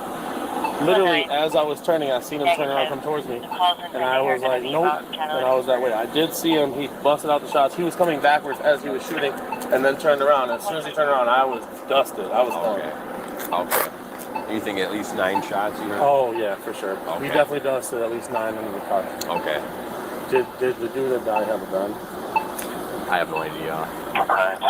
We don't look through cars. I know, that's fair. While police found no gun inside the Buick, they did find 9mm casings. Big Show fired .40 caliber bullets. The driver later confessed to taking Glenn's handgun from the scene, and his girlfriend eventually turned it in to police headquarters. But Big Show had 7 prior felony convictions, 6 aggravated robberies in the first degree, and a simple robbery. Each conviction made him ineligible to possess firearms or ammunition. He was acquitted of first-degree intentional murder, but was convicted of second-degree unintentional murder and illegal possession of a firearm. He was sentenced to 22 years. Smash that like button, y'all. Smash that like button, y'all. For me. Thursday, March 31st, 2022 was supposed to be a normal night in St. Paul before volleys of gunfire echoed through the north end. Police learned one of the shooters was legally carrying concealed, and initial info said there had been dozens of rounds fired. Copy. And it looks like the suspect vehicle is going to be a silver pickup truck. Is there a Bravo squad at Regions monitoring at all? Bravo 401, I copy, thank you. And there should be another victim coming in that vehicle that left. 363, did they leave in what direction?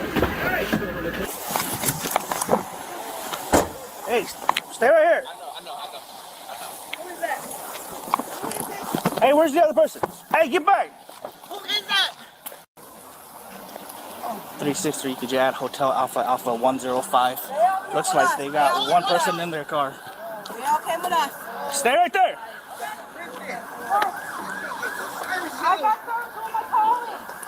Hotel Alpha 105 is it's like a small Chevy sedan.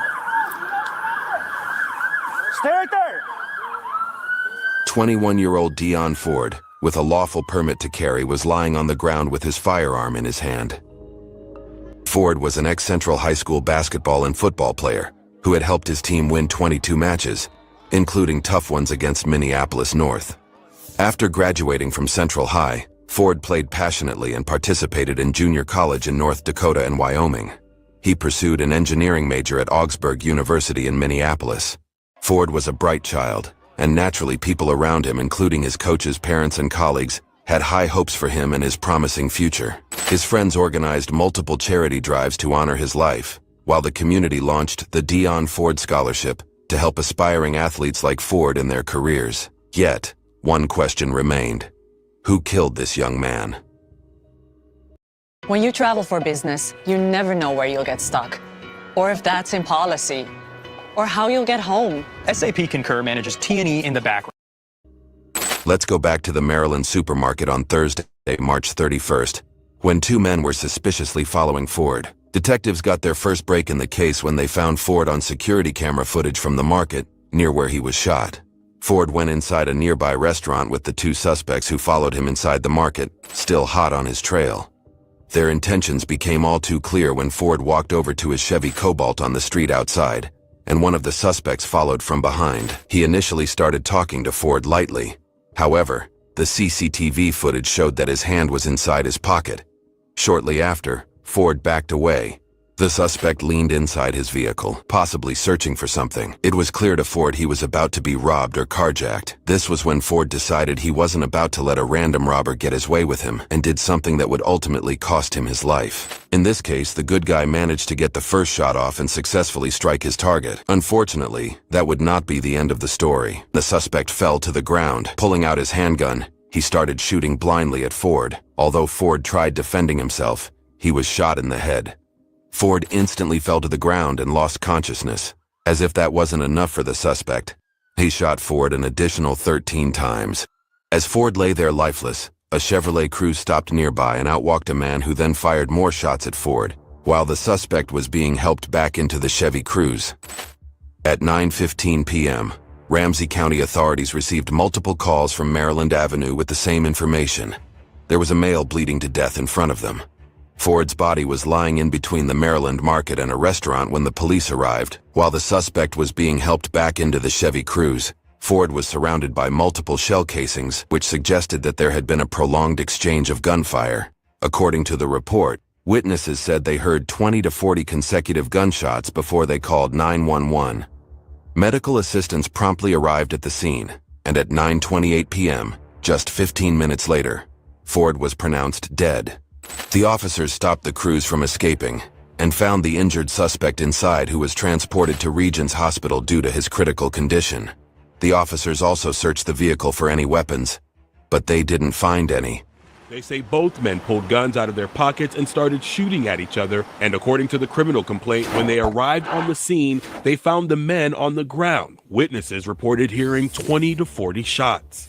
Police say they found a permit to carry in Ford's wallet. He had a gunshot wound to the head and was pronounced dead at the scene. Police say Ford was already on the ground when Bell shot 13 more times at his lifeless body.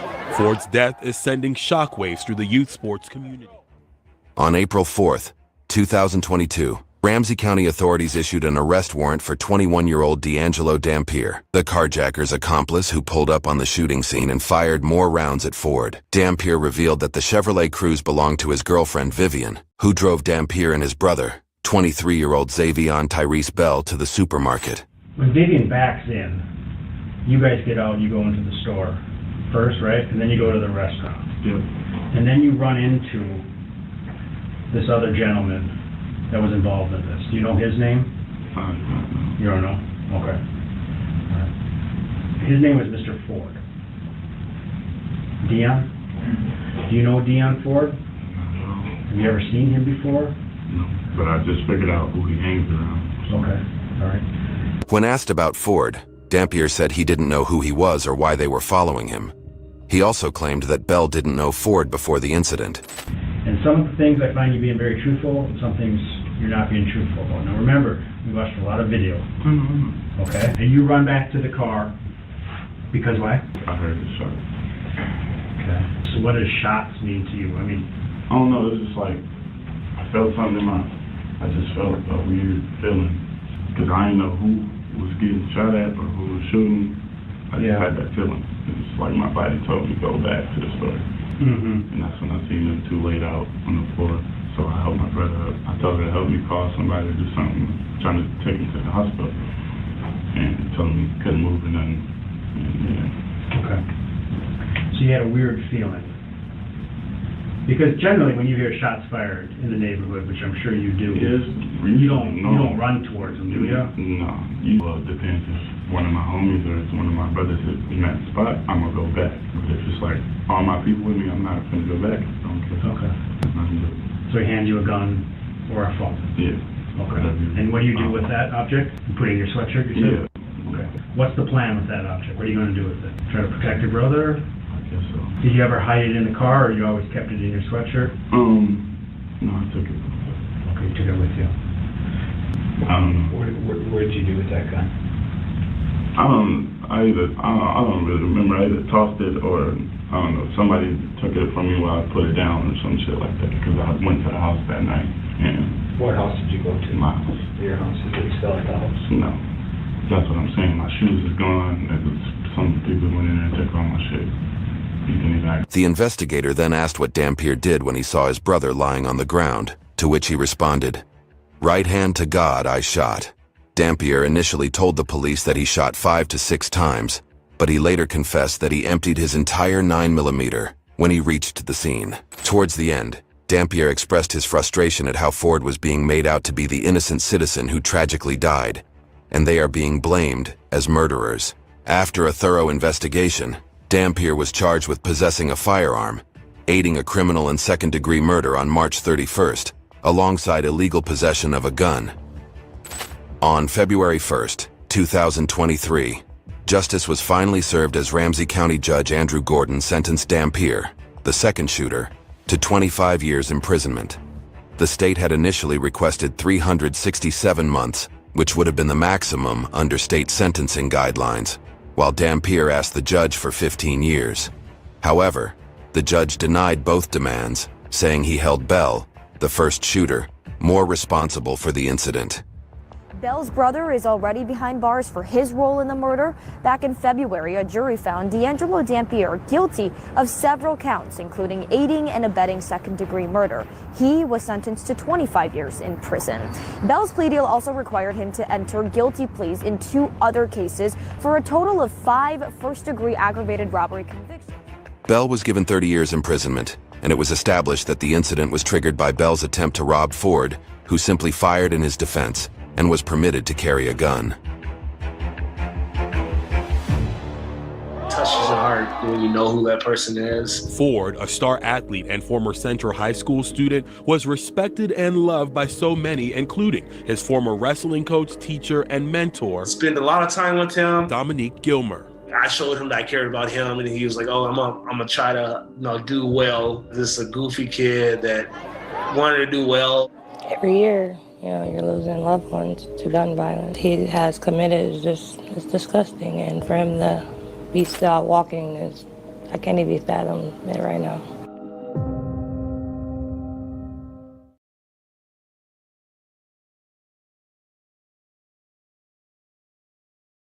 What's the address of your emergency? I don't know, but I thought that they shot into the house or something. That's how close it was. So, ma'am, are you saying you heard gunshots? Yes. How long ago? Just a couple, as long as it took me to call 911. And how many did you hear? I believe it was a total of 6. Holy Hannah. God. Did you hear anything like? 2 guys just ran down Lawson. Holy buckets. Oh, geez. Now we have 2 people in front of our house. Male or female? Males. Getting into a car. They're getting into a car. What color car? A black sedan, and they're going east on Lawson. It's a case that shook St. Paul. The deadly shooting of 22-year-old Alex Becker, gunned down just feet from his home in December 2022.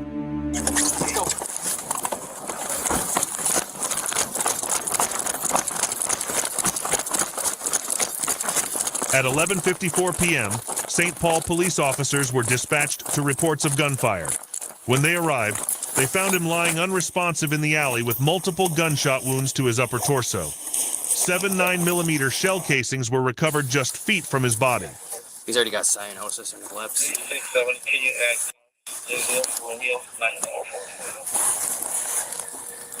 You got pulse there? No. No? No. I don't think I'm going to start packing them. It was late December 27th, and Becker had just finished his work shift. He was walking home through the alley near Lawson Avenue West. I saw 2 guys come out of that alley straight across the street. Okay. They were running. They went that way on Lawson. On foot? Yeah. And then, she's still on the phone. I'm still watching. They started walking back. Okay. This way on Lawson, and a car pulled up. And then next thing I know, they came back. They were walking this time. They were walking up Lawson. Car pulled up right in front of our house, picked them up, and away they went. Did you hear anything going on out here? Yeah, I heard about 6 or maybe 8 shots. Yeah, all right. Well, we'll be out here for a while. They popped a dude back here. Thanks. Hey, did you guys hear anything? Heard a shot. That's it. Did you guys hear any voices or see anything? My son usually comes home from work about now. What does your son look like? White kid, 21 years old. Long hair, ponytail. Is he heavy? Yes. Does he have glasses? Yes. What's his name? Alex. Alex? Okay. You said he's 20 years old? 22. Okay. Okay, 22. And he works? He just came home from work? No. Usually comes home from work about this? Yeah, Does he drive or walk? He walks or takes an Uber. I can't get a hold of him. Takes an Uber? Okay. 1 second, folks. Yep. Take our car, walk off the alley up there. Yep. Let's start trying to not f with the snow as much as possible for possible footprints. Yeah. Which way to go, you think? They going down the alley? 211 Tango, start us more squads. Let's try to establish a perimeter around here. And we're going to need a crime scene log and crime scene tape. Is he obviously get away? Yes. Yeah, we think he's gone, man. He's no pulse. No pulse, not breathing. I'm not even going to stack the wounds or anything. Nothing, dude. It's already getting blue here. Yeah, his lips are already turning blue. His lips are blue. He's been down for a while. Glass. He's still warm. He's fresh, but yeah, he's blue in there. There's no pulse. All right. Hey, so let's try to preserve the snow so we don't, if we got footprints. We think they ran down here, so we're gonna try to see if they have footprint or something. Any cameras around here? Is there like a blood trail or anything? No, I think he just got dropped right here. On the night of his murder, Becker entered the alley at 11:52 p.m., just seconds before 3 men ran in behind him. Surveillance video from the scene showed 3 men running down the alley shortly after Becker entered.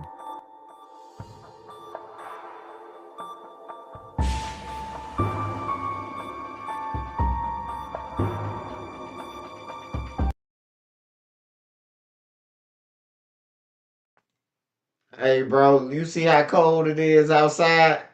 Them thirsty motherfuckers, they don't give a fuck, man. I'm telling you, bro, they sliding on ice to kill a motherfucker. To rob a motherfucker and kill a motherfucker. Hey, look, your chance to get away if a police pop up, you might bust your shit, something like that. They don't think about none of that shit, bro. They just go out like a thief in the night, man. It's crazy, bro. Try to see if they have footprint or something. Any cameras around here? Is there like a blood trail or anything? No, I think he just got dropped right here. On the night of his murder, Becker entered the alley at 11:52 p.m., just seconds before 3 men ran in behind him. Surveillance video from the scene showed 3 men running down the alley shortly after Becker entered.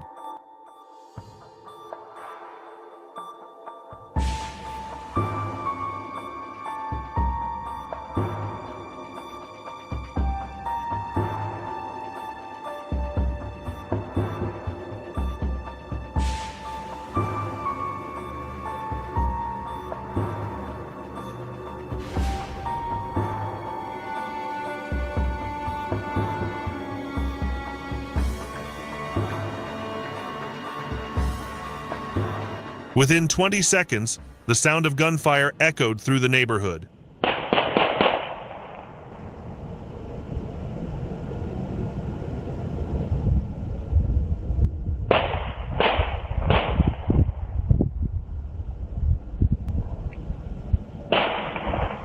The Ramsey County Medical Examiner found Becker had been shot 6 times and his death was a homicide.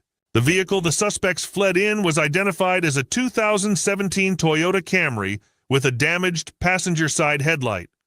It had been reported stolen from Brooklyn Center the previous day. Investigators later found the Camry parked on the 2500 block of Logan Avenue North in Minneapolis.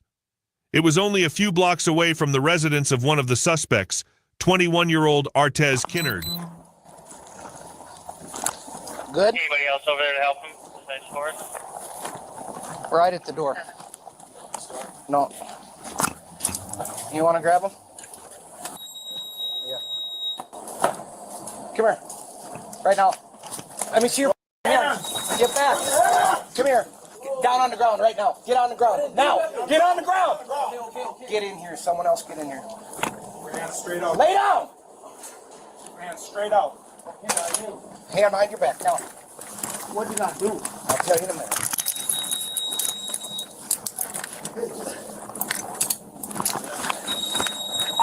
Code 4 with some cranky dumped the gun. I'm good here. You go with him. Why? Why though? You're under arrest. For what? What? For what? I'll tell you. Here's a gun. Why? You're under arrest for a weapons violation. I didn't have no weapon. Well, good thing you're doing it under a video camera. What's your name, Artez? No. Okay. Why? Hi, everything's okay. Everything's okay now. Who's this guy that's sitting on the floor? You're good to go, sir. Sorry. What investigation? Can we have one more inside the gas station? Swizz, can you code forward for me?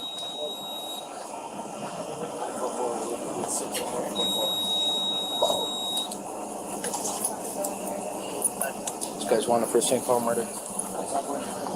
Such. He's wanted for a St. Paul murder. Nice. There we go. Pistola. And thankfully you did it right here. Right in front of the camera. Oh. What did I steal? You didn't steal anything. That's what that cop just said. Oh. You stole. Oh. What? I don't know what you're talking about. Can you stand by this while I put him in a car and... Next to the pistol? Yes, next to the pistol. So how long am I gonna be? How long? 36 PC. What? 36-hour hold? Yeah, how old are you? Right to my car. For what though? For what? Y'all tell me for what? Do you have a permit to carry a firearm? I told you 3 times. You got enough help in the end, TJ? Yeah, we're good now. For what? Well, you don't have a permit for a firearm. And you're going to be on video dumping it in there. So have a seat for now. Check what caliber was used. It looked like a 9, but give me 1 second. I'll go recover it. Can you, you just want to sit out here with him, or I'll go recover it quick. Take some photos. Oh, let me just grab my camera here.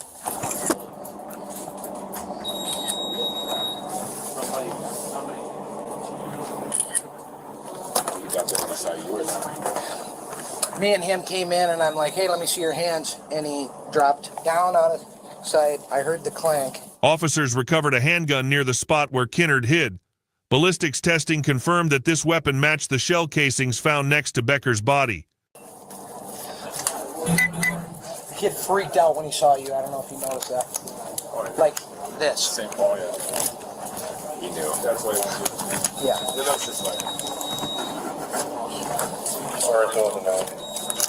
It is a 9mm.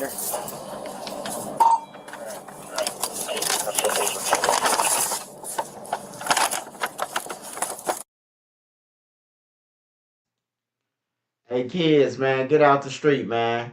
These niggas so broke, man, they kill somebody, they walk around with the same gun that they done killed one motherfucker with already. That's crazy, bro, to hide the evidence that you done already killed somebody with on another crime scene. You still walking around with the gun, bro. Broke ass gang members, man. It don't pay being a gang member, bro. It don't pay at all. Temporary money.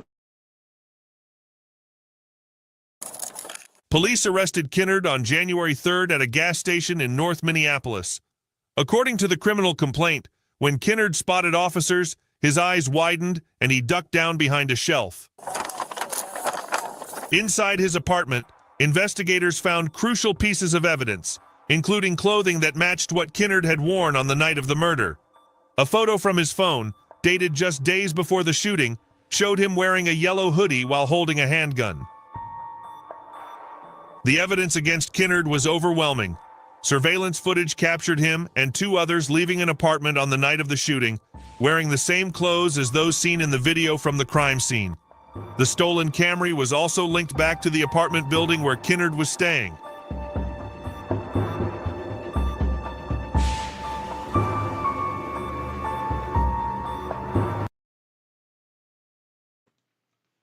Bro, you telling me this man stole the motherfucking car from the apartment building that he stayed in?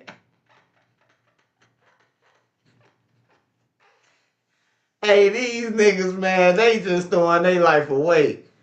This man that stole the car that's in his apartment buildings and then went on a hit with it. Like, that's crazy, man. That's crazy to the motherfucker, man. That's like you stealing the neighbor car going to do a hit with it. Like it ain't gonna link back to your neighbor, man. That's crazy.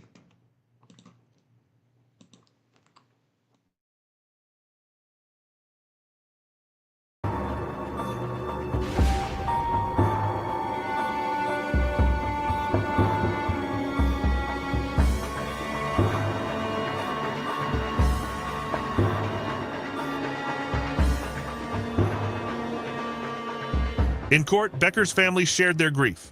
His mother, Tara, spoke about the kind, loyal person Alex was and how his murder left a hole in their lives. Kinnard, however, remained silent during his sentencing. If you knew him, you loved him. I don't He was just really special. The world is missing out without him.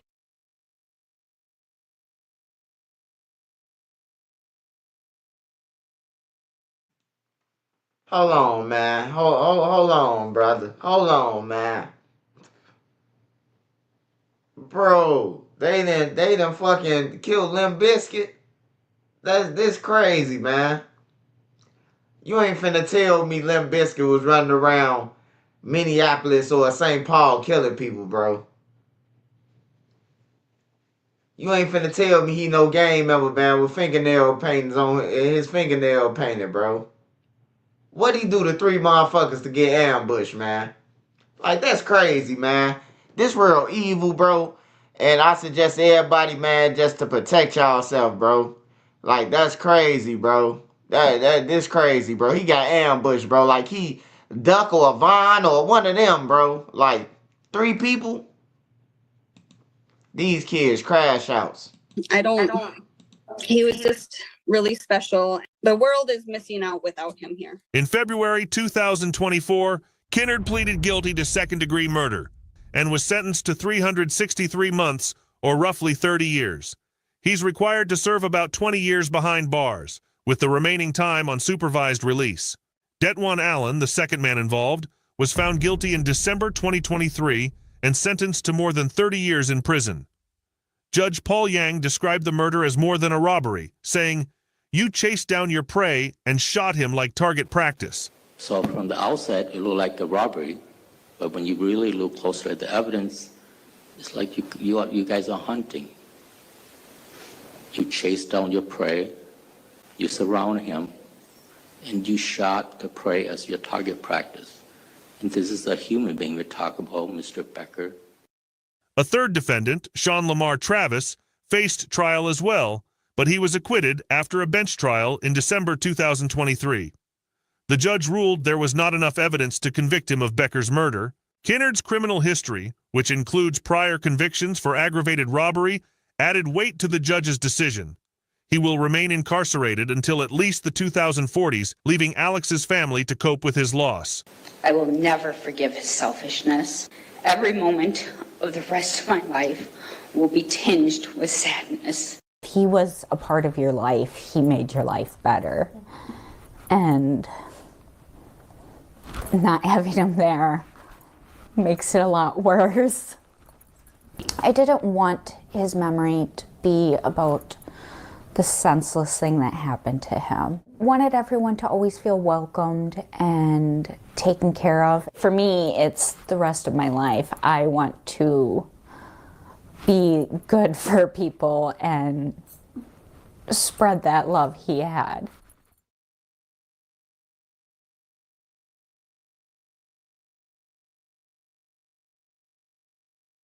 Just after midnight, Duluth officers were dispatched to Gateway Towers Apartments after getting reports of a... Yeah, that's crazy, man.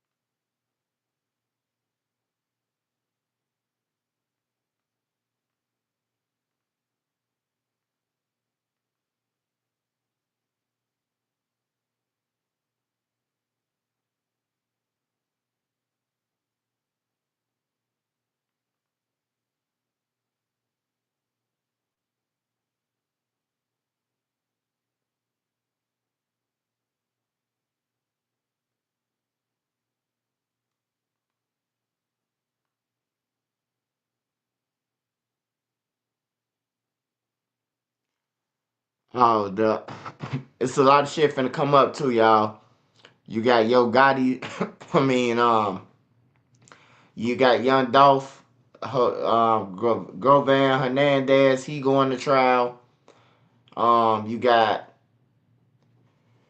who else you got? You got THF Crack finna get sentenced. in March. You got it's a lot of shit finna happen.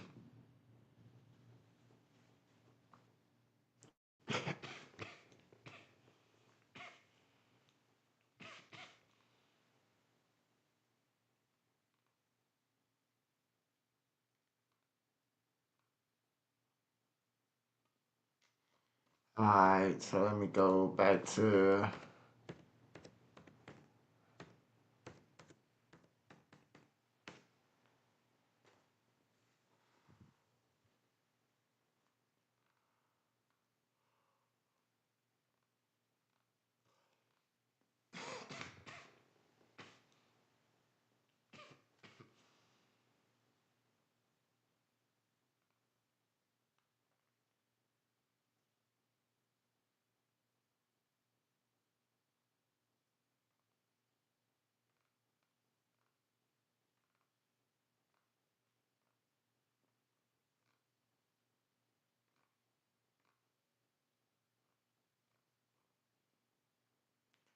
they're gonna put a picture of that creep smile and give him a satisfaction.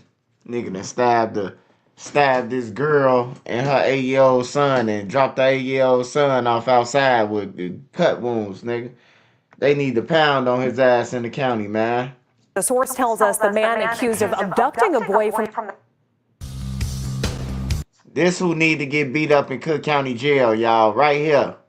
If anybody got some noodles on his head or any of that shit, it need to be him on everything, man. This dude a loser right here. Well, the Englewood community is showing support today for a family at the center of a triple stabbing. A woman's dead and 2 of her kids seriously injured. Meantime, the man accused of attacking them is in jail, but not in Illinois just yet. WGN's VonOff1700 is joining us now from Hamilton Park with the latest on this tonight. Verona? Good evening. Marcus Bowsley is the ex-boyfriend of the woman killed in this attack. He is behind bars in Indiana at the moment, awaiting extradition to Illinois. But today, members of the community met here in Englewood, saying there is an onus on neighbours to look out for one another, and if you see something, say something. It's a horrific day for our ward. 6th Ward Alderman William Hall is speaking about a young mother stabbed to death last week at her home in Greater Grand Crossing. Women being killed, kidnapped, black women is a big deal to me personally, but in Chicago, it has been an issue for years. The family of 33-year-old Tiana Jones says she was attacked in Indiana at the moment, awaiting extradition to Illinois. But today, members of the community met here in Englewood, saying there is an onus on neighbours to look out for one another, and if you see something, say something. It's a horrific day for our ward. 6th Ward Alderman William Hall is speaking about a young mother stabbed to death last week at her home in Greater Grand Crossing. Women being killed, kidnapped, black women is a big deal to me personally, but in Chicago, it has been an issue for years. The family of 33-year-old Tiana Jones says she was attacked at 73rd and South Eberhart. Her 2 eldest sons, aged 11 and 8, stabbed multiple times alongside her and survived. One of the young boys is recovering. We still have a long way to go for other, but the family is seeing positive signs. But we have to, again, make sure that the mental, the emotional trauma that this child is facing in the future is loved and cared for from his community. Accused of wielding the weapon, Jones's 39-year-old ex-boyfriend Marcus Bowsley, who allegedly then took both boys with him. The 11-year-old later found a couple of miles away, knocking on doors in the 200 block of West 66th Street. It was very traumatic, what I experienced, to see an 11-year-old boy on my doorstep bleeding. Felt like he was bleeding out, but God sustained him. An Amber Alert soon sounded on mobile phones in the area for the younger child before he showed up on petrol station surveillance in Auburn Gresham, about 4 miles from where this tragedy began. Bowsley was then taken into custody Friday morning near Crown Point, Indiana, after a license plate reader snapped his Ford Escape, prompting a chase by state police and the Lake County Sheriff's Department before he was boxed in by their vehicles. He's facing a felony charge there of resisting arrest and said to be fighting extradition to Illinois to face further charges. Today, the alderman rallying men in his ward, saying it's their responsibility to set a good example going forward. We need men to show up. We need the right men. We saw what an angry, evil man could do. And so we want to see good men with good hearts and good characters in our ward as not only a shield, but as examples to other young boys so that they don't repeat what they saw and hear on the TV. Now, today's meeting at noon, the first of two today. There's another one at 6 o'clock. These were regularly scheduled meetings here in the community, but the events of last week prompting the aldermen to address what happened and to encourage people to come. Nobody win when the family feuds. His ass in jail. He finna go to jail for the rest of his life. The kids fucked up. They finna be fucked up for the rest of their life, and the girl gone, bro.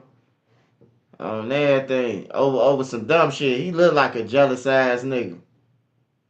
You been going outside with them clothes on. Like if you got to debate with your woman about what she wearing, bro, like it's just some jealous ass shit, like for real. Like if she don't respect you enough to wear nothing that's womanish, like she just don't respect you then.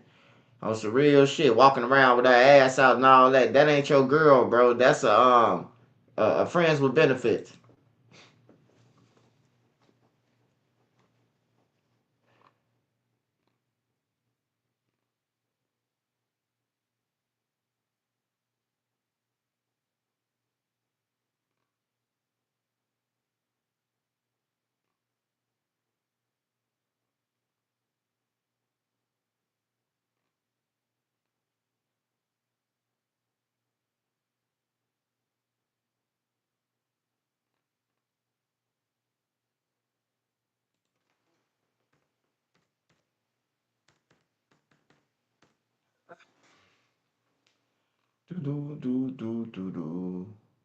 Damn. Mount Prospect, where two people have been shot. And WGN's Emmy Victor is joining us live with an update now. Damn, it's happening. This shit happening everywhere. This is why I went to school, that shit. Well, I went to high school, Arlington Heights, but Mount Prospect, 8th grade. That's crazy, bro. 2 people got shot at Mount Prospect? Like, that's crazy.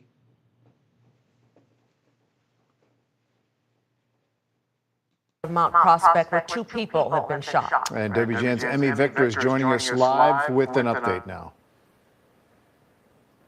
Crime scene tape has been up here for several hours as police continue to investigate this shooting, which they say is domestic related. Police say a 63-year-old woman and a 53-year-old man were shot this evening at Meadows Condominiums, a condominium building on the... Man, hold on, man. Niggas ain't no granny, man. Granny, 63, she sagging now, man. Hell no, grabs that motherfucker pop granny, man. That's crazy, bro. 53 and 64, bro. I'm not even finna argue with nobody when I turn 64, bro. Like, that's crazy, bro. 1200 block of West Northwest Highway. We're told they were taken to Advocate Lutheran General Hospital in Park Ridge, where the man is listed in critical condition. The woman is stable and speaking with detectives. Neighbors we spoke with off camera say they were shocked to hear several gunshots in their normally quiet neighborhood. They've also seen officers coming in and out of the building to interview witnesses. Most of the investigation has been focused inside of this multi-car garage. The police department's mobile command unit has also been on scene. Police have indicated that this incident is isolated and that there's no threat to the community at this time. Reporting in Mount Prospect, Emmy Victor, WGN News. Man, they gotta be the first murder. They gotta be the first motherfucker. Now to a special report from the 8 News Now I team. A husband enters a local hospital.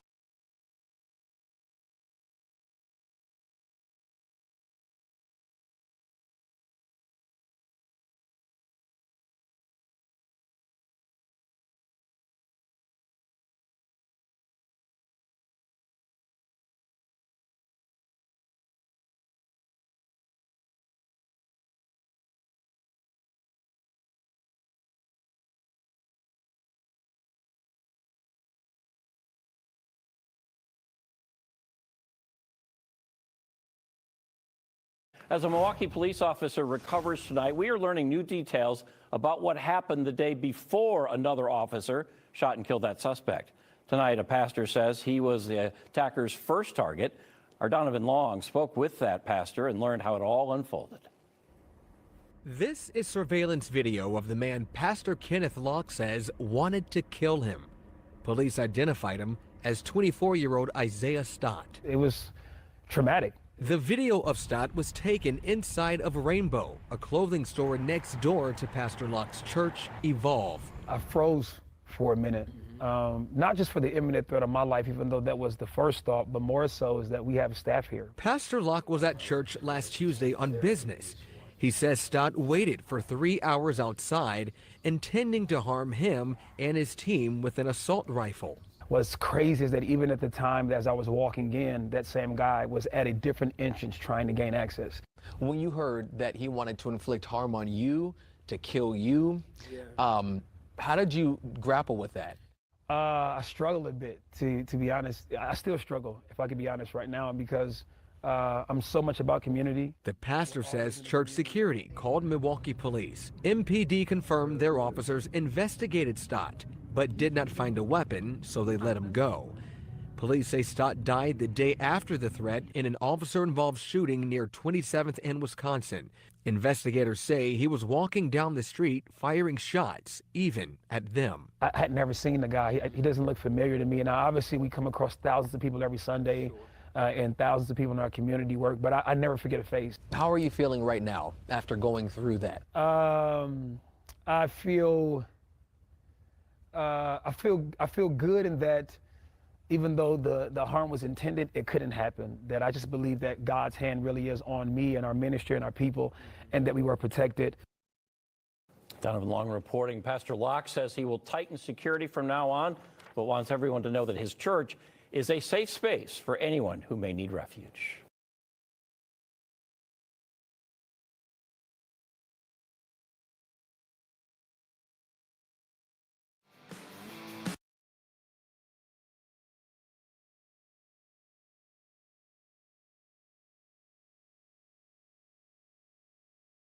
Investigators say a Milwaukee man burned down a Green Bay home after an argument with his wife. Law enforcement has been looking for him ever since. Fox 6's Ashley Sears explains why U.S. Marshals say he's a danger to the entire community. When you play with fire, you often get burned. He's wanted for arson, endangering life.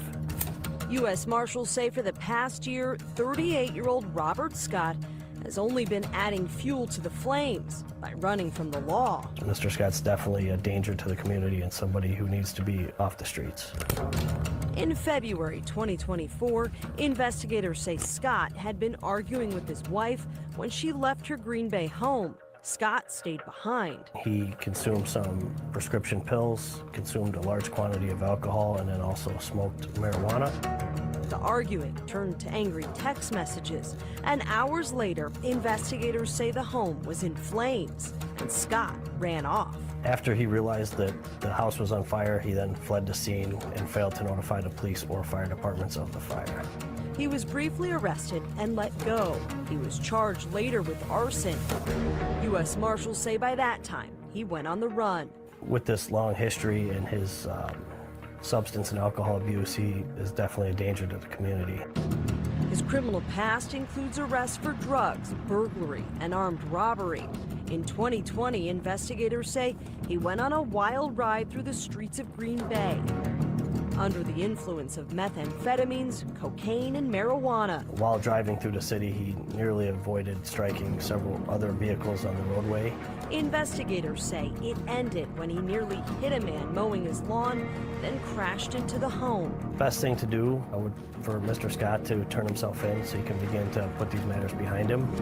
U.S. Marshals are fired up, ready to snuff out this fugitive. In Green Bay, Ashley Sears.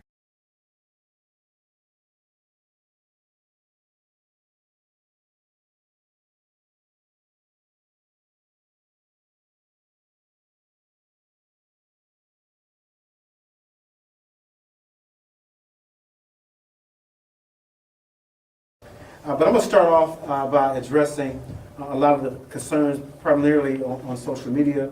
And I'm going to start off by really having empathy for the family, starting with the mother. And the mother is grieving. And right now she has a lot of frustration for law enforcement, the prosecutor's office.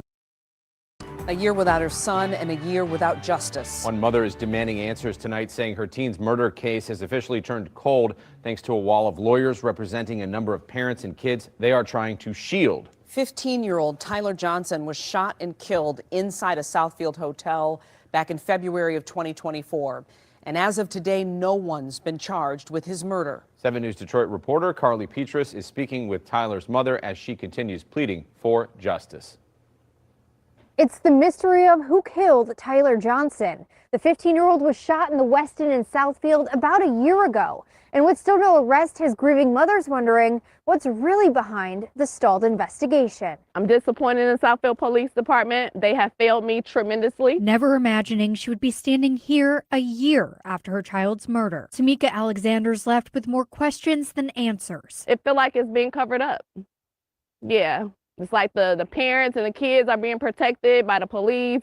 Nothing is being done. I'm the one that's not being protected. It was February 11th of last year, around 8:40 in the morning, when her 15-year-old son, Tyler Johnson, was shot and killed inside the Westin Hotel in Southfield. Police believe 5 teens were in the unsupervised hotel room at the time of the shooting. You have a body, you have witnesses, and you have a murder weapon, but you have no arrests. Police tell me they're still trying to figure out who actually pulled the trigger. A spokesperson with Southfield Police declined an on-camera interview, but tells me over the phone the main problem is the teens that were there that night won't talk, and their parents hired attorneys. There's also no video of the incident. Alexander believes there may be more to the stalled investigation. They definitely know who shot Tyler. And furthermore, it's a year now, and I haven't even heard from the Southfield Police.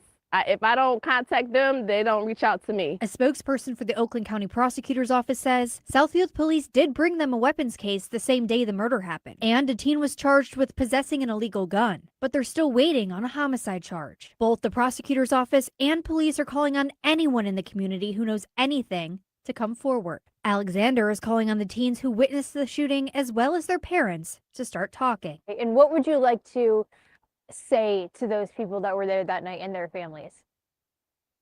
Whether I'm alive or dead, justice will be served for my son. And I'm not going to stop. And it could be you. It could be your family member. It could be your son. It could be your daughter. And karma is going to catch up with you. In Southfield, Carly Petrus, 7 News Detroit. Powerful message, Carly. Thank you. At iBuyDirect, we make buying prescription eyewear online easy.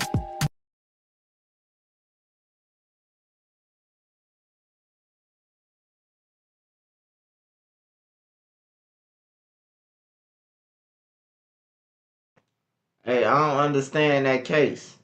How the hell do they got a murder weapon, the drugs and all that shit, but they don't got nothing else? And then they saying that they don't got no evidence. Whoever ran out that motherfucking room, shit. How the fuck a hotel that a hotel that's like a 4-star, 5-star, how they ain't got no cameras?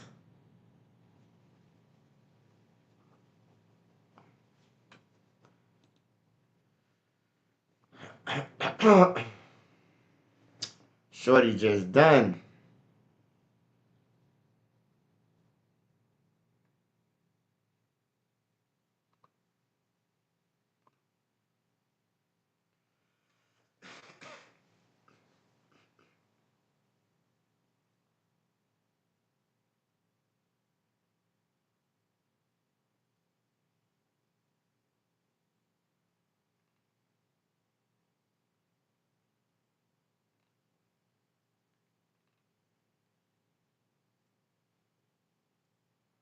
Oh, it's getting close to Jarvis' butts. Let's see what's going on.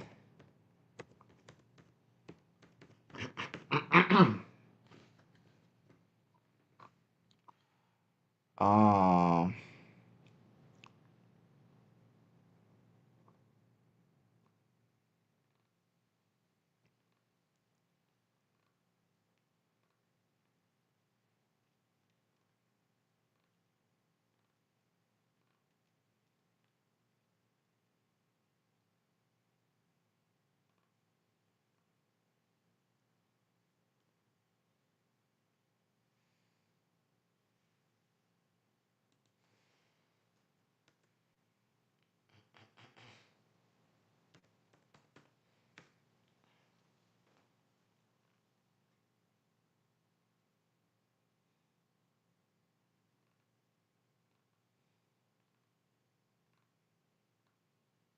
Motherfucking weirdo.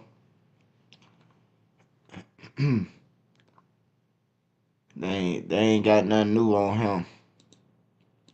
Nothing new on him. Gavain.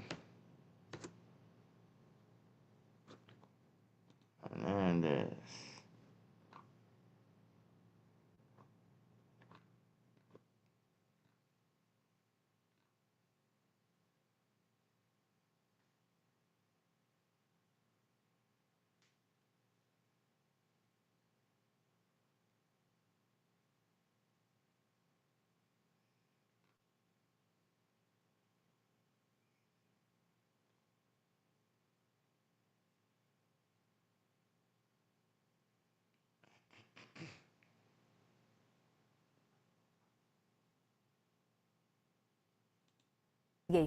New this morning, rapper Young Jock is speaking out after 3 young children were killed in that Atlanta apartment fire this week. He says it's hitting close to home.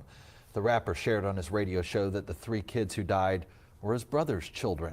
He got emotional talking about the losses and how it's impacting him. All this comes as there's an online fundraiser this morning aiming to help the family out during this time. A GoFundMe account has raised more than $29,000 at last check. According to the Post, the money is being raised on behalf of the mom of the kids. That fire happened Wednesday at an apartment complex on Fairburn Road. The Fulton County Medical Examiner's Office identified the victims as 9-month-old Zalia, 1-year-old Zyla, and 4-year-old Jakari.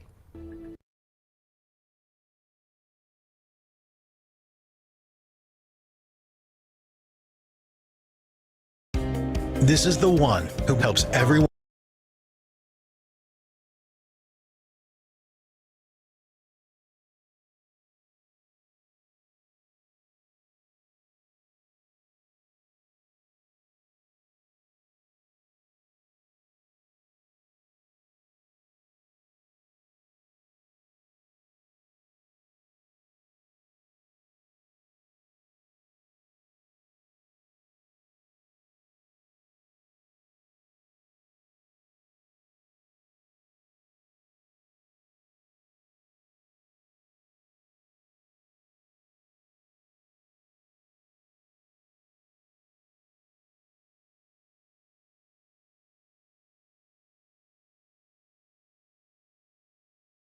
Atlanta, a dimly lit bedroom, a romantic evening for Tammy Cowens and Agent Keith Cromer, and the third in their long-distance menage a trois, Mr. Demetrius Flannery, who's on the phone while they're in bed.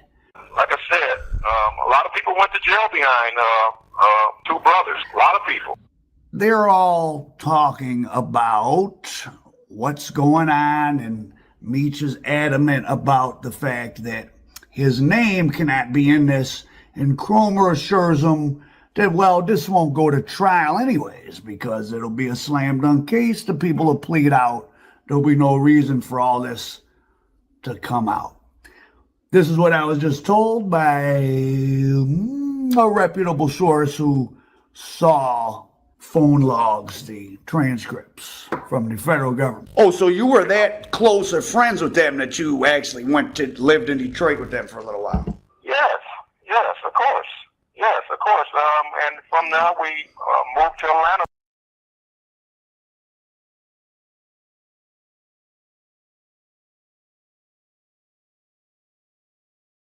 They obsessed with Big Meech. They obsessed with Big Meech. I start nursing school in September, and before I sent off my application, I ran it through Grammarly. I graduated with my bachelor's and master's degree before AI really took off, so I'm really excited to use this because it has a... Nobody wins when the family feels. And if I want to leave, I'm going to leave. And if I'm going to leave, I'm going to leave. Yeah, but you're talking about you're going to follow me. Who does that? You're weird. You're weird. I don't want to be with you and I don't have to. And if I want to leave, you're not going to follow me. The guy that was killed the day you used his card. Lanisha, certain things don't make sense to me. Oh, crazy. Look at her. When she finally reached him, like, he tried to post up with her or whatever, and he swung. I think he hit her like once, and she stabbed him in his hand. He tripped and fell. Then she went crazy and she stabbed him to death. Niggas really with it and we getting banned. Other niggas shooting shots flying out this van. Pussy niggas say they want some smoking, then he ran. Mysterio. I've been talking about this shit every day, but they don't hear me.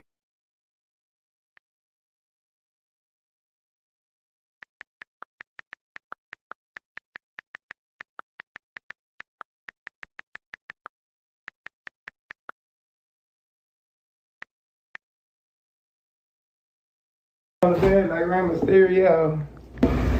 What you got fucked up? What if I got fucked? Well, I said fucked up. Or I said fucked. Never mind. You know, anybody looking at this story, and I'm sure you would agree, without the facts being presented and knowing someone was arrested and looking at the new indictment, if someone say they left a door open for somebody to meet up at their boyfriend house, you see what people come up with that conclusion.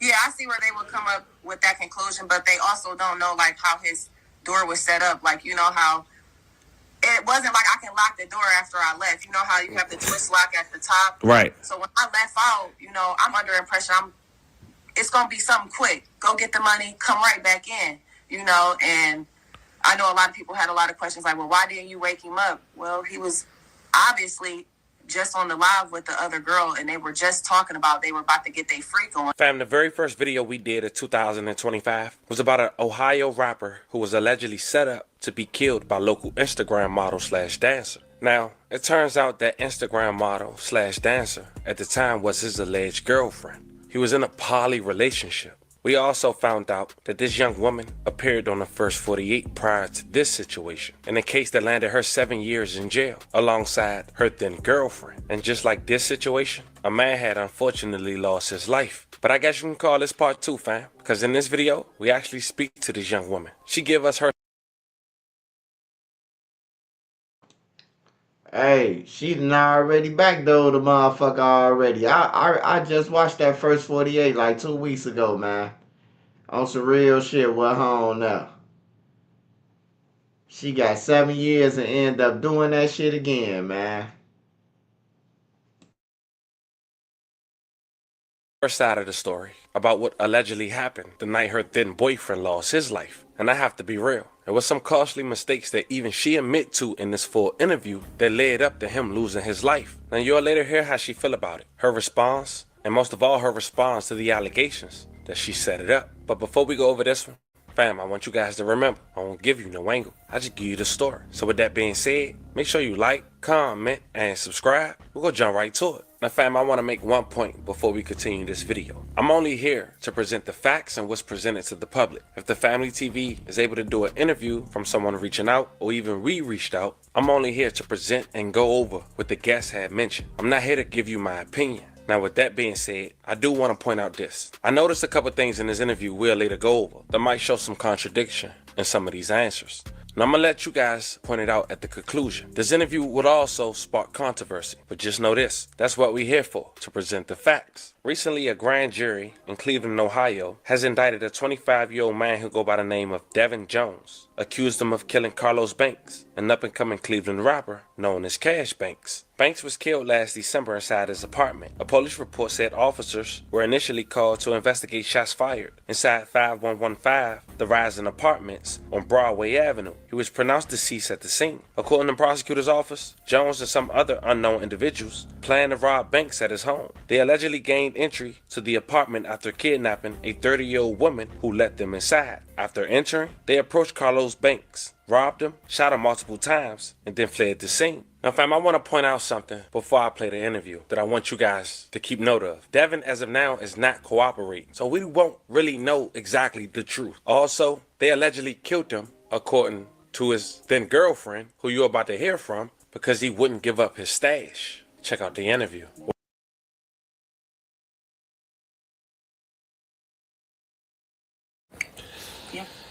Welcome to the Family TV. Who do we have a privilege for speaking with today? Lanisha Jones, aka Lovely. So I can call you Lovely or Lanisha. Which one do you prefer? Whatever you feel comfortable with. All right. You know. So I'm me, regardless. So right. My middle name is Lovely. So. Oh, okay. Okay. First and foremost, I want to tell you we appreciate you taking the time to chop it up with us. For the audience so they can get caught up, I think it was a month ago we did a story about an up-and-coming Ohio rapper who we'll later go into detail about. His name was Cash Banks. Unfortunately, he lost his life inside of his apartment only hours after being on live. He wasn't on live with me. Actually, that girl that was in the video that they thought was me, that's actually a girl that we was in a polygamy relationship with. That's not me. That's why everybody was like, well, makeup do you justice. That wasn't me. I don't even really wear makeup. Got you. So before we really get into y'all relationship, you mind just telling the audience a little bit about yourself? Well, I'm an entertainer. I'm an actress. I say actress because you got to do like videos and stuff like that in my type of field. I'm a dancer. So I'm just me all the way around. Right. Are you from Ohio? Yes, I was born and raised in Cleveland, Ohio. Okay. Now, it was a segment that we had inside the last video. It briefly touched on a past situation you had considered a friend or an ex-friend? She was an ex-girlfriend. An ex-girlfriend, okay. It was an unfortunate situation where a man was, I believe, stabbed to death? Yes. You was also featured on the First 48. We showed a snippet of it. Do you want to briefly talk about that? Yeah, I can briefly talk about it. Basically, I was in foster care. I got kicked out. Her mother was having mental health issues. She got kicked out. That's how, we came together, pain, going through similar situations, not feeling loved. And, sorry about that. Okay. I had got a phone call. Long story short, we came together and we was trying to help one another out. She took a ride, and the ride turned crazy. We ended up going over to dude's house, smoking some weed because he offered it to us. I was 17. She was 15 at the time. She actually lied to me about her age. She told me she was the same age as me. We go to the house, we smoke the weed. I start feeling weird. I go upstairs, come down. She talking about he didn't try to force himself up on her. So, that led to another thing. And, my case is basically like a sexual, like kind of case in a sense. Well, molestation case. All right. Now, you end up doing 7 years? Yeah, I did 7 years behind this. All right. Because I was there and, it ain't like I went to the police behind it. So, but I never really kind of like felt strongly about it. Right. And what about your friend? How long did she get?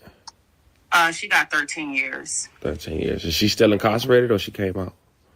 I think right now she's still incarcerated. She should be in pre-release. Okay. But she's about to be coming home, I think this year or next year. I don't talk to her no longer. Okay.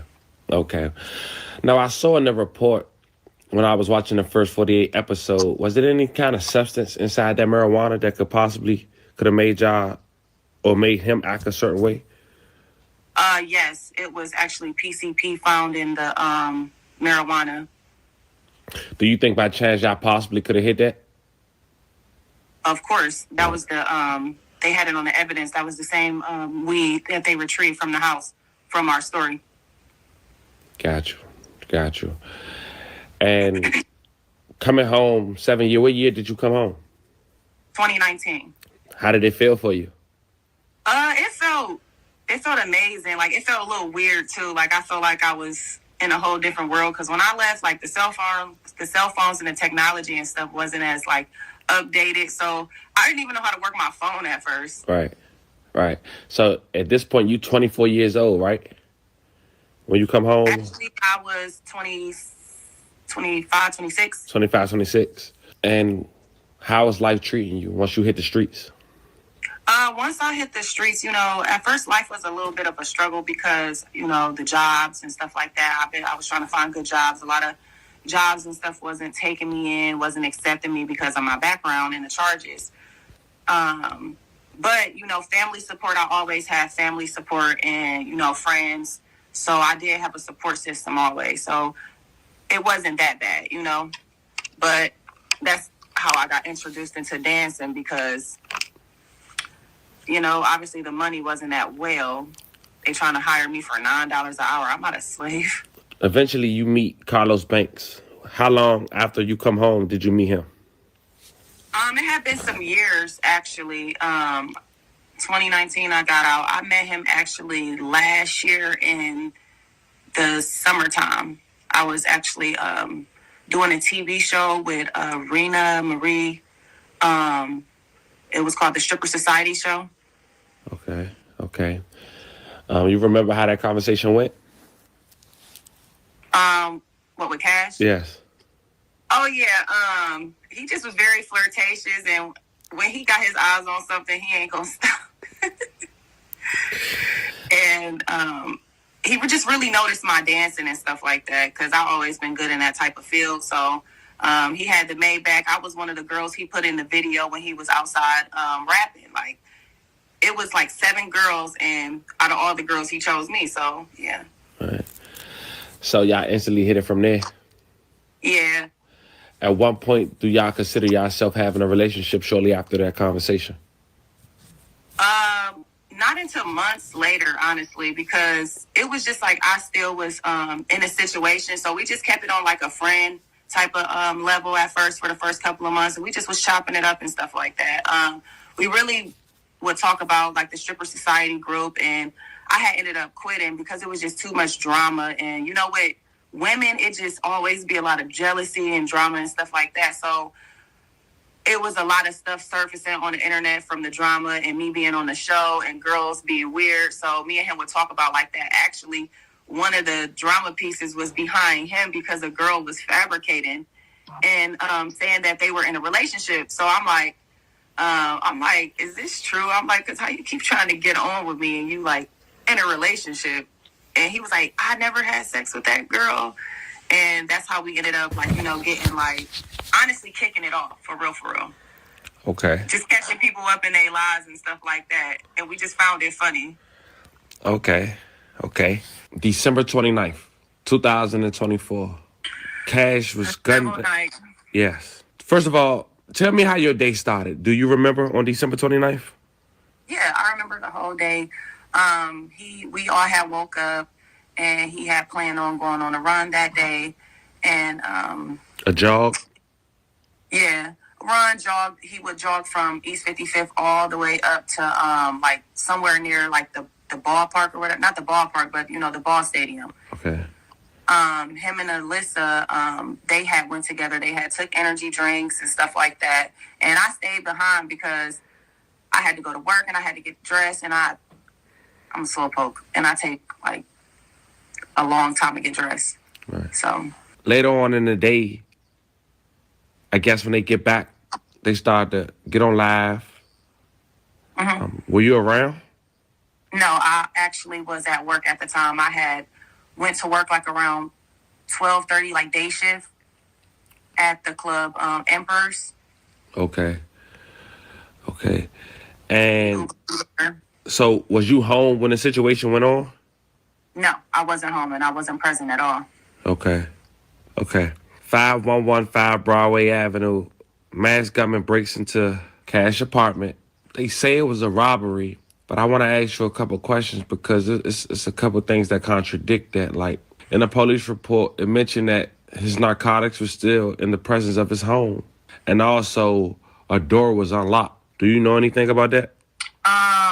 Yes. The door to his apartment was unlocked because I left out because I had got not an email, but a message off of Instagram stating that somebody had wanted to book me for a party. And I had told them, you know, if you want to book me, you know, you got to send me my deposit first. Right. They didn't want to send it virtually. They decided to give you cash. Yeah, the person over the internet, I was, you know, under the influence, like not under the influence, but under the impression that it was a female, you know, booking me for a party for her dude. And was the page a private page? No, it wasn't a private page at all. Is the page still? It looked like realistic. It had pictures on there. It had followers on there at the time. Like it had a picture of the girl and a couple of the pictures of, you know, the girl that matched the profile. So I'm like, I'm not thinking anything was irregular. You know what I mean? So this after you came home from work? Actually, it was actually while I was at work. I had got the message, and they was like, I know it's last minute. but I would like to book you for a party. And I actually want another girl. I want to book another girl. So at first I was saying like, okay, the deposit is $250, and then I upped it to $300 when they added the girl. I was going to take the $250, and then the girl that I was putting on, I was going to give her the $100. Right. And you gave them the address to meet you at the apartment? Yes, they had. I kept asking them, like, I got Zelle, I got Cash App, I got Apple Pay, I got all of these, payment options, and they kept saying they only had cash. They only had cash at hand. I asked them to meet me at work. They just kept saying, the girl over the messages, she kept saying that she didn't have a ride. She had to wait till her dude got off work. So I'm like, okay.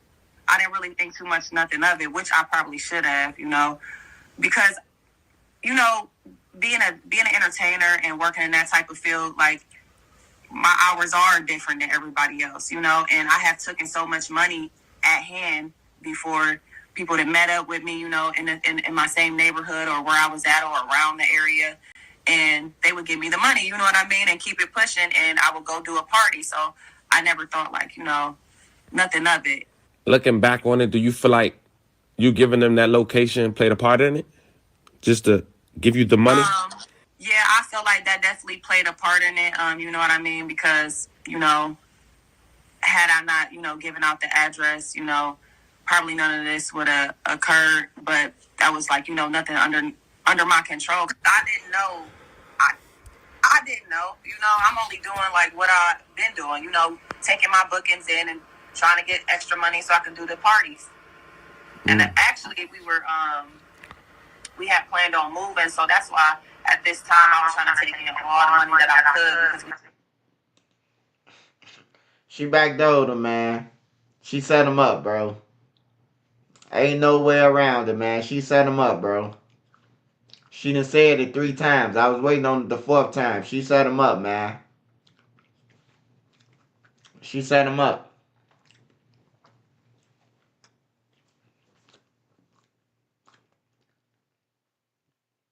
That's crazy, bro. And then she get on the interview and admit the shit. That's crazy to the motherfucker. We had planned on moving to the mansion. Right. Okay. And so when did it kick in and you realized that, hey, these people just used me to set up and take his life? As soon as I went outside and I walked up to the car, and I walked up to the car with the blinking lights, as they instructed me to do. And 2 guys had exited out the vehicle, and they basically told me, like, get in the car, and if you don't want to comply, we're going to shoot you. That's when it kicked in. I'm like, oh my gosh. And everything I just started picturing everything like, oh my gosh, like, I'm about to be. So afterwards, they kidnapped you? Yes. They kidnapped me when I came outside to collect my money. Got you. So who was in the house with Cash at that point? Alyssa. Do you think, well, first and foremost, you hear speaking, so apparently the narrative that was given because of those actions that you allegedly set him up could possibly be thrown out the window to a certain extent, correct? Because you hear speaking to me. The other girl was a girl that you guys was in a poly relationship with, right? Yes. Have you spoke to her since this situation? I have spoken to her, but it was like very brief, and she was doing a lot of like pointing the fingers, asking me weird questions. So I just really cut that person off. Do you think she felt like you played a part in it? I feel like she portrays like she feel that way, but I don't really feel like she feels that way. I feel like she just scared and she don't want to be blamed. So the easiest thing to do was to start pointing the fingers with everybody else. How long was you kidnapped for? Honestly, I wasn't really keeping track of the time. I just know I was being held, hostage against my will, and they had me in the back seat of a vehicle with my head like in between my legs like that. Do you feel like y'all moved? Did you feel the car moving? Yes, I felt the car moving. They had called somebody over the phone to go pick them up. Was you let out? Was you pushed out? What you mean? Out the car. Like, when did you become free? When did I exit out the car? Mm-hmm. when they were trying to figure out a way to get inside the building because the doors from the building, like when you walking in, they're locked. Like the first door is open to get in, but you have to push in a code to get in the front door. So you didn't really move. You didn't really go nowhere. No. Okay. Now, there was a narrative being pushed out. A young man went on the news and spoke, arguing that you was possibly involved. You had people in the comments who claimed they knew you. How did that make you feel at the time? It made me feel real shitty, honestly, and real sad and disappointed, angry, overwhelmed. I just felt a lot of like mixed emotions, honestly, a lot. Scared because, now all these people, like now this dude with all this, he got a little bit of people behind him, saying all these things about me. So I felt everything. I didn't feel happy though. I'm sure the police asked you, was they able to find that page that wrote you? They were. I retrieved the messages after I got into my iCloud. My phone was stolen during the incident. When they, put me in the backseat and kidnapped me, they stole my phone and they turned my location off. So yeah. Do you think, well, based on the information you have and for yourself, do you think that him being accompanied by someone else in the house made the robbery go wrong? You think they didn't know another girl was in the house? I know that they knew another girl was in the house because when we were inside the car, they were asking me all the questions and stuff like that. And I kept saying, I don't know. They was like, do you know if he got a gun? I'm like, I don't know. Do you know where his drugs at? I don't know. They was just asking me, do you know where everything at? And I kept saying, I don't know. And when I kept saying that, they was like, dude, you know something because you live there with the other girl. And I'm like, I don't live here. I'm like, I just been spending the night. How did you feel comfortable giving somebody that address? Did you know this woman? Say it again. Did you know this woman who you gave the address to? No. And you still felt comfortable giving them that address to meet up? Yeah, because it was a big apartment building, and I wasn't like, I didn't really think too much. I'm like, I'm going downstairs. It ain't like I'm inviting them upstairs to the apartment where it's at. You know what I mean? So I'm like, I'm thinking it's safe because, and then the door locks right there, and you got to get buzzed in. So I'm thinking like, I can run outside, grab my money, and keep it pushing. I know that's, to some people that's a little risky, but I have been like doing this for a long time. Like, I never thought something like this would happen. And I never really was dealing with anybody, I guess of his caliber. You know what I mean? Not knowing. And I honestly didn't even know how big he was until everything happened. Like, and the whole world was just like, Right. So as of today, almost 2 months later, they actually arrested a guy named Devin Jones or something. Okay. Did you know Devin? No. I'm sure could possibly be more arrests if they lured the girl to help get you. Or do you know if you was talking to a girl? Honestly, I feel like it was one of them behind the page. Yeah. Okay, so you never... Pretending, you know what I mean? Right. And I felt like they knew how to angle me because, Cash had been going live a lot and he had posted me, on his page and he done told the world, this my girlfriend. Right. And it's crazy because there was a lot of people on Facebook and these social media platforms like Instagram and X, formerly known as Twitter, who seemed they tried to communicate with him when he was on live with you. Now, do you know Trick Daddy daughter? I don't know her personally, but she was definitely had called Cash before, and she was saying a lot of nasty things towards me and the other girl we was in a relationship with, and I definitely gave her a mouthful of words, So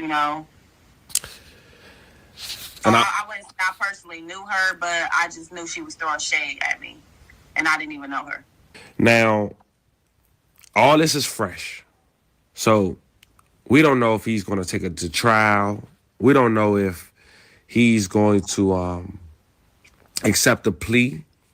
You're talking about 2, 3, 4, 5, 6, 7, 8, 9, 10, 11, 12, 16 counts. If needed, do you plan on assisting to make sure justice served? Yes. That's good to know. That's good to know. If it's anything you would want the audience to know, what would it be? I'm here for the auction. It's a bit late for that, son. I'd like to buy some time.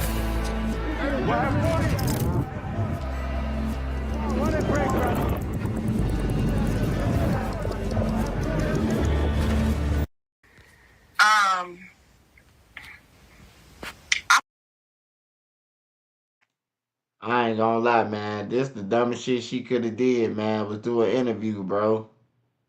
She a sore thumb, bro. She think her prettiness gonna hide the fact that she done helped set a motherfucker up.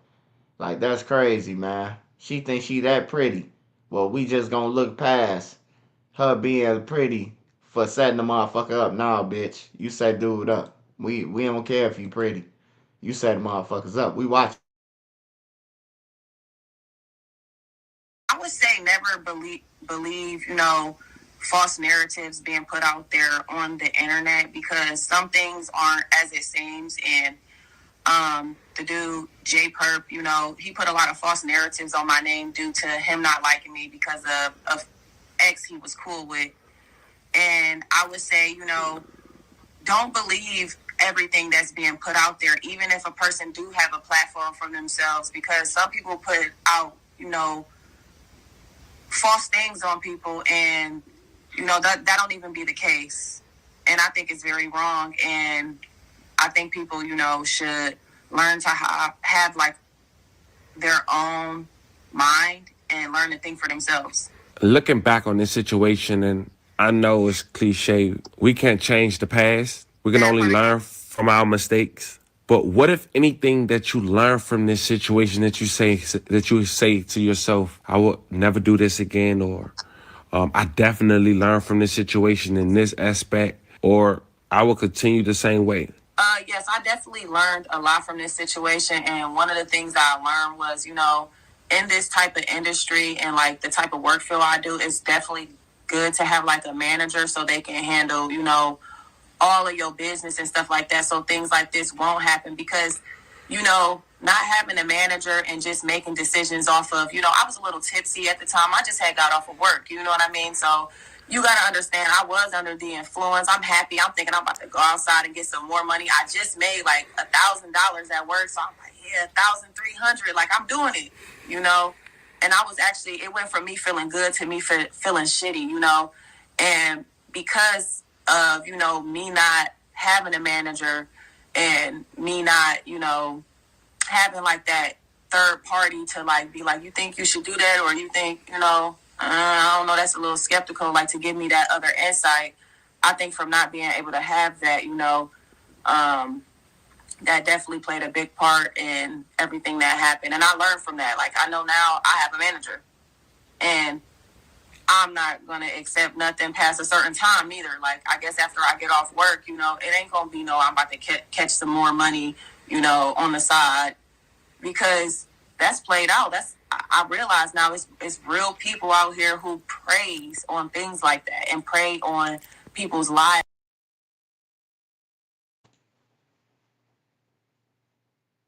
Hey, it's crazy, man, that she still thinking about stripping after she done did that. Yeah, you know what karma is?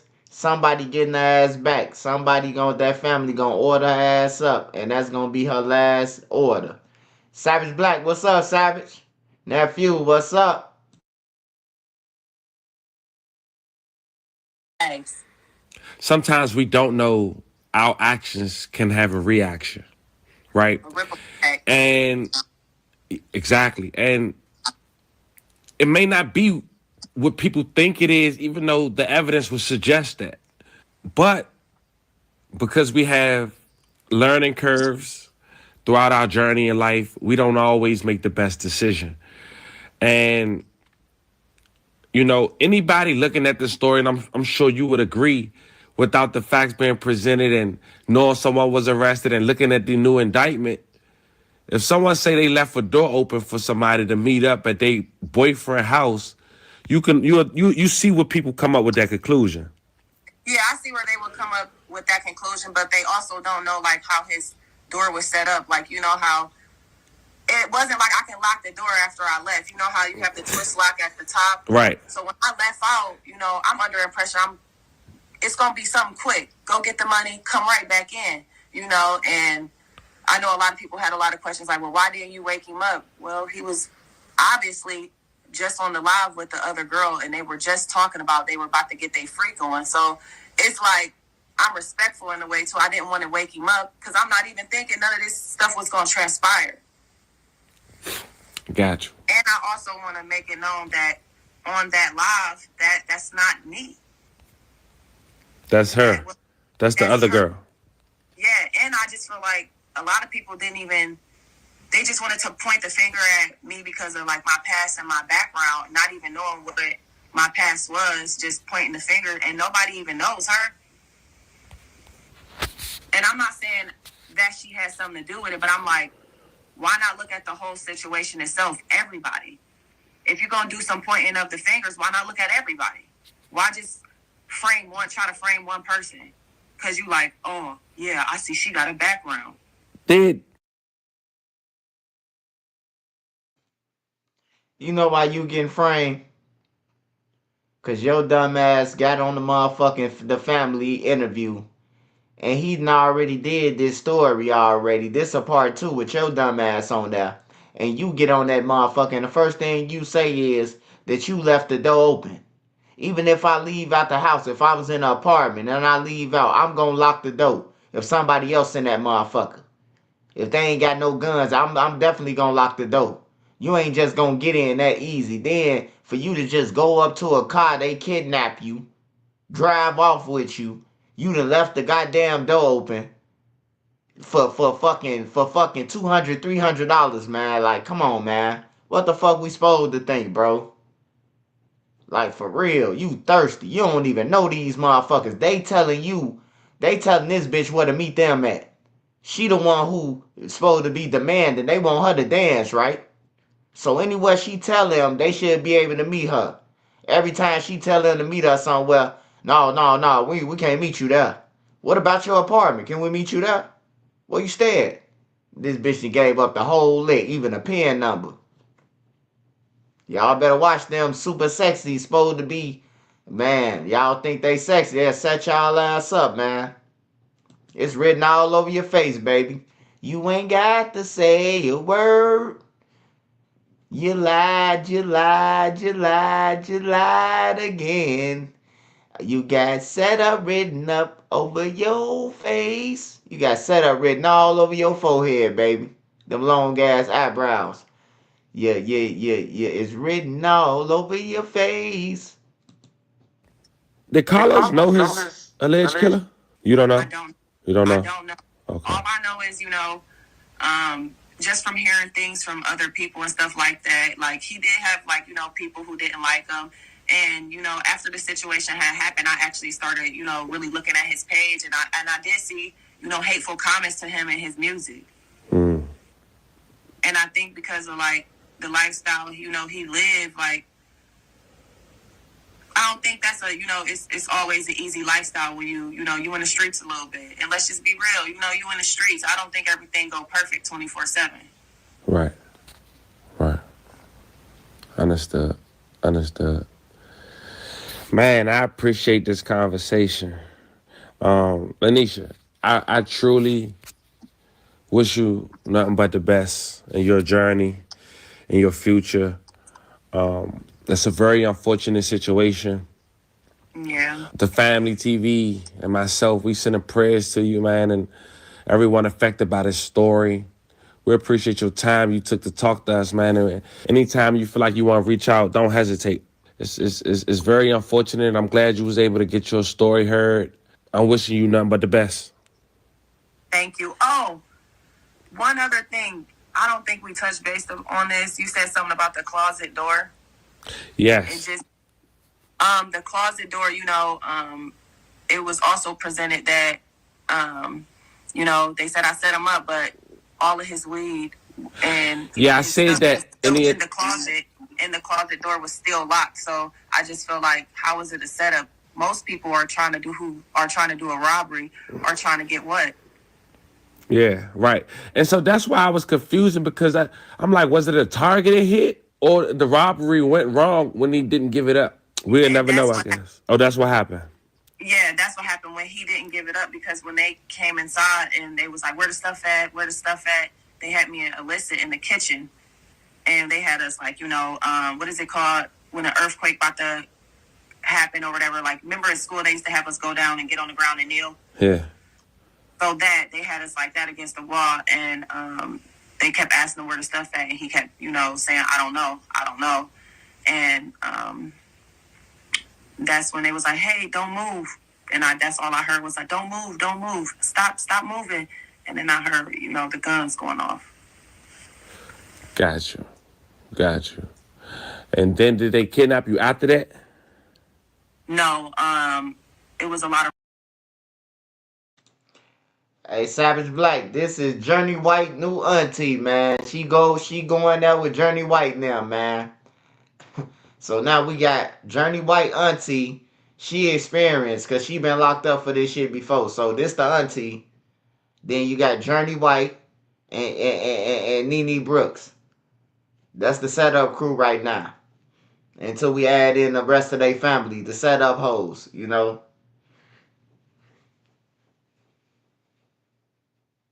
Yeah, bro. First she thought she was in the car. Now she was in an earthquake in the house.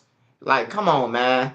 First she said they drove off with her. Now she was in the crib.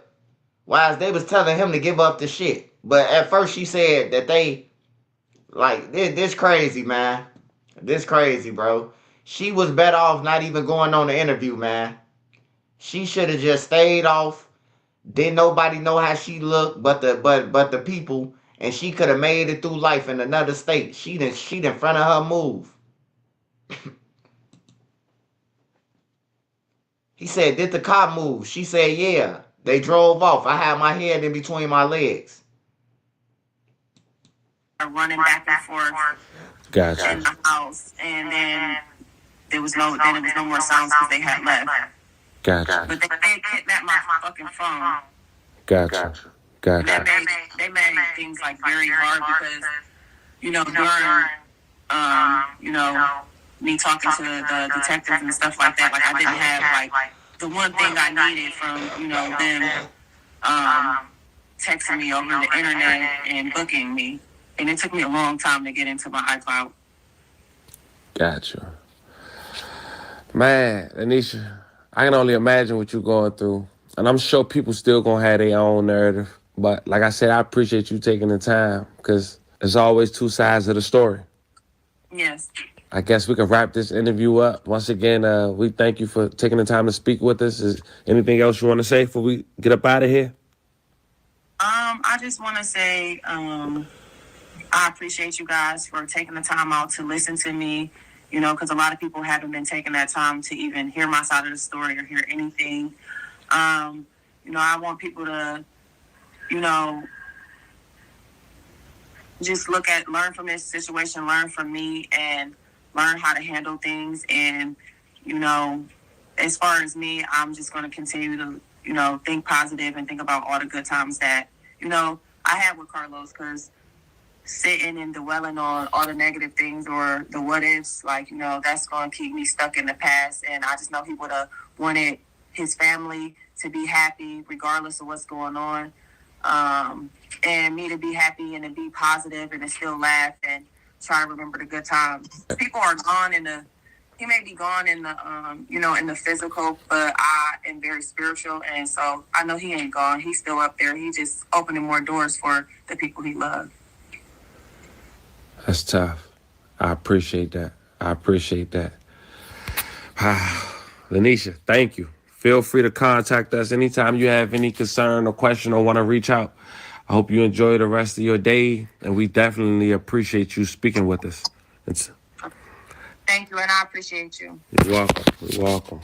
Well, there you have it, fam. Let me know how you feel about this one in the comments. That was the completion of the full interview, I guess you could say part 2, of the Ohio rapper who was allegedly set up to be killed. No matter how you look at it, some gonna say her giving that address up is just as damaging as setting it up. Talk to me in the comments. Don't forget to like and subscribe. And today, I'll catch you guys on the next one. TaxAct knows taxes can be confusing, so we've got experts, live human experts, to talk. Hey, yeah, man. Hey, fellas, man. Hey, man. Hey, that's why it's good to have one girl, man. It might sound good to have two, but man, you see, one sound like she was jealous that the other one was on live time about she been to get it in with dude. Now she end up just happen on the same day that he go live and say he about to hit old girl. She in a car kidnapped. The bitch talking about some, yeah, but they kidnapped my phone. Like, get your weird ass out of here, man. Hey, y'all better watch out, man. Women's watch out for the weirdo niggas, too. Shit, there's some weirdos out here. You would think you going on a date with them and then you would be tied up in the trunk. Watch out for all that shit. Ain't nobody safe out here, bro. Nobody. See, the police can't save you, whatever you live in. CPD, APD, NYPD, New Jersey, they can't save you, man. It's they response is not fast enough, man. I'm just here to tell y'all, bro. That's why every fucking news channel, even everywhere across the country, we have no suspects in custody. Cause they response ain't fast enough, bro. You relying on the motherfucker when you call to say, hey, somebody just got shot. They question you as if you did the shit. You know what I'm saying? Instead of getting out. So now you gotta wait on this bitch to question you. The person who answered the phone, you gotta wait on her to fucking answer the phone and then question you about how many shots you heard. And bitch, just get here. He hit in the neck, the arm, the leg. God damn it, he hit everywhere besides beneath his feet. You know, the bitch asks you for your name, your phone number. Bitch, you got my phone number. If I call 911, they know your number. They could call you back. They could trace your shit and everything, man. Like, all the games need to be stopped played, bro. Like, they profiting off stupid shit, bro. Just help the people. Come out, pop out, grab the people, take them to the hospital. A lot of people will still be alive, bro. Like the trauma centers. They foul as hell. They know that it's a lot of killing. If it's a lot of killing, it's supposed to be trauma centers. Every motherfucker well like jails. If you know it's killing. But why they don't got no trauma center everywhere? Because they need people to die, man. I'm telling you, it's a profit, bro. It's a big profit. You know, the ambulance get paid. The morgue get paid. The doctors who pronounced you dead get paid. The funeral home get paid. They get paid for the plot, the casket, the service, the flowers. Man, I'm talking about, bro, it's all a big ass scheme, bro. You gotta protect your life, man. You gotta take your life serious, man. You gotta take your life serious, man. Won't nobody give a fuck about your life, man, like you, man. I know you got loved ones who love you, but don't nobody gonna care about your life but you. Like you, man. Always remember that. Nobody will care about your life like you. I don't give a fuck how close you is to your family members. On everything, bro.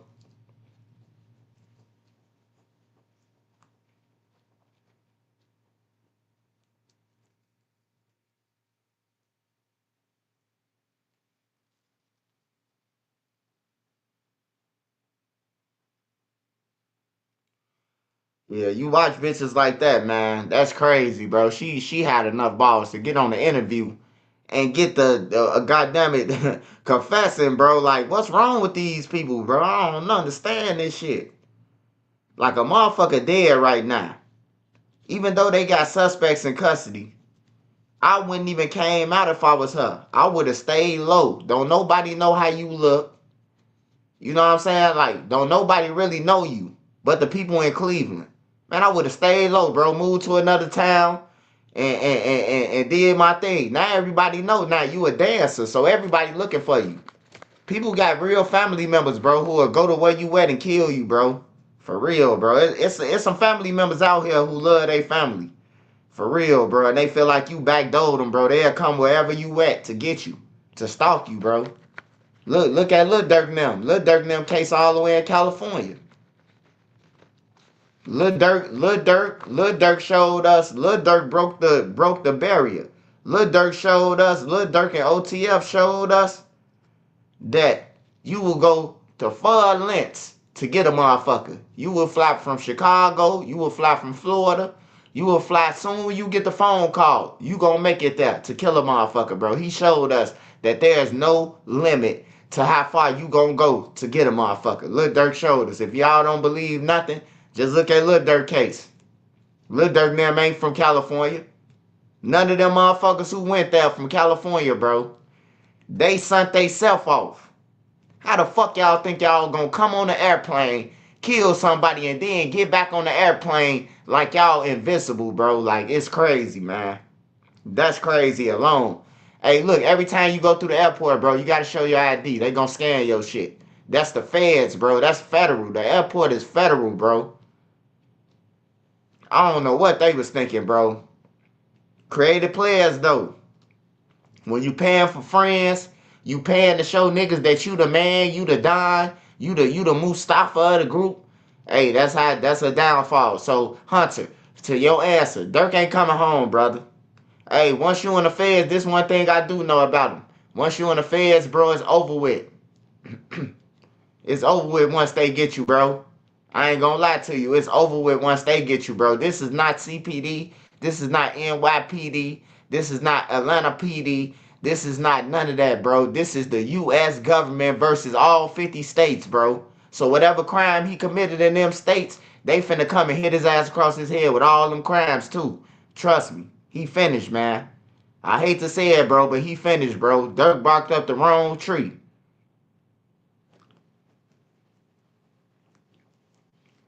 Hey, look. Just look how many cases Lil Durk beat. Him and Von them beat a attempt murder that disappeared out the system. We still don't know what happened to that case. But now we know. The feds was letting all that shit go. Hey, look. Let that shit go. You know what I'm talking about? Like the feds, all them cases that they had. Boona. Look at Boona. OTF Boona. He had a motherfucking shooting a kid, bro. A kid got shot. Like a 5-year-old kid got shot. Will, what happened to the case? What happened to it? What happened to the shooting with when they said the cameraman told on the what's her name? When they said that it was a shooting that Lil Durk then was out there with the cameraman. What happened to that shooting? Bro, they done had a whole bunch of shootings that just disappeared, bro. All these damn guns they getting popped off with. Y'all know who got popped off with a lot of guns and he was out. You know what I'm talking about? Oh, I beat it. You ain't beat it. The feds let that shit go. You ain't beat that shit. They told Fannie Willis to move over.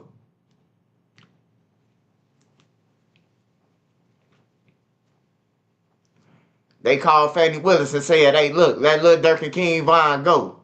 We watching them. Let both of them go. We watching them.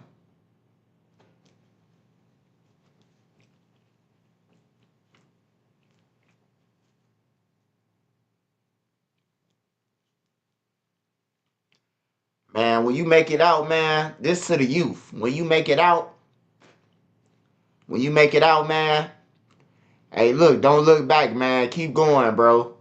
Like, reach back and help who you can help, who you want to help, who you really love, bro. But far as trying to help the streets and trying to be bigger than the next successor, you trying to be the next successor of your block, bro, you gonna go down, man. I'm telling you.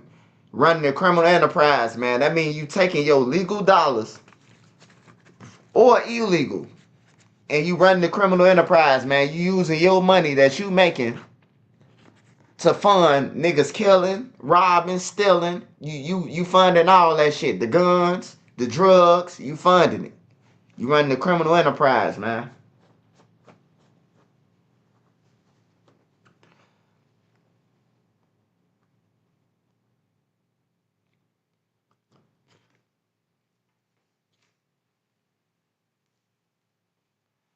Hey, Marley. Hey, AJ. Hey, Marley. Molly at home, bro. This what crazy thing about that shit, bro. He calling Marley 10 minutes after they done killed the motherfucker. He calling him out loud through a neighborhood. He know damn well that Marley didn't run the same way that he ran. So how would Marley end up on your block, on the block?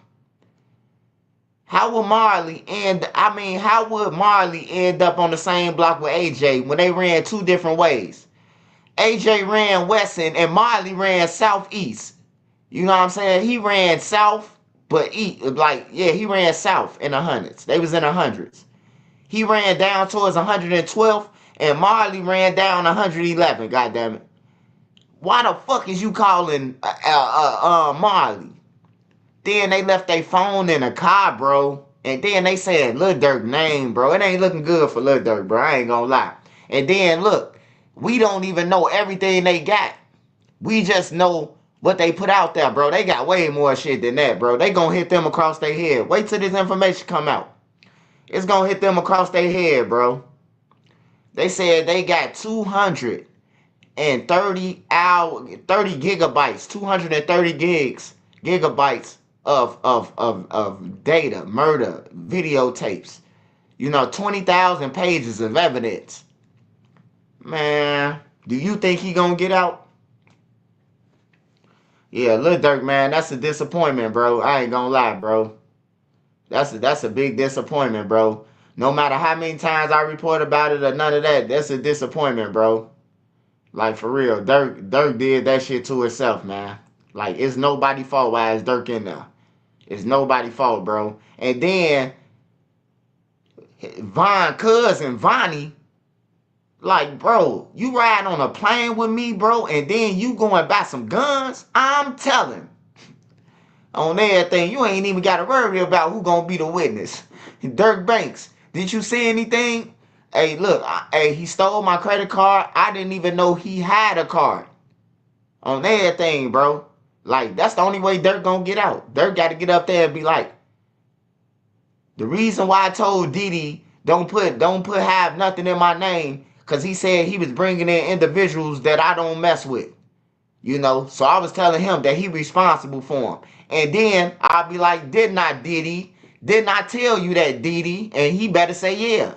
You know what I'm saying? Like, Dirk got to speak up for himself, bro. I ain't finna lose India and all my kids, and I really didn't have no shit to do with it. You got me fucked up on everything. I don't know what gang you in on some real shit. ACO! ACO! ACO! What you want, man? This is my last time coming back here. Hey, man, you'll call them three-letter boys, man. Hey, what you talking about? Shh. Hey, man, shh. Yeah, everybody listening, man. Hey, I need you to call them agents that just left. Tell them Banks want to talk to you. Tell I got the story for them. Tell them I get them everything. I know everything about Old Block, Lamron, Tay-Town. Every BD that you want to know, I know about.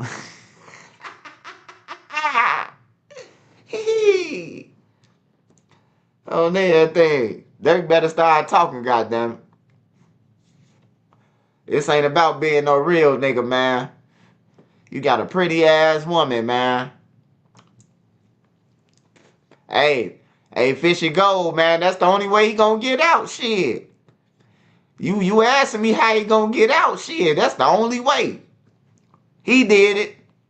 Just like he was saying, I did it with Boone and them. When the judge say who did it, he better say he did it.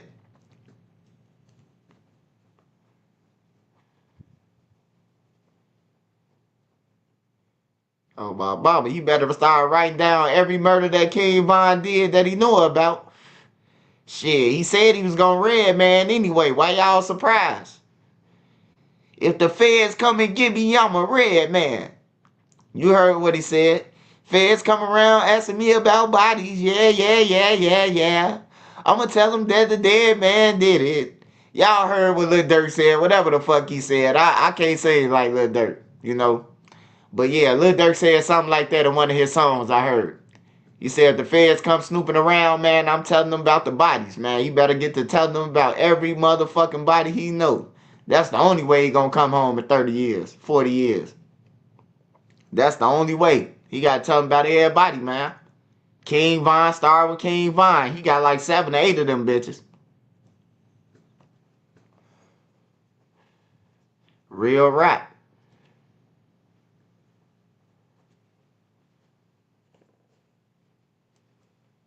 I want Dirk to come home. I want him to tell on all them niggas.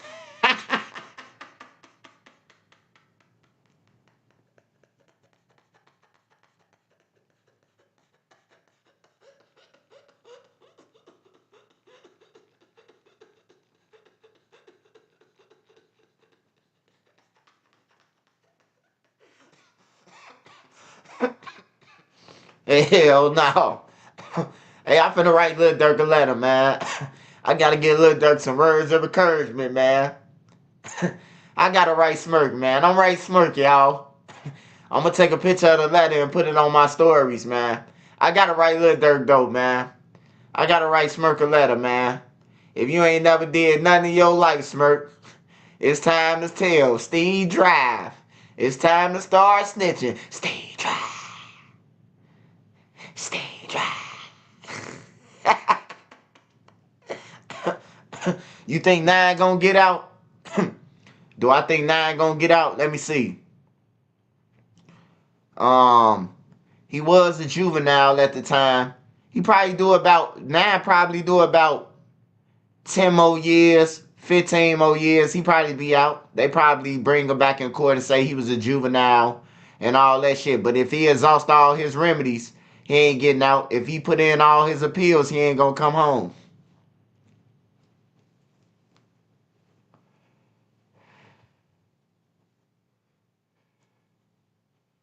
Yeah, Rondo probably got to do about 15 more years. He was a juvenile. I think Rondo was a juvenile. D Rose was a D Rose need to really come home though. I know all y'all be hating and be like, "Hey, Swipe, but he killed people." I don't know who the fuck D Rose killed. I'ma be honest. Hey, people be saying in Chicago they always lying. People be saying they killed him and they killed him and they killed them, and they don't even be the ones killing. They just be the ones that's rapping about this shit. I'm telling y'all, man. So I don't know who he killed. I know, he was terrorizing the community and shit. They was scared of him. D Rose. I thought they was talking about the basketball player at first. You know what I'm talking about? Because I know him as a beer. I don't know him as D Rose at first. So when they said D Rose, then I'm like, man, that's Lil Beer. What's up? It's people from Motown. But yeah, D Rose, he the only one I know that ain't killed. He didn't kill Vinzel for real. Like for real. And everybody know that shit. He didn't kill him. He did not. He in jail for a murder that he didn't do. And if I was D Rose, I'm telling on everything. D Rose didn't already did. He done already did 11 years without saying shit. And don't y'all think it's time for him to start talking? On everything, bro. You done did 10 solid, bro. How solid you gonna be? They want you to do the whole 40 before they say you a real nigga and they ain't sending you $1? Like, come on, man. Man, hey, look, I did 10 years, man. It's time for one of you niggas to come up in here, bro. On everything. Just like they do in wrestling, how they go against the rope and then smack tag team a partner. And then a partner climb in the ring and they get out and start kicking ass. Y'all watch wrestling, right? That's what a nigga supposed to did. Because if I was D Rose, it's time for a nigga to do a tag team now. You got to go to the motherfucking district attorney and tell him that you participated. You did this shit. I ain't playing, bro. Like, for real. If I ain't do no murder, bro, don't put shit on me. Don't put that shit on me. On everything. If I ain't do it, don't put it on me. For real, bro. I ain't going. I ain't finna be sitting in no motherfucking jail, nigga. Niggas trying to fuck your bitch and everything, bro. Yo, be dead to your kids and shit. I know how the streets work, man. I know how the streets work.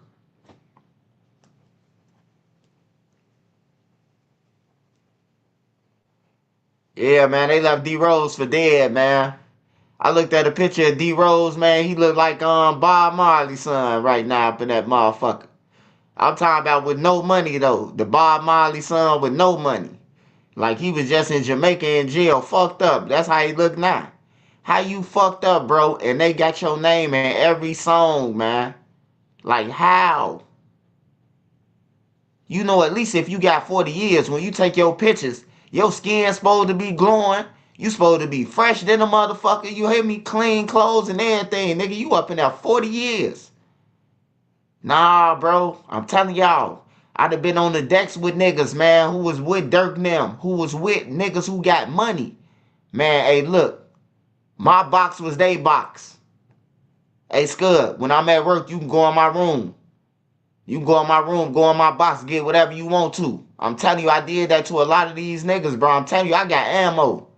I did it to a lot of niggas, bro. Like, a lot of people who you would think like, damn, he be with Lil Dirk and them. Dirk and them shot it up. Man, hey, look, bro.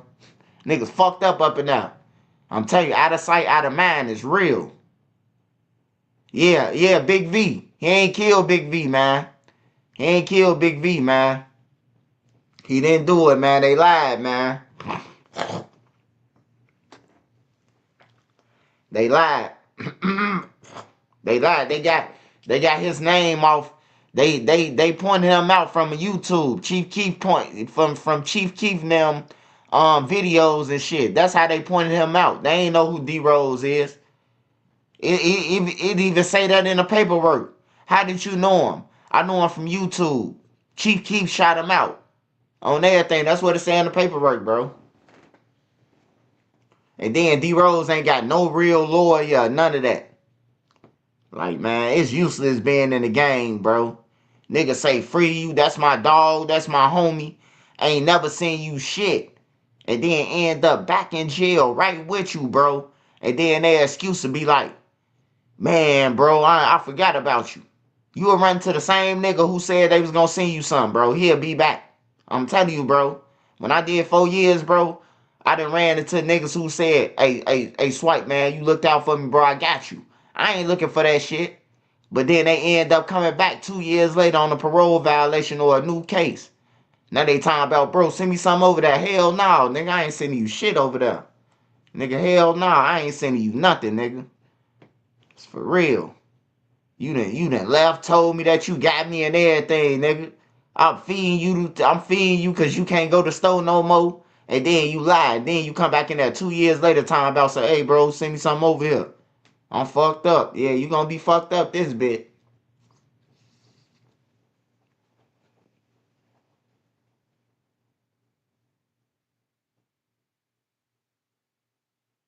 Lil Boo ain't do that shit. They lying.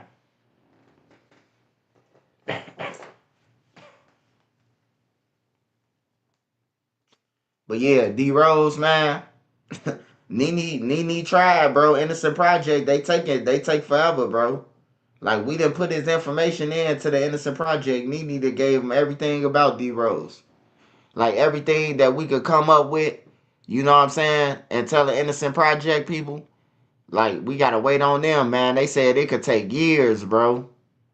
They said it could take years before they start working on his case, man. But we gave him all the information, like, he innocent. Like, I know for a fact he innocent, bro. I will get on the stand for him and say he innocent, bro. He innocent.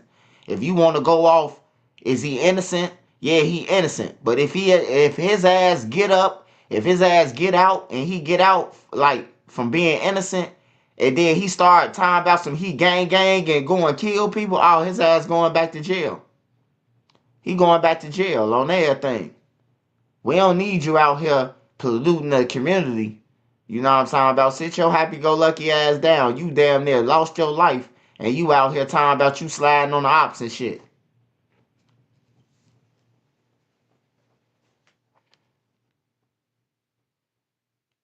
Hey, Swipe, do you listen to Memphis Drill? I ain't gonna need a lot to you, brother. Man, I listen to Lil Wayne. I listen to, like... Man, I listen to all old music, bro. I ain't gonna lie to you. I like Danny Lay, look, the baby mom. I listen to her songs, couple songs. Yeah, I mostly listen to all old music, bro. Like, the new music ain't no substance, bro. I get tired of hearing nigga talking about spending how many. I be dizzy the way they spend. Shit. I be half weed, man. I can't sit there and listen to no nigga lie about how many times he just spunked on the block, man. Like, hell no. I don't want to hear that shit. But the Drought 3, that's what I listen to every day, man. The Drought 3, I play that every day from front to back. I play that motherfucker for all the songs. All the songs. From the intro on out. I love Lil Wayne, man. But Lil Wayne gotta stop getting high, man. Lil Wayne gotta stop getting high, man. He was high on that stage, man. Look like a crackhead, bro. Look like a motherfucking, one of them little Martians be on the spaceships and shit. Big X the Plug. I like Big X the Plug and Trap Dicky. They song. They remixed the Foul Heartbeats. They remixed Eddie Kane verse. I like that shit.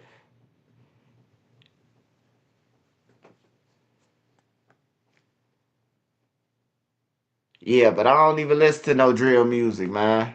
Like that, bro. Like Duck music, I listen to Juice. Like Capri Sun, I listen to that. I listen to like a couple more songs, bro. Like Von, I only listen to Demon. Cause he talking about Troy and White and them. You know what I'm saying? Like I got a selected few songs, man, that I listen to, bro. Like I can't just like I hate being in the car with the kids. I ain't gonna lie, bro, cause they listen to that shit. You know what I'm saying? My son, he listen to Lil Scoom, he listen to the Bloodhounds, man. I be trying to tell him, bro, like they ass lying and they some crackheads, bro. Like I always tell my son that he listen to motherfucking Lil Scoom all the time, bro. I tell them that all the time, bro. Like, look, bro, don't believe shit they saying. They lying, bro. They lying like a motherfucker. They some crackheads. That's some real shit. I don't want my son believing that shit real. Like, hey, look, this rap, don't, you know what I'm talking about? Don't get it confused. Don't be walking around this bitch start playing like you shooting and all that goof ass shit. I'm gonna break your hand, you know? Like, I don't play that shit. You know, I don't play game banging and none of that. I don't do none of that shit, bro. I don't want them to even think about they gotta join the game. That's why I try to give them everything they want. Whatever they ask me for, I don't want them to have to depend on no niggas or none of that shit. I got you. On everything, bro. And I'm gonna show you how to get it. Be independent, bro. For real. See me make it when I die. Those are masterpieces to me. Was T-Roy really killing people in the streets? Or they exaggerating? Hey, man. Hey, look, man. Rest in peace to Lil Troy, man. Lil James Johnson, man. Troy, I love Troy, man. Like, I done signed Troy out so many motherfucking times, bro. You won't believe it, bro. Like, I done signed Troy out from violations of curfew so many times, bro. Motherfucker waking me up out my sleep. He calling me at the window with the police handcuff, bro. Hollering up to the window. Hey, Swipe. Hey, bro, tell him I was finna come upstairs. You know what I'm talking about? Like, for real, I love Lil T-Roy, bro. I love all his family, though. Was he killing people? Yeah, he was shooting people. He was shooting shit out you. He was little. So, when you little and you in a community with people, a lot of people that's taller than you, he felt like he had to, his gun made him the same size as you, you know? Like, I just appreciated that the last time I seen T-Roy, we was Sally's. So, I was Bobo Sally. It was crazy, bro. Cause Big Swirl was my celly for 2 hours, 3 hours. Big Swirl, Rondo brother. He went to the joint. I went in the cell with Bobo. I walk in the cell. Bobo got his head down. I'm like, boy, yo, billionaire looking ass. Boy, you always playing on everything, Bobo. You know, I know Bobo. So he like, you always playing, man. On some real shit, bro. You lucky I fuck with your brother. You know, shit like that. So me and him was cellies. We was playing chess. And then they took me out the cell with him. And me and T-Roy became cellies. We were cellies and shit. You know what I'm saying? And yeah, I wasn't gonna let nobody touch him on the deck if that's what you asking. Like, it ain't no ops. If somebody with Tucaville was over there, you ain't gonna do shit or him on everything. I ain't going, bro. Like, for real, ain't nobody do shit to him on the deck. Ain't nobody do nothing to him or none of that, bro. Like, I don't play that shit. If you from the other side, I ain't letting shit happen on my watch, bro. Like, y'all take that goof ass shit on. But yeah.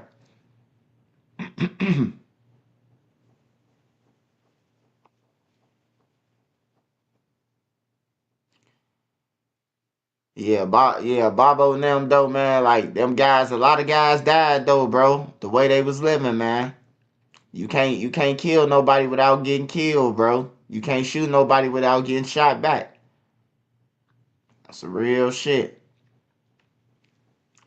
It's just that people be turned up, and then when they get comfortable, wanna hold their girl hands at the mall and shit. That's when the killers pop up. Like, so it's a never ending game, bro. So what my job is to do is to, just tell all the kids. I don't give a fuck about no grown people. They could chase me all day. You see somebody with my name in the title and they chase me, fuck them. On everything, stick up a middle finger. Put a middle finger in their comment. You hear me? Like, fuck them. I ain't talking for them. I'm talking for the fucking kids, bro. I'm talking for the motherfuckers who up and coming trying to jump in the streets and think this shit sweet. This shit ain't sweet, man. This shit ain't sweet. I'd have been hit up. It ain't sweet at all. I got shot up, man, and Boss Crizzy and fucking Lil Don from Brick Squad. Them the only motherfuckers who looked out for me, bro. Out of everybody I'd have been around. Niggas even had the nerve to try to charge me to go to St. Bernard Hospital. On some real shit. My legs was bleeding. Motherfucker told me, man, you got $25? Bro, I'm like, bro, is you serious? I thought I was in a dream, bro. Like, bro, I was crying in the crib, bro. I had to get my legs back. I ain't gonna lie to you, bro. But Boss Crazy, he was coming over to see me every day. We was smoking and all that shit. He was just telling me, man, you gonna get back, bro. Just keep your head up. And Lil Don, that was the when he kept on checking on me all the time, bro. Man, somebody say something to you, man, tell me.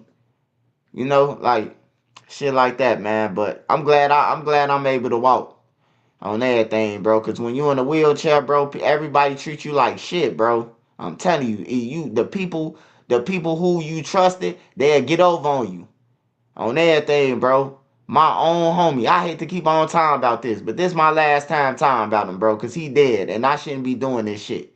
But this nigga ran off with my $100 bill, bro. He ran off with my $100. He was supposed to go and get, you know what I'm talking about, pick up the food. I never received the 10-piece. I never received my change back. I never received none of that. He ran off. You hear me? He ended up getting killed, though. 2-3 months later, he got killed by another one of our homies.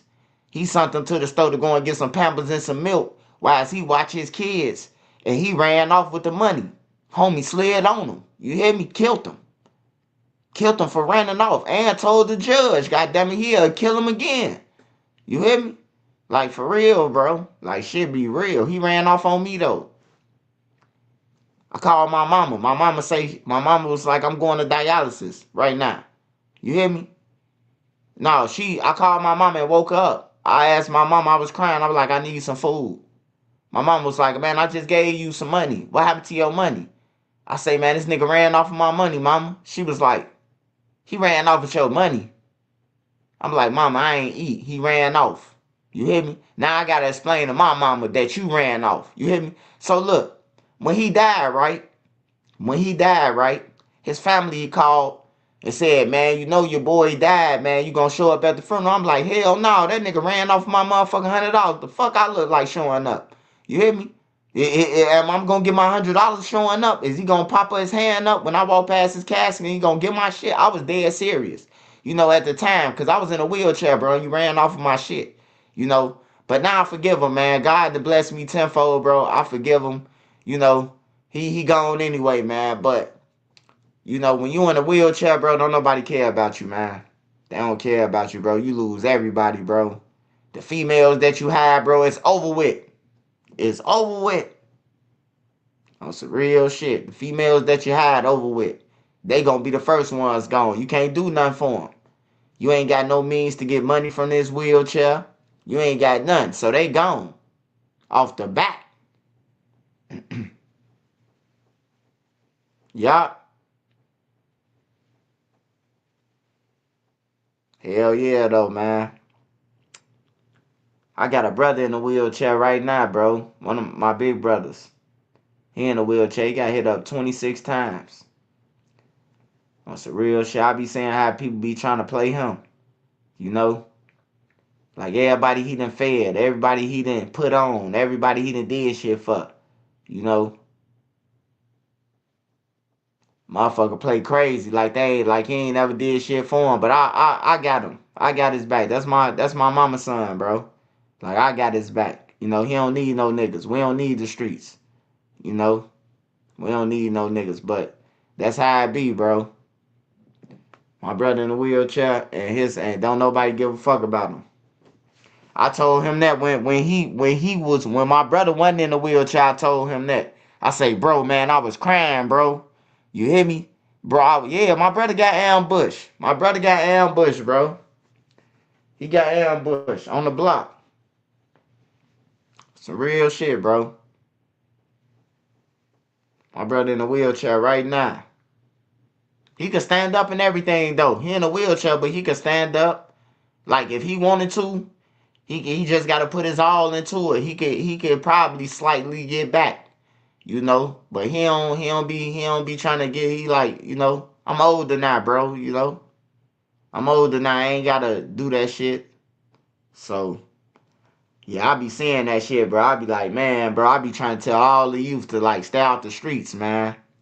Like, for real, stay out the streets. This shit from the bottom of my heart, bro. You don't want to join this shit. It's all a myth, man. Everybody is using people, bro. That's what a gang is, man. When you say gang, you say use. Everybody using you, bro. Everybody use you. Everybody using each other to get to the top.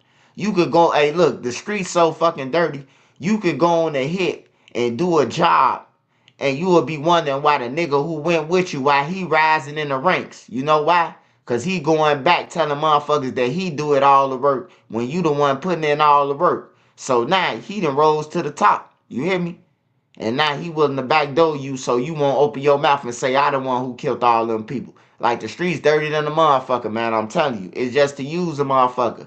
Niggas be scared, but some of them a little smart. So they'll use the motherfucker, the killer, to overkill. Get him out the way. Get him out the way. So they can serve their little rocks of weed or whatever, bro. Like, it's a myth, man.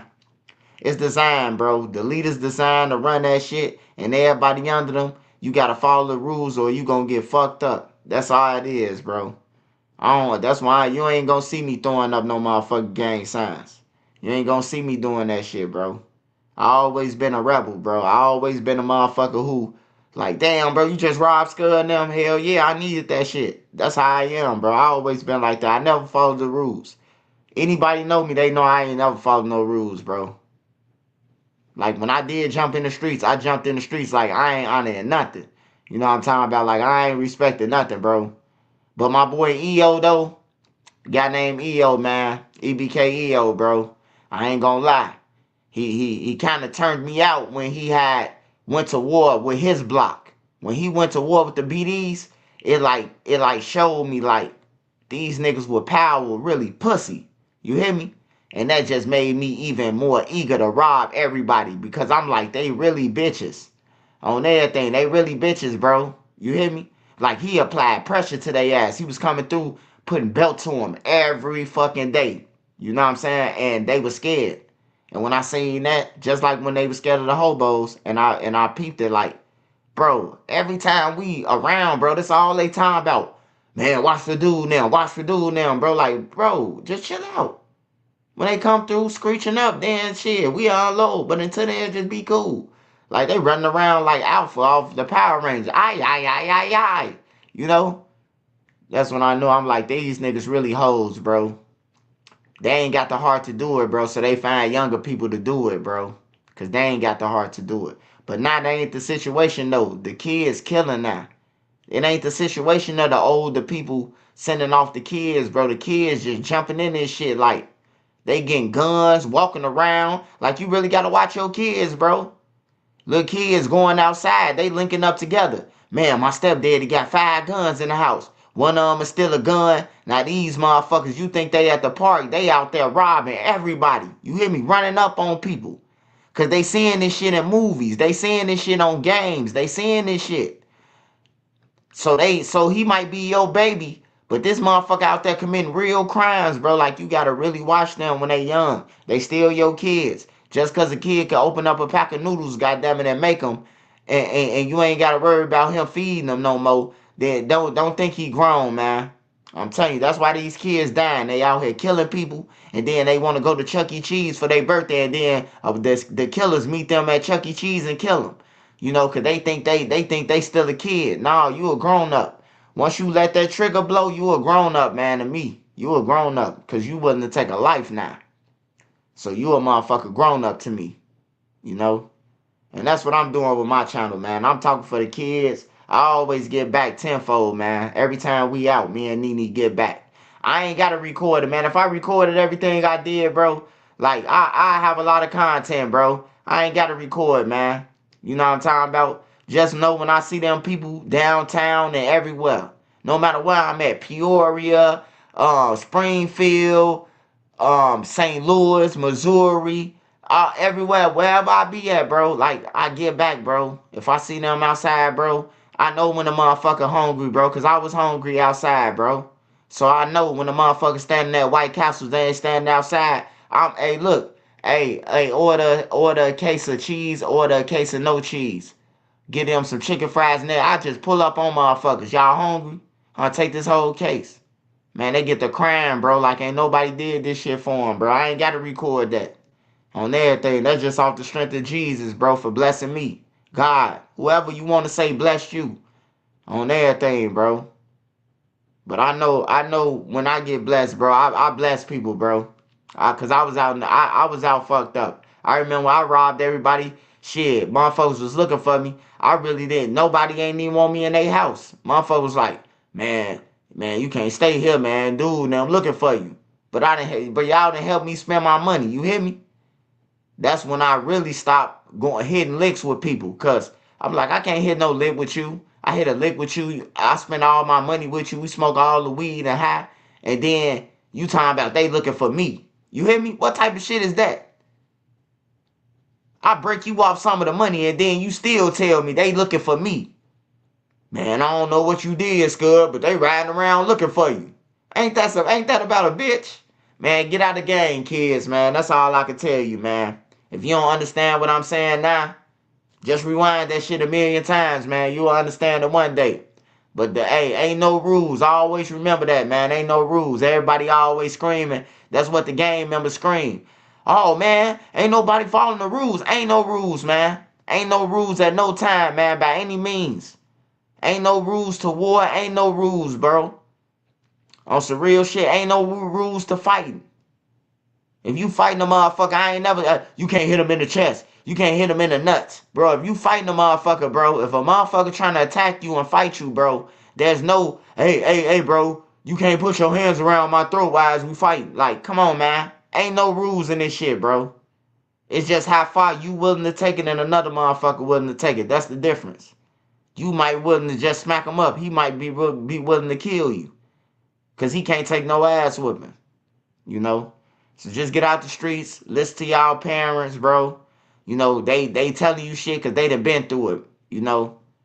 I'm talking to y'all kids, by the way. I ain't talking to y'all because y'all grown as hell in the chat. Anthony Peterson, Mr. Hudson, Beezy Baby, all y'all. We grown. You know, we talking for the kids, man. So if they got kids out there, ain't no doubt, man. I ain't get paid when I got shot. Neither of the times I got shot, I didn't get rewarded. I never got nothing for the Black Disciples. I caught one of the biggest niggas in Chicago in history. One of the niggas who terrorized Chicago. I caught him. You hear me? And didn't get it rewarded. I'm telling y'all, man, I done caught the top dog in Chicago. Niggas say, hey, we looking for him. I'm just be the happen the one who caught him. You hear me? On everything, bro. Don't be sent off, bro. Don't let no nigga tell you your ward. No. You know what I'm saying? Because I done heard it before. Nigga like, man, no, they looking for you. They ain't looking for me. You hear me? Like, you don't want to be in the streets with no shit like that, bro. Like, that's crazy. They niggas say they all in with you until a nigga looking for you with a gun. Then that's when they be like, nah, they don't want me. They want you. Yeah, just get out the streets. Yeah, it's about survival, bro. It's about the last man standing. Your homie don't want to tell you no real shit, though. He don't want to tell you this game really about the last man standing. You know what I'm talking about? Whether you got to go before me, I'm going to be this last man standing. Y'all get it? I'm going to say it one more time. This game is about the last man standing. So whether it's you or I, you know, it's gonna have to be you, cause I'm gonna be the last man standing. But niggas ain't saying that shit. Niggas put that in love. They curveball that with I love you, bro. I'ma crash out for you, bro. When really they know they ain't gonna do shit. They know they ain't gonna do it. They know they ain't willing to die for you. Why Virgin Bloodhound Q50 ain't dead if they was gonna really die and ride to with Lil Jeff till the wheels fall off? Why they ain't run up? A real nigga would have been like, you killed my brother, and boom, boom, boom, boom, boom, boom.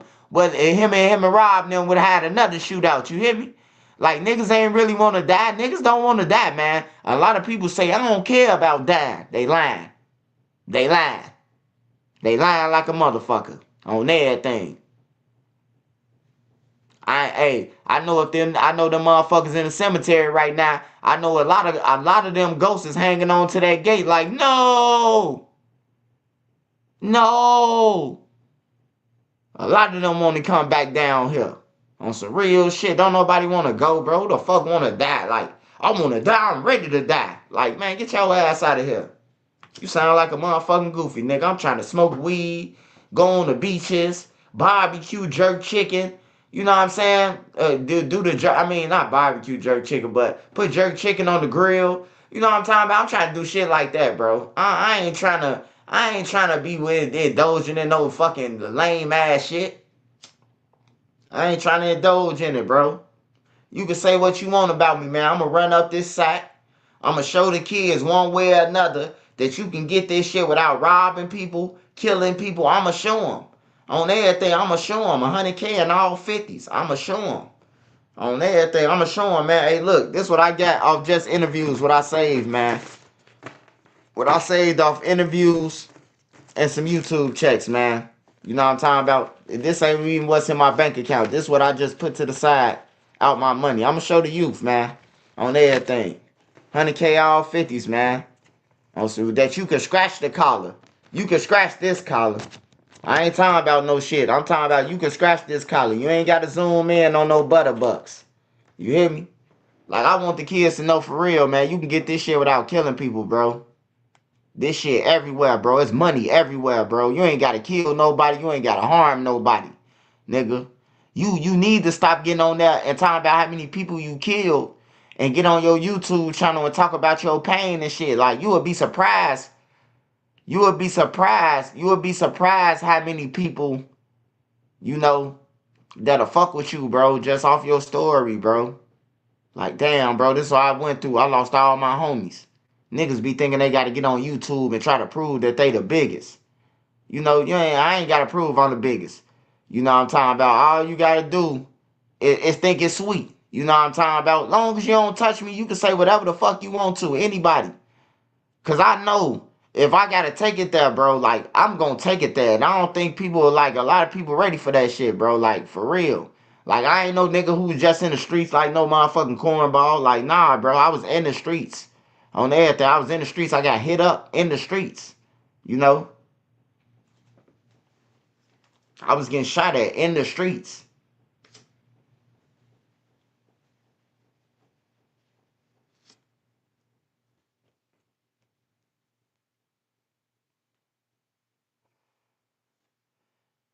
Yeah. The youth attention span is short. That's why I say you just gotta show them now. I told my wife that, like, yeah, I can keep on talking, but if I start putting up money, hey, look, shorty, y'all want to get some real money? This how you do it, man, and show them the money I got. That ain't even with the bank. I ain't showing you what my Bank of America. I ain't got to show you that. You know what I'm talking about? That's in God we trust. But I will show you the money that I've been saving in the shoe boxes and shit like that. You know, just to let you know, man, that this shit real and you can have anything you want. I wake up every day and do what the fuck I want and whatever I want. You know what I'm talking about? With no worries. Since I've been on YouTube, no worries. You know what I'm talking about? All through the month. Every day. I'ma smoke good. I'ma eat good. I'ma do all that shit. What y'all wanna go? Go-kart riding, laser tag, whatever the fuck we wanna do, we gonna do. I never had that chance, so I'ma stay humble and I'ma try to show the kids that way, bro. I'm telling all y'all, make sure y'all open up y'all with Amazon business account and get to work on everything. Start twerking Amazon, bro. Open up y'all some businesses accounts, man, on Amazon. I'm telling y'all, man, that shit paying. That shit paying. I'ma hit the Family Dollar, grab all the detergents, grab all the masses, grab all that shit, bro. I'm telling you. So when that next little Demic, y'all know what I'm talking about. Like DJ Act, you know what I'm talking about. When that shit pop back up, you got all the Lysol in stock. You got all the gloves. I'm telling you, bro. Watch this. Wait till the next one pop up. Wait till the next one pop up. I'ma have land like Boosie. Watch. I'ma make sure I get $300,000-$400,000 out that bitch in a month, in 28 days. Watch. I'm telling y'all, I'ma show y'all. Show you better than I can tell y'all. Wait till the next demic happen. Hey, Swipe, they said they born to die. Hell yeah, niggas be walking around. Nah, I die right now. Oh, nigga, I ain't gonna die right now. I ain't gonna even lead you on and tell you I'ma die right now. Niggas be lying like a motherfucker. Yeah, Dollar Tree, Family Dollar, Five Below, like all that shit, bro. Like I brought some candles out of Five Below. I brought a lot of them candles out of Five Below. And then I turned around and sold them for $27 a piece. You know what I'm talking about, on my business account. $27 a piece. I brought like 15 of them. Yeah, I brought like 15 of them candles and put them on there. I sold them bitches for $27 a piece. I only paid motherfucker $2 something in Five Below. Y'all know how Five Below is. You ever been to Five Below? Shit, I be shopping around, bro. I'm telling you, you can get that bag, bro. 13, 14K a month, bro. That's good for you, man. If you can't survive off 5,000 a month, bro, you need to slow down your motherfucking habit, bro. On some real shit. $5,000 a month just to start off with, you should be cool. That should keep you cool. That should, you know what I'm talking about? Like, that should give you an extra boost in life a little bit. You know, the Amazon account, man. I ain't gonna lie to you, bro. My stove, bro, it be rocking, bro. Motherfucker put me up on it. Put me up on it. Like, man, go to Family Dollar, go to Dollar Tree, go get this certain shit to get though. And that's what I get. I only get certain shit.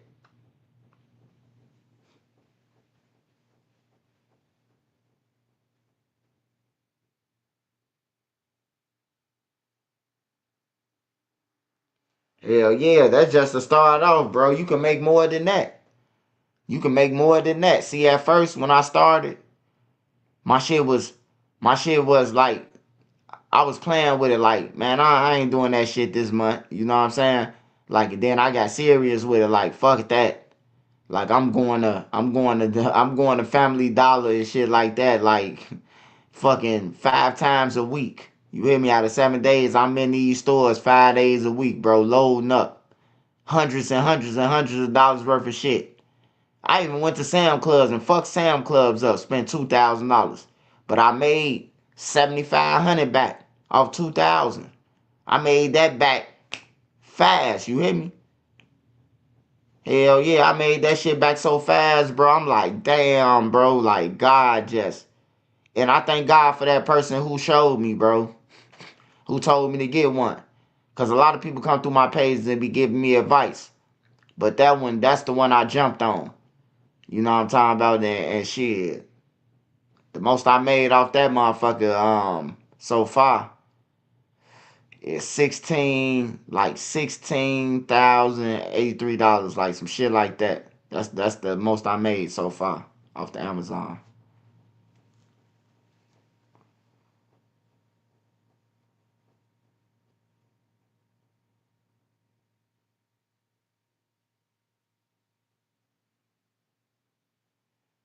Hell yeah, man. But it's a million ways to get this shit, bro.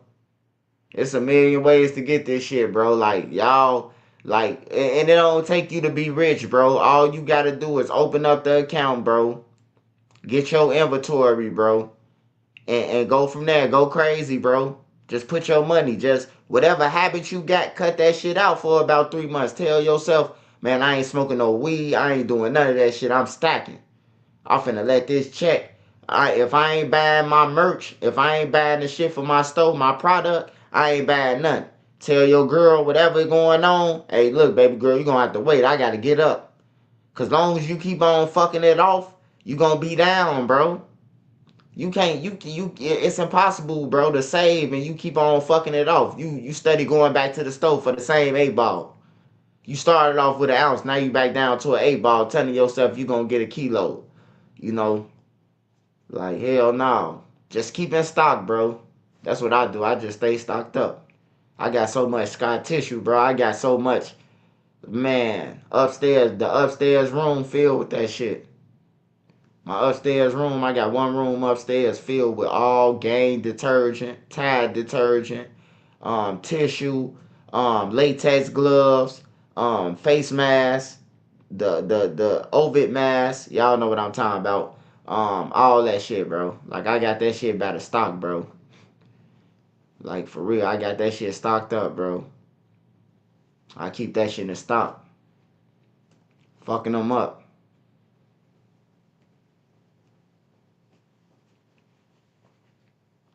5K if you can't manage, you tripping and slipping at the same time. Yeah. You know, a lot of people be like, man, 5K ain't nothing. You hear me? Like, I told my nephew now, I'm like, hey, get a Amazon account. And I'm gonna show you how to do it, bro. I even front you the money. I'll front you the couple hundred so you can get started. Man, he say 5,000 a month. Man, I could go outside and take that from somebody. I say, oh man, I ain't even talking to y'all no more, bro. Like, I blocked them on my phone and everything, bro. Like, I don't even want to talk to you no more. Like, that's crazy work, bro. You telling me that I'm telling you a game plan so you can get some thousands. I'm showing you. Hey, look, cuz, I got this off Amazon. You hear me? Nigga say he'd go out there and rob somebody for that. He ain't working for it. So shit, some people just ain't gonna work. Some people rely on their woman. Some people rely on they, whoever household they sleeping in. But it's time for them women to start kicking y'all ass out. I ain't gonna lie, man. It's time for the women to step up, bro. That's the only way that the violence gonna go down, bro. The women gotta learn how to pick they mans, bro. Like, for real. And not just off sex, bro. A woman gotta learn how to pick and a nigga gotta learn how to pick they woman. It go both ways, too. It ain't just for the women. But for real, though, the women gotta know, like, gotta have a standard, bro. Like, I ain't going for you killing in the streets and then coming back around my kids. Like, if a lot of women said that, it'll be a lot of homeless killers out there. We'll see them on Skid Row and study. Well, not Skid Row, but I say Skid Row because that's where the homeless be at up there. But, Wacker Drive and shit like that. It'll be a lot of killers, gang members on Wacker Drive, bro. If a lot of these females say you gotta go, they ass to be dead, bro. But the killer, you get praised as a killer, as a shooter. I never understood that either. Niggas like Papa Champagne, like, yeah, Swipe, you a hero. And I'm looking like, bro, we a hero? We just shot somebody, bro? Like, I never understood that shit, bro. Like, that was weird to me. I'm like, I ain't no motherfucking hero, man. A hero get congratulated and paid for it. I ain't no hero. I'm a stupid motherfucker because now I'm running from some niggas who got some money now. You know what I'm saying? I'm a dumb motherfucker.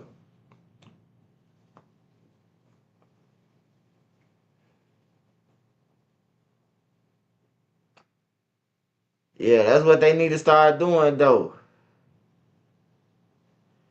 That's what they need to start doing, bro. Nigga, motherfuckers be picking people. You know he want shit when you met him. Or you know she want shit, and then you want to act like, they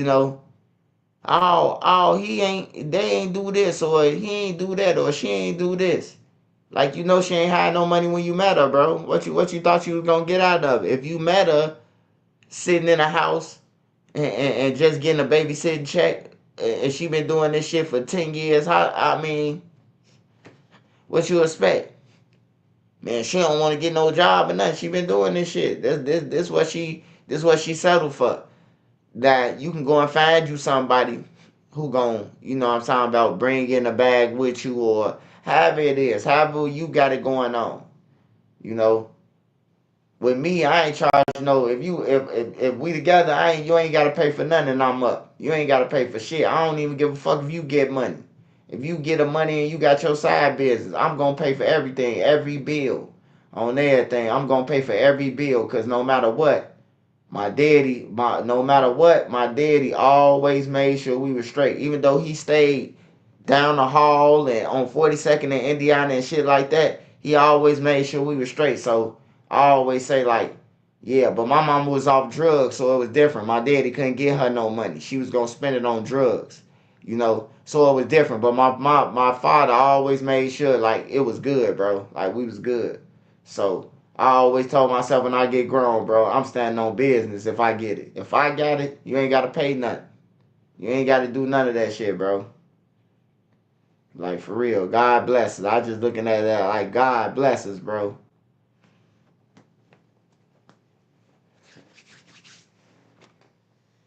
Shout out to Anthony Peterson, Beezy Baby.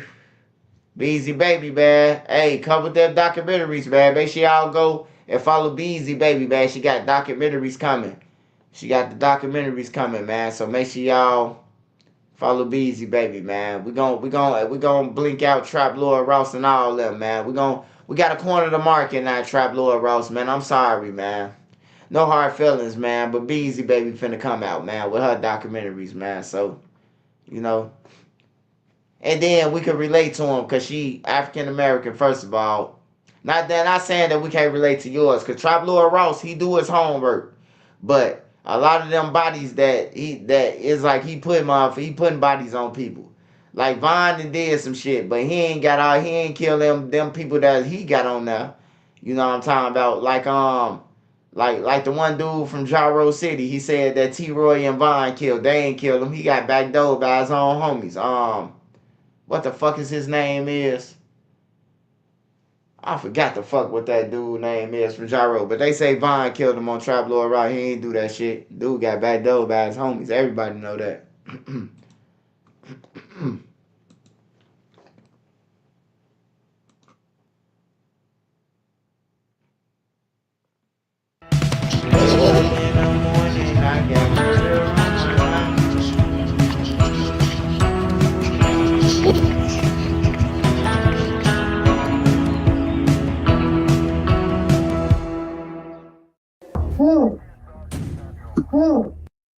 Hey,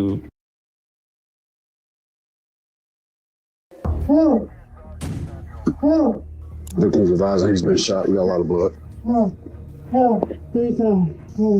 Where were you shot?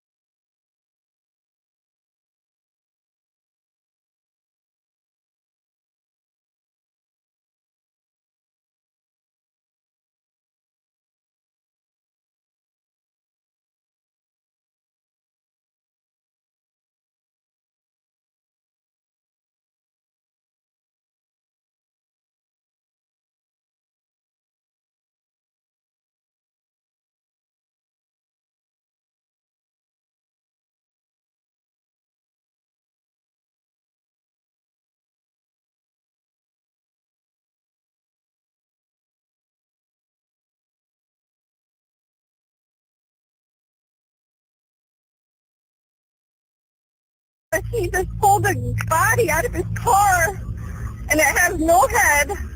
I don't know what is going on. Where'd he go? Right here. Stop.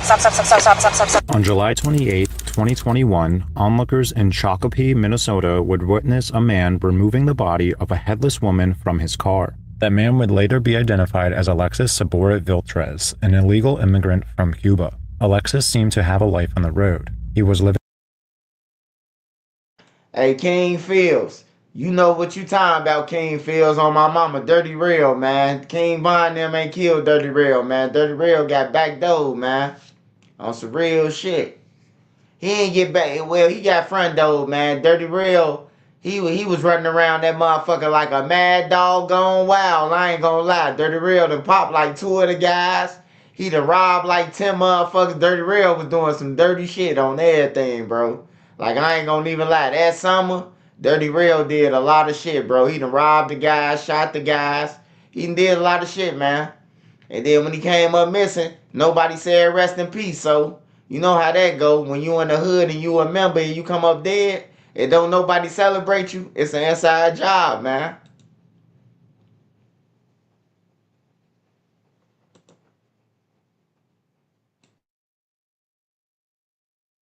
Living in a Travelodge motel nearby with a girlfriend of his, America Thayer. Police recordings investigating the incident hint that they had been living there since December of 2020. People who interacted with Alexis felt uncomfortable, to say the least. Alexis's character fits his criminal record as well, as he has multiple convictions in Minnesota and Louisiana for arson, driving under the influence, fleeing a police officer, and domestic abuse.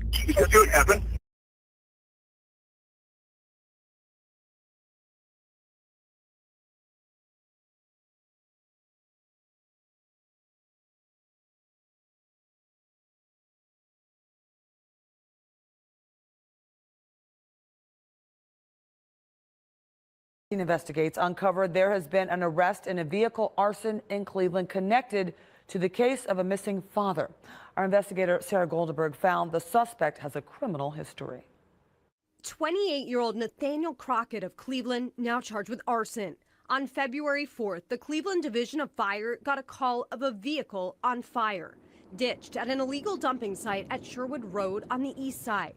19 investigates learned that was the same day Javar King, a father of 5, went missing from Warren, nearly 50 miles away from Cleveland. The next day, arson investigators determined that the fire had been intentionally set. The vehicle was burned beyond recognition. Later, Cleveland police confirmed to us the 2007 Buick LaCrosse is owned by one of King's family members. At the time of the discovery, there was no VIN or license plate and no surveillance cameras in the area. The investigation by Cleveland Fire arson detectives later led them to Crockett. Meanwhile, Warren police continue to search for Javar King. We spoke to his daughter earlier this week. It's like a movie, a nightmare we can't wake up from. 19 investigates found Crockett has a criminal history with several felony convictions in Cuyahoga County.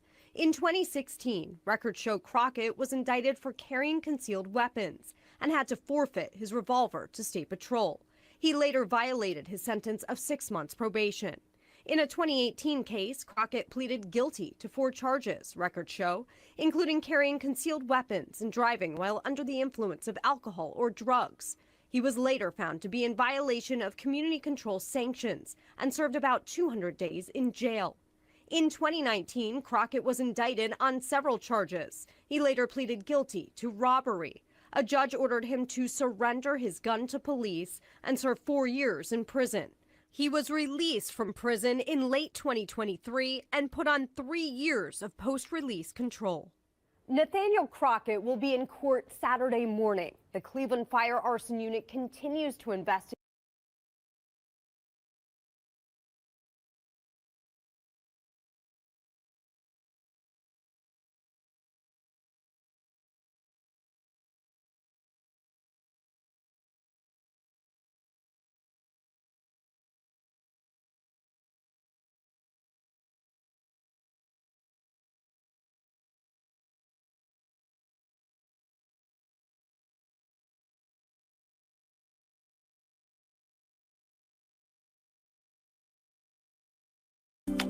What's up?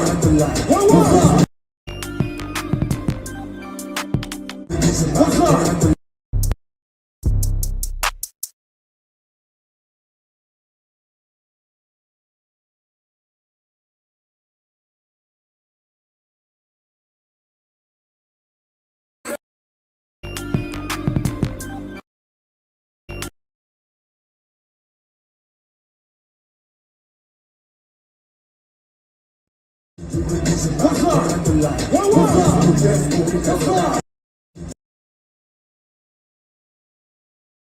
Dino, man.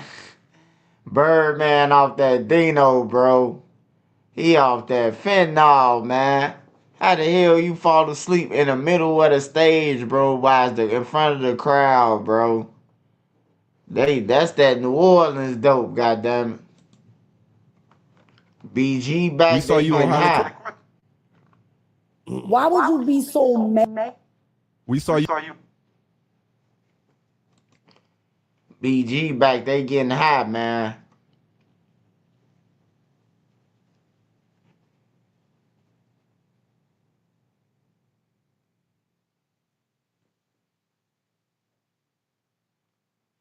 And with breaking news. And then he. Investigators say a 15-year-old. Trial for Jacksonville rapper Akeem Robinson, known as Queso, has officially been pushed back to July. The trial for Robinson, his brother. Trial for Jacksonville rapper Akeem Robinson, known as Queso, has officially been pushed back to July. The trial for Robinson, his brother Abdul Robinson Jr., and cousin Leroy Whitaker was supposed to start next month. Due to witness depositions coming along slowly, it won't start until the summer. Those three are being charged in connection with the 2020 killing of 23-year-old Charles McCormick, also known as Lil Buck. News 4 Jax reporter Brianna Brownlee was in the courtroom this morning. She has the latest on the trial. July 21st is now the official start date for the murder trial of Charles McCormick, also known as Lil Buck, who was killed back in 2020 at the Dames Point Plaza. Now, this case was a focal point in the Jacksonville gang wars. Now, when I was in court, I did see the families of Robinson as well as the Whitaker, and they tell me that they are just praying for all of this to be over soon. I will grant the motion to continue the trial, and I'm going to reset trial for July 21 jury selection. Judge Tatiana Salvador giving the official start date for the trial of those accused in the death of 23-year-old Charles McCormick. Co-defendants Akeem Robinson, Abdul Robinson Jr., and Leroy Whitaker were all in court Wednesday morning. As we previously reported, during last week's pretrial, the state and defense made an unexpected announcement of wanting to push the trial back due to not having all the witness depositions completed in time for a March start date.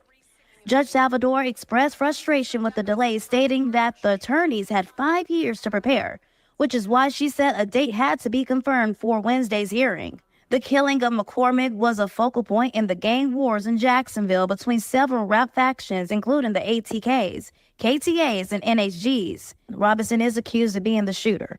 At the time, the trio, along with Dominique Bonner, also known as Butta, and Hakeem and Abdul Jr.'s father, Abdul Robinson Sr., were also arrested. However, court documents state that Bonner was caught confessing to an informant on a wire while in custody. The state offered him a plea deal. According to court documents, Bonner confessed to driving the car the day McCormick was killed and said Akeem Robinson wanted to kill McCormick for making a diss track against Akeem's deceased half-brother, Willie Addison. As for Abdul Robinson Sr., as part of the discovery in this case, you've had an opportunity with your attorney to watch what I'll refer to as a dash cam video, a video that... Hey, if y'all don't know who that guy is, his name is Blue. And that's the daddy of Big Queso, man. That's the daddy. Man, Queso might as well put his head between his legs and kiss his ass goodbye. Actually recorded the murder of Charles McCormick, is that correct? Yes, sir. And you've watched that?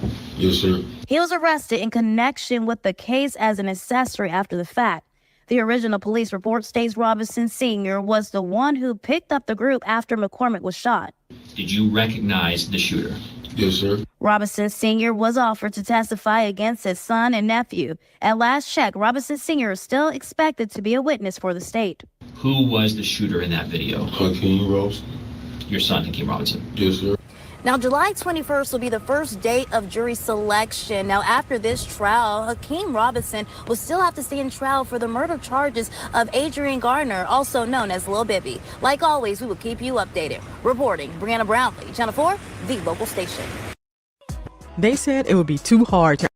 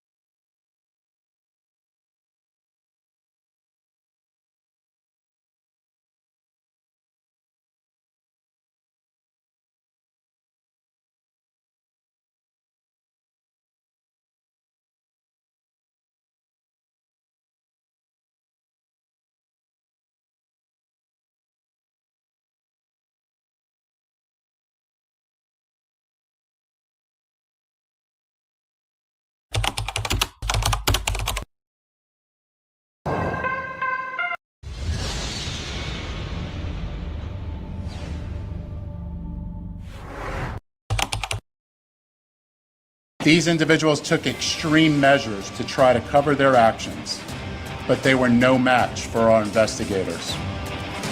Isaiah Chance, Elisa Andrews, Sean Gaithright, Davion Murphy, and Rashard Murphy are all accused of planning. In the early morning,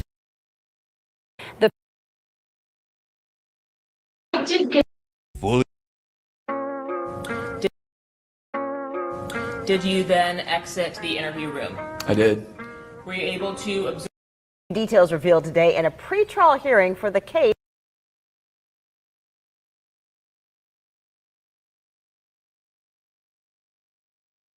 Of playing a role in Jones's death.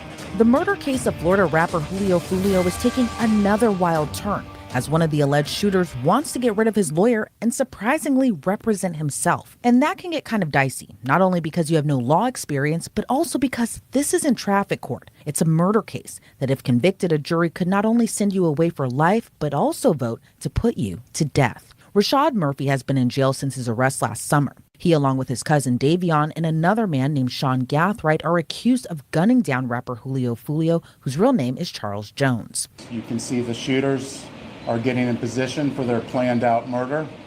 But Rashad, Davion, and Sean aren't the only ones charged in connection to the Jacksonville rapper's murder. It's 5 people total. Alicia Andrews and Isaiah Chance Jr. are also charged, and despite not being accused of pulling the trigger, instead just tracking down and following Julio leading up to his murder, they're still charged with first-degree murder. But back to Rashad. Just last week, he submitted a request for a speedy trial, and in a crazy twist, also asked to get rid of his lawyer. Again, not the best move given you're facing the ultimate punishment of death. Now, according to Action News Jax, he was warned by his attorney and the judge against this. But seems like Rashad still wants to move forward as his own lawyer. And this isn't the only issue he has. Earlier this month, he wrote a letter to the judge saying he's frustrated with his treatment in jail, telling the judge he's being treated as if he's already guilty.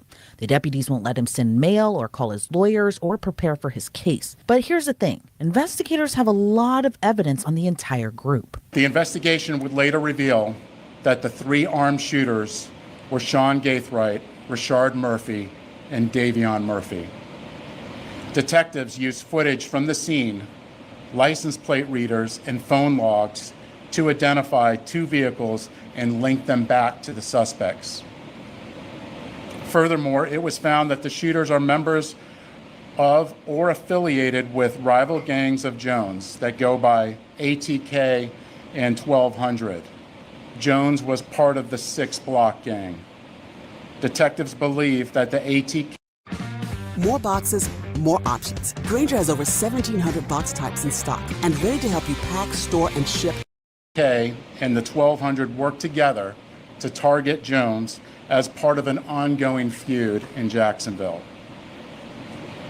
I want to send a clear message to anyone that the city of Tampa is not where you want to come to settle a dispute. You will be charged, you will be arrested, and you will be prosecuted to the fullest extent possible. Furthermore, if you're a gang member, there's no alleged immunity through a cone of silence, as our detectives will find evidence needed to make an arrest and hold everyone accountable, just as we did in this case. Then, you will be prosecuted by our tenacious state attorney, Susie Lopez. Obviously, later on, it'll be up to a jury to determine if it's enough to convict. So is it possible Rashad is just hoping any old defense will stick? Well, back in November, he said he was going for an insanity defense. So what does it all mean now? Well, we'll have to wait and see after a hearing this week if Rashad does have the right state of mind and able to move forward with a speedy trial. As for the other defendants, none have followed suit as far as trying to defend themselves for trial. Let's bring on now former Palm Beach County State Attorney Dave Ehrenberg to get his insight into this case. Dave, it's always so great to see you. I remember when this case first unfolded and rapper Julio Fulio was shot and the arrest came, and then the fifth and final arrest even happening just a couple weeks ago. But now we have Rashad Murphy, one of the accused hitmen or alleged murderer, now demanding a speedy trial. Why do you think that he, one, wants a speedy trial, and why do you think his attorney is advising against it? I think this guy's nuts. I think that's why. I mean, he wants to defend himself, which is insane in a death penalty case. And then he actually has said that he may use an insanity defense, which also is insane in itself when the facts show otherwise, that these guys had meticulous planning and attempts to cover up the crime. And when you have that, good luck in getting an insanity defense, because to sustain an insanity defense, you have to have an established medical condition, and you have to not know the difference between right and wrong. But when you meticulously plan and then try to cover up your tracks, that shows you knew the difference between right and wrong. It shows you knew what you did was illegal. And when you want to just try to put forward an insanity defense as your own lawyer, it doubles the level of difficulty. Yeah, and there are a lot of high stakes in this case. Are you surprised that he appears so nonchalant about representing himself or going for this NGI defense, given that he's already facing the death penalty? Yeah, that's why he may have a screw loose, but it doesn't mean he satisfies the requirements of an insanity defense. Yeah, look, well, I was a prosecutor. We dealt with people all the time who were sociopaths, who were really nuts, but didn't mean that they were legally insane to be found not guilty under the law. It's a much higher burden. And so, yeah, this guy's got some screw loose, but after all, that's why he's involved allegedly in this kind of crime. I mean, normal people just don't go around meticulously plan an execution of someone else because of some rap beef that was going on, because of some diss track. So this guy's in a lot of trouble. And if he goes through with this speedy trial, he could be forced to go to trial within like just a matter of days, which I don't think that would happen, because there are Sixth Amendment issues to ensure the right to a fair trial for all defendants, even the loony ones. And so that's why I think that he will probably end up with a lawyer. And if not, he will at least get more time than just 3 or 4 days to prepare. And does it come as any surprise to you that prosecutors are seeking the death penalty in this case, you know, given all this evidence against the defendants, given that, you know, there was meticulous planning, as you've mentioned, to go into this type of murder? But does it come as any shock to you that they are actually seeking the death penalty in this case? Well, when it comes to death penalty, you have to have at least one aggravator, and there's a series of statutory aggravators. So part of the reasoning is out of the prosecutor's hands. I mean, they do have discretion whether or not to seek it, but they can't just invent saying, I think that this was just a bad case. They can't just invent reasons. You have to have a statutory reason why you can get the death penalty. For example, was it cold, calculated, and premeditated? Well, okay, you know, there you go. Was it heinous, atrocious, and cruel? You know, there are a bunch of things that make you eligible for the death penalty. But even then, it's still not easy to get. Even though Florida reduced the standard from unanimous to only 8 to 4, all you need is 8 out of 12, which is the lowest of any state in the country. Still, the jury has to be unanimous on at least one aggravator. And then the defense can come up with any mitigator they want. his mother didn't love him enough. His mother smoked in the womb. That was actually a mitigator that was used in the Parkland massacre case that the defense used successfully. His mother smoked while he was in the womb. He didn't get the oxygen he needed. So it's not easy to get the death penalty, even under the reduced standards. But it's generally reserved for the person who pulls the trigger. I'd be surprised if they're able to get the death penalty for someone who was involved in the murder, but was not the one who actually pulled the trigger. And in this case, we're seeing that Rashad Murphy is, writing to the judge. In your experience, you see a lot of defendants writing letters to the judge. We've seen this plenty of times in the Sarah Boone case. But in this case, Rashad Murphy told the judge that he's being treated as if he's already been found guilty. He said the deputies won't let him send mail or call his lawyer or even prepare for his case. What do you think that really does? And can the judge kind of even have the discretion to address issues that are even going on in the jail? Yeah, this happens all the time. Defendants need to work with their lawyer, though. And for some reason, this guy doesn't get along well with his lawyer and he wants to represent himself. Another reason why you need a lawyer, because the judge is unlikely going to deal with the defendant and his request. Generally, it's a lawyer who has to present it to the court and say, my client needs to be able to prepare and only gets 15 minutes a day in the law library. I mean, there are certain things that you can do in order to get more time to get visiting hours with your lawyer, to get more confidentiality where you're in a separate room so you're not around other people. There are certain things you could get from the court, but this guy is not going about it the right way. And given the magnitude of this case, you have 5 defendants, some who are being tried separately, like Alicia Andrews, who is alleged to have tracked down the victim. But if Rashad Murphy continues to represent himself and a judge approves that at his trial, what does that kind of mean for all the other defendants in this case, especially given that, from what we know, Rashad Murphy doesn't have law experience or, any type of degree that would make him a lawyer or anything like that. So what would this mean for the other defendants, given there might be a slip up if he is, chosen to represent himself? Yeah, if I were the other defendants, I'd be worried because you never know what this guy's going to say. He's a bit of a loose cannon. And if he gets an open mic in court, he could implicate his co-defendants. He could say something that will not only hurt himself, but will hurt everyone else in this case. So it's in their interest that he gets competent counsel. Doesn't look like he's going down that road right now, but maybe cooler heads will prevail. Yeah, because what is the old adage that it says, if you choose to represent yourself, you have a fool of a client? And not to make light of this, because this is a very serious thing, but, I'm just kind of surprised that he wants to go that route in this case. And then on Tuesday, this coming Tuesday, the state is expected to hold a hearing to see if Rashad is in the right state of mind and able to move forward with the speedy trial. What all could that entail? What could we expect from a hearing like that? Well, you have to be found competent to stand trial. You have to know and understand the proceedings in front of you. You have to be able to assist with your defense. But then when it comes to representing yourself, you have to know what you're getting into here. You have to know that you've just waived your right to have a lawyer on a case that could lead to your death. This is a death penalty case. And death penalty lawyers are death penalty certified. And here's a guy who is not a lawyer, who is just clearly full of himself that he thinks he can do this, and he's just walking into a buzzsaw. So he's going to be pretty much read the riot act. Say, after all this, are you sure that you want to proceed? Plus, there will be tests of his competency and to make sure that this is not just a setup for him to have a suicide by court, essentially.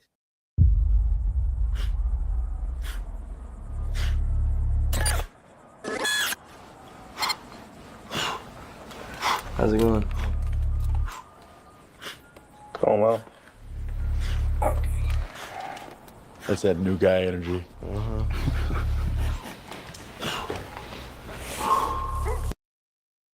So they're going to talk it over a lot. They're going to ask him a lot of questions. They're going to talk to court experts to make sure that he's up for it.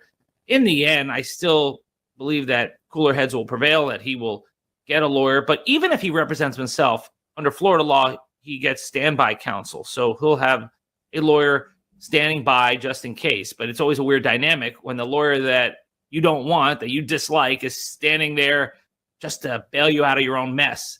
It's just a dynamic that doesn't usually work. Yeah, if I was facing first-degree murder as well as the death penalty, I think I would actually possibly take advice. Not possibly. Definitely take advice from somebody who actually knows the law, who has actually practiced this and went to school for this, all of that sort. So I'm actually very surprised that Rashad Murphy is thinking the opposite way. But, you know, we're not in the same positions there. Well, Dave Ehrenberg, I always appreciate your insight and your time, especially going into these types of cases here. Before we sign you off, though, where do you think everything goes from here? I think there'll be guilty verdicts. Whenever you have these multi-defendant cases, there's such an interest and incentive to point the finger at each other. And even though that hasn't happened yet, I think that at some point someone will flip when it gets real, when they see that they're facing a lethal injection. And perhaps it's the young woman who was pregnant at the time that she was involved in all this. Maybe she's the one who wants to speak up if she wants to see her child again. So we'll see. But I think this is headed towards guilty verdicts all around.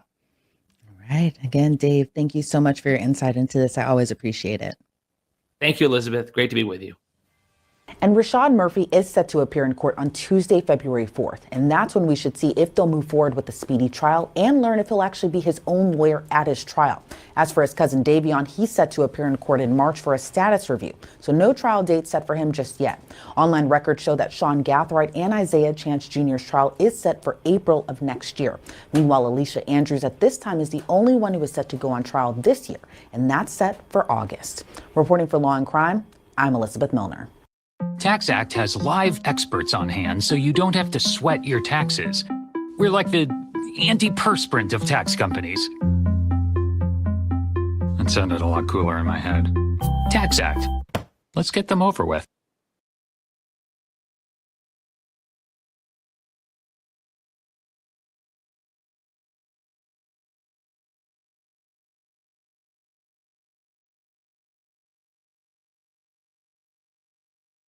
A Utah mom is found dead at the bottom of her staircase.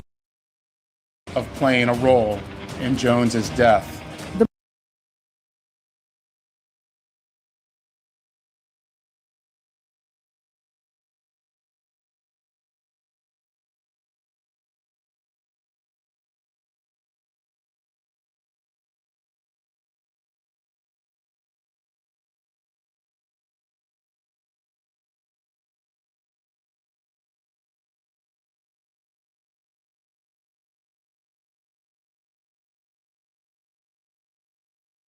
Holding balloons, pictures, and the number 15. It's a tougher day. It's kind of setting in on us that Makai is gone. Family and friends gathered at Hart Park in Wauwatosa to remember Makai Kenneth Neal. It's hard. It's hard. Milwaukee police say the 15-year-old was found dead inside a gray Honda Accord that was set on fire near 26. Nah, I'm up, Beezy. I'm up, Beezy. And Locust on February 10th. When something like that happens to someone so young, of course it impacts you, and honestly, in the way that it happened too, it could be a more of a grieving process for the family. Saturday, loved ones close to Makai shared words and prayers in his honor. His smile, his charisma, he was just an awesome kid. Calvin Sherrod was his football coach, who says he thought they'd make more memories together. We were expecting going to Division I. A lot of the kids have that vision, but we believed he had the skill set and the work ethic to kind of make it happen. As tears and embraces were exchanged, they're hoping that closure comes through a homicide investigation that Milwaukee police describe as ongoing. Pray for the family, keep them in mind.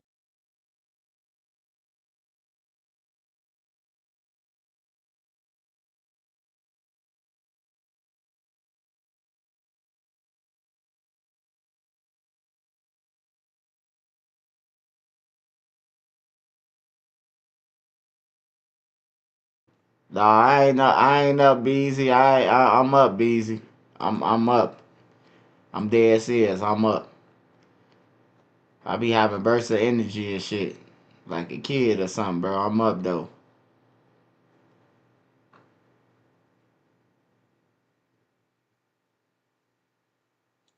Damn, that's crazy. At Evergreen FS, you are more than just a customer. You're like family. We are your one local supplier that knows your business and takes pride. Following breaking news here at 11, Milwaukee police say they arrested 4 people in connection to the homicide of a 15-year-old boy found dead in a burning car.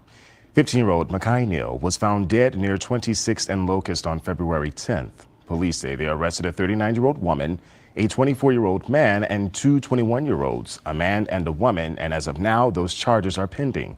Police did not say if the suspects knew the victim. However, police have not yet revealed a motive or said how Neal passed away.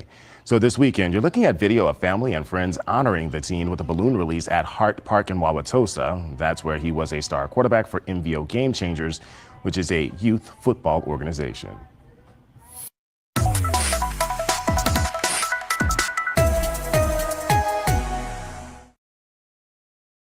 Following break. Thinking she acting out. She fucking acting up because y'all confusing my kid. You Snapchat with my kid late night, man. You telling her to put your name under another name so I don't know, because me and my wife we always stayed on that, man. We going through the room. We see her, we catching things, so we punishing her. We taking away this, we taking away that. Trying to give my daughter the better life that I didn't have, you know what I'm saying, and coming home just trying to how will I say, not reinvent, but just get readjusted into this society. So I'm trying to do things the right way. Whole time, I don't know. Janae Crockett, one of the coaches here at Soul City Boxing Gym, and today we are going to take you guys the life or the typical day of one of our boxers here. And with me, my helper for the day.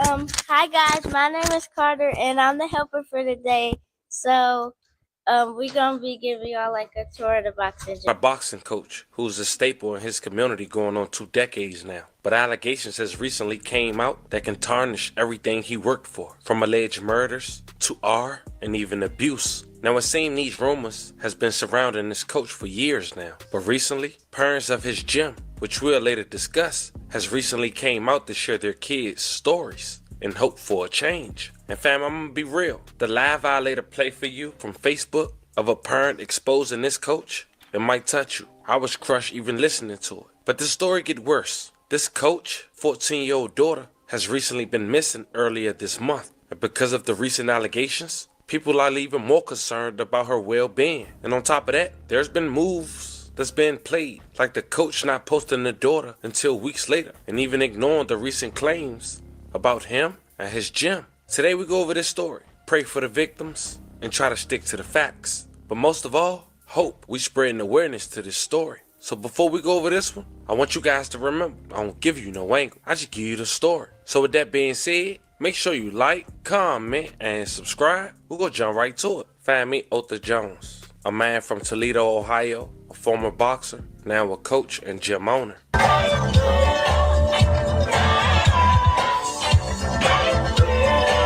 On the 800 block of Junction in Toledo, Ohio, a boxing gym named Soul City is a staple. It opened in 2009 when Roshan Jones and his father Otha Jones Jr. wanted to offer a place of refuge for kids who wanted to stay active when Toledo Public Schools slashed the number of its athletic teams in 2010. Soul City quickly became a sanctuary for many TPS students. The journey into the gym begins with a walk up into the building stairwell to the second floor. Underneath is a barbershop, stairs that turned into punishment of boxers who are late to practice. Some say stepping into Soul City Boxing Gym feel like stepping into a gym from the 1970s. Roshan Jones have seen far too much violence.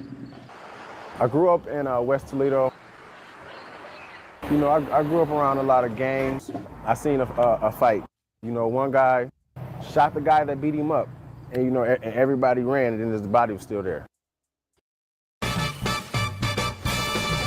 Welcome to Chapter 6, Season 2, Lawless. Let's break down some of the biggest changes to the season that competitive... He was only 10, but the memory of a man's body lying in the street was something he's never forgotten. It was then Jones decided gang life wasn't for him. I tried out for wrestling, you know, and I said, I want to get into sports. I don't want to be in the streets. He credits sports for saving his life, Roshan went to college, worked toward a business degree, and came out determined to help keep kids off the streets by introducing them to his passions, wrestling and boxing. It's all about... Decided to run away. They said Ocean left home at 2 a.m. A missing juvenile report was filed February 9th. Ocean's mother said she did not know where she would go or what she was wearing when she left home in the 6800 block of Wood Lake Drive. Now, fam, especially my family in Ohio, take a good look at this picture. I want you guys to try to remember it as we hope to bring her home safe. She's around 5'1", black hair and brown eyes. This is Ocean Jones. She's 14 years old. Her brother says Ocean and her mother got into an argument the night of February 7th and decided to run away. She left home at 2 a.m. the next day. The missing juvenile report was filed February 9th with Sylvania Township Police. Ocean is around 5'1" with black hair and brown eyes. If you have any information on where she might be, you should call police. Now here's where things get sticky, because people in that community allegedly knew how the dad was. And because of that, they really was concerned about this young girl. Now, the first time he posted it on social media was from the gym Facebook page. And he reposted a post from his other daughter because people was in the comments coming with their own conclusion based on the dad alleged history. This is what it said. Urgent request, please read, which is a week later. To everyone who has been sharing posts and sending information about my younger sister, we truly appreciate your concern and support. However, at this time, we are asking that you please stop sharing posts about her and allow us to handle the situation privately. We have multiple leads and people actively searching for her. Our priority is bringing her home safely, and public attention could cause unnecessary panic for the person she's with. We do not want to put her in danger or force someone into making a reckless decision that could harm her. To be clear, harboring a 14-year-old is illegal, and there will be consequences for anyone involved. However, our focus right now is not on pressing charges. We just want her back safely. And that was like adding gasoline to fire, because at that point, people definitely thought something was up. But yet, the dad still didn't post her, his daughter, on his social media. And people wondered, why wouldn't you want as many people as possible to spread awareness on finding your daughter? But then 2 days after, the news had reposted it. And a lot of people had went under the news comments and gave their conclusion, which was the only post up until then. Almost 2 weeks later, the dad had made about his daughter being missing on his account, which was a repost of this tweet. Alexis Means 13 ABC. Here's what we are not about to do. We are not getting on this page being messy about a child. We want to come home. Stop being a bully from behind the keyboard and just share the post so we can find the kid. But then this situation kept getting crazy. His daughter's still missing. And within 24 hours of me making this video, a parent came out and spoke on how his daughter was being SA from the coach, the owner. Check it out. All right. I've been quiet other than posting what I posted last night. As a father, as a man, I don't know what to say. I apologize to my kid, my daughter. My wife and I, my wife was bawling, crying. I cried, but I try to hold back the tears, because you don't think that when you send your child to a program that's supposed to be taking care of the kids' well-being and training and discipline, you don't think that it's going to be your child, but also you don't think that they're going to take advantage of your child who is also going through stuff and acting out. My daughter was 16 at the time. I came home from prison in 2016. I came home August 11th. I installed my daughter into First City Park, but her mom pulled her out. Coach Andy Bell, he's got my utmost respect. He said he was working with Albert and couldn't, work with her at the time anymore because her mom had pulled her out. So the other alternative was, I knew some quote unquote associated friends over at Soul City, so I took my daughter to Soul City. Now, I had been part of the boxing community Was I competing all the time as a youngster in the boxing community? No, but I was training throughout the gyms. I know I established friendships, relationships with a lot of different people and coaches. So I've been known in the boxing community with a lot of folks. But anyways, I take her to Soul City. I see, I'm gonna keep their names out of it right now until I find out if they got something, because I reached out to them and nobody hit me back. But I took my daughter over here and hoping that my daughter would be safe. I'm leaving my daughter while I go to work, while I go side hustle, cut grass and everything else, and my wife is working and my daughter is in this gym. I did not know that while my daughter is supposed to be training and learning fundamentals of boxing, as well as being disciplined to, you know what I'm saying, respect, dedication, determination, and discipline, that she was being taken advantage of mentally and emotionally, because my daughter was acting out, you know, with me as a father. As any man would know, when you're taking on the responsibility of a daughter, and you know, like, my situation was kind of complicated, but either way, being a part of my daughter's life, my daughter was acting out quite a bit. And so I was disciplining my daughter, and you know, I wanted to make sure she knew the basics, as well as how to have self-defense, confidence, and everything. So I put her in the gym. I'm not knowing that Otha Jones, I'm not knowing that Rashawn Jones is grooming my daughter. Otha, you took my daughter in the basement, bro. How did my daughter even know what the basement looked like when the gym is upstairs, man? You know what I'm saying? And because I don't want to embarrass my daughter and put her business out there, because she's entrusted to finally tell me, because I knew then she was lying. I knew a couple of years ago she was lying when I asked her about what happened at the gym, because the allegations was coming out and people, you know, rumors just be happening. And you just can't be jumping on every rumor, you know what I'm saying? You can feel a certain type of way, but you just can't be jumping on every type of rumor. But when I moved, she finally wanted to tell me, man. Cause she was worried about me going back to prison. I swear to God. I thank God that there's a space between us. I thank God that there's a space between us, man. And I'm being real vulnerable as a man right now. I don't give a damn who say whatever about me, or how my child was acting back then, or even how my child was acting a little recently. I don't give a damn. As a father, man, I entrusted y'all. I entrusted y'all with my baby. I'm thinking she acting out. She fucking acting up because y'all confusing my kid. You Snapchat with my kid late night, man. You telling her to put your name under another name, so I don't know, because me and my wife we always stayed on that, man. We going through the room. We see her, we catching things, so we punishing her. We taking away this, we taking away that. Trying to give my daughter the better life that I didn't have, you know what I'm saying, and coming home just trying to how will I say, not reinvent, but just get readjusted into this society. So I'm trying to do things the right way.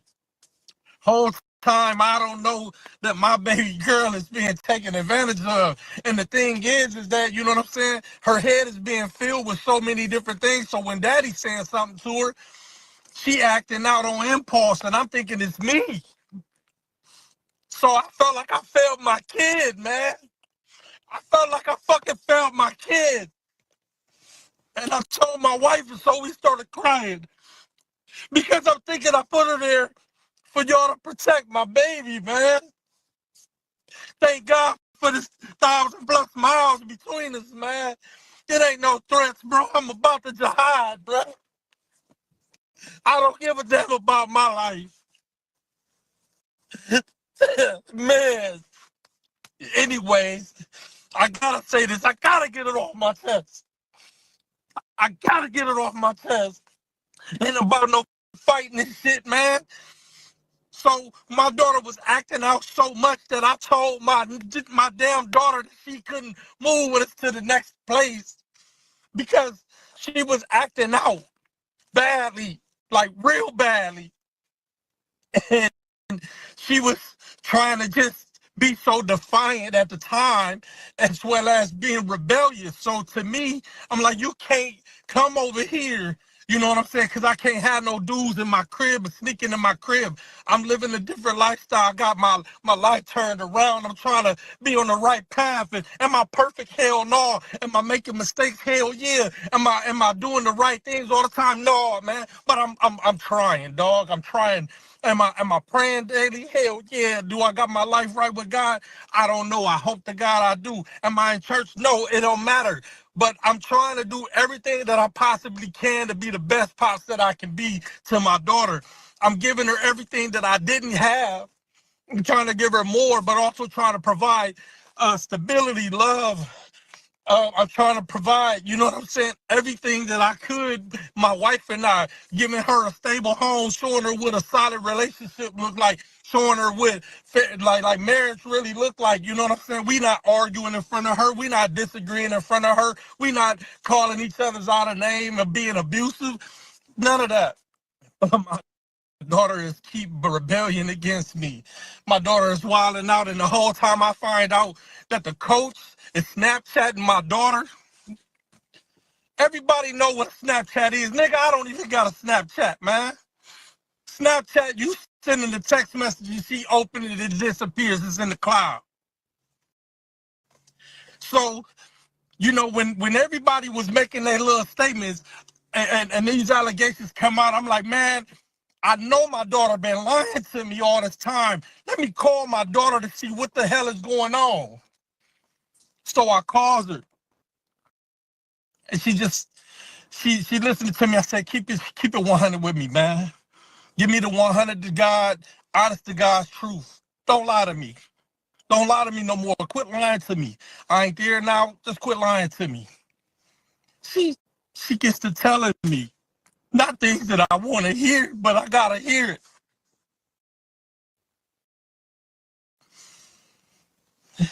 Then she proceeds to telling me, bro, you was with Toya at the time, man. I respected you, bruh. When O'Shea made the post about her sister missing, I said I can't share the post because I respected the gym and the kids and the people that's there. But I could share the, you know, the baby girl missing, bro. O'Shea goes in, but she don't know me. I've been there. I was there with O'Shea for O'Shea down at the courthouse. She don't realize, she don't remember. Skip that. I respected y'all. I respected the gym. I respected what y'all was doing, bro. But when my daughter is telling me, my nigga, that you texting her, Snapchatting with her, you a grown man, bro. Why did you Snapchatting with my baby? You Snapchatting with my daughter throughout the night up until she 18. Then you messing with my daughter. Then your daddy trying to blow down on her. But mind you, my daughter was in a little quote-unquote little fling relationship as a kid with your son. So I asked my daughter, do you realize what was going on? So y'all was trying to pass my kid around because she was vulnerable. She was gullible. She was acting out on impulse. She was mad at me a lot. You know what I'm saying? Because dad was strict and had rules. Yeah, dad had rules, man. Structure. Structure holds you accountable. Structure applies responsibility. Structure creates discipline. So dad had rules, but dad was trying to do his damn thing for his daughter to make sure that she could be the best woman she could be. And like I told her, protect yourself at all times. So therefore, when I get there, I take care of everything else. Just hold it down. So my daughter is having unstable relationships, unstable livelihoods. I can't speak about everything that was going on with her and that because of, let me just gather myself. Hold on. Point being, I'm long-winded now, so I gotta stop. A lot of people's platforms probably ain't as big as mine. Some people's platforms are bigger than mine. Some girls are not speaking up because they scared. Some boys ain't speaking up because they scared. I'm not scared to die, man. I done lived my life. If it's time and it's my time, then I gotta go. I don't fear no man but God. But to the coaches that was taking advantage of the kids and the coaches that knew about it, y'all just as guilty. Niggas I know that I was in the streets with that was up there, quote unquote, coaching, was talking to the little girls. My daughter told me of a nigga that I was bouncing with at the clubs with. You trying to get my daughter Snapchat when she's 16 and she ends up blocking you. She didn't want to tell me none of that, you know, when I was there when I took her out of the gym.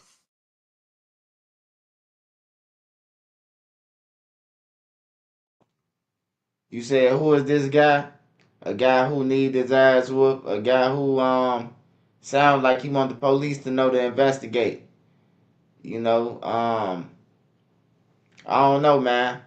He saying he ready to die and shit, but ain't nobody dead, and they did the shit to his daughter. Not that I'm promoting violence or nothing, but I'm just saying he contradicting himself. I'm ready to die. I ain't live alone. Hey, remember I said that? I said people be saying they ready to die. They ain't ready to die. Say he already lived this life. But ain't nothing happened to the person who did this shit. You online talking to us. You feel me? It's crazy, man. Shout out to the Mod Squad, man. Make sure y'all go and follow all my wrenches, man. Out here to face Jay was lacking on that corner. The senders get a body, then you gang with us. Big bust involving what police are calling 3 major South Philadelphia shooting gangs. 12 people now charged for their roles in more than a dozen crimes, including a homicide. The district attorney says the group is affiliated with a street gang. Philadelphia law enforcement has announced the dismantling of a violent network of street gangs responsible for a wave of shootings, murders, and armed robberies that terrorized the city for over 2 years. On February 21st, 2025, officials revealed that a grand jury indictment has charged 12 individuals with multiple homicides, attempted murders, carjackings, and serious firearm offenses, all tied to the escalating war between the senders, clappers, and close-range gang. These groups, operating primarily in South Philadelphia, but with connections stretching into West. Hey y'all, my fault. They talking about the senders, the clappers, senders, clappers, and the shoot 'em up close squad. Like, these niggas crazy, man. You can't be that motherfucker dumb. You can't be, man. 1st, 2025, officials revealed that a grand jury indictment has charged 12 individuals with multiple homicides, attempted murders, carjackings, and serious firearm offenses, all tied to the escalating war between the senders, clappers, and close-range gang. These groups, operating primarily in South Philadelphia, but with connections stretching into West Philadelphia, have been locked in a deadly cycle of retaliation from April 2021 to May 2023. The clappers, based around 7th and Rittner in South Philadelphia, have gained attention for their affiliation with CCK, a larger organization active in West Philly, South Philly, and Southwest Philadelphia. The senders, known for their ruthless reputation, have 2 factions, one controlling territory around 5th and Christian in South Philadelphia, and another established near 56th and Lansdowne in West Philadelphia. They are widely recognized for their slogan, "If you want to join the senders, get a body, then you gang with us," a phrase that law enforcement says reflects their violent initiation process. The close-range gang, though smaller, has played a major role in several shootings alongside the senders. 12 suspects have been indicted in connection to multiple shootings and murders, with charges ranging from attempted homicide to illegal firearms possession. Among them is 19-year-old Eli A3 Simmons, who prosecutors say is responsible for multiple shootings across the city. Also named in the indictment are 20-year-old Isaiah Brown or Cap G's, 16-year-old Javon Solomon, and 19-year-old Andre Richards, all accused of carrying out violent attacks on rivals and their associates. 20-year-old Tahir Wick Rowe and 19-year-old Claudia Carter Lewis, both affiliated with the Clappers, have also been charged as part of the ongoing feud.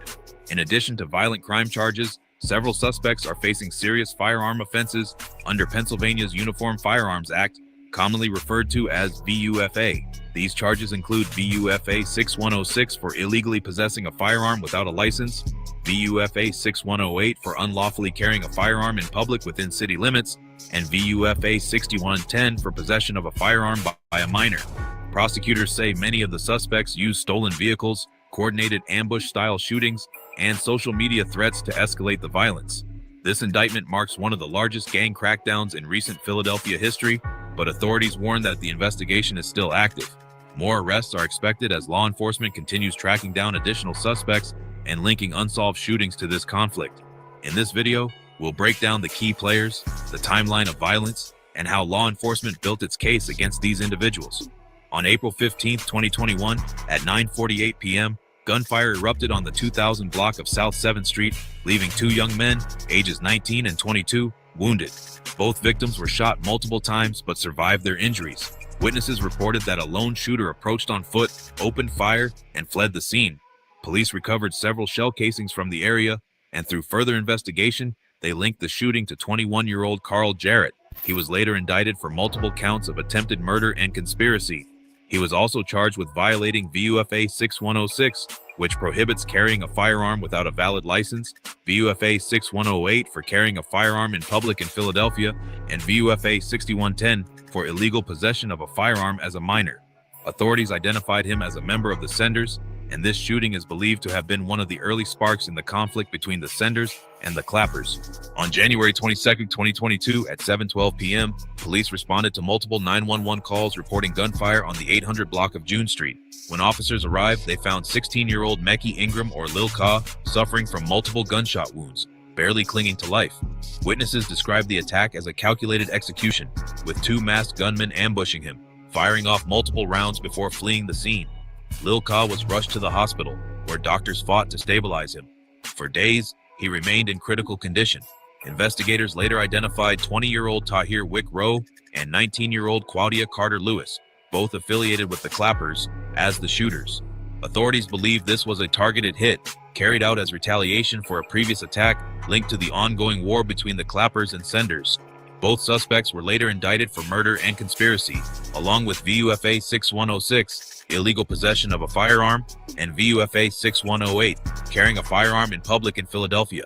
While Lil Ka was in the hospital, fighting for his life, the Senders wasted no time moving on retaliation.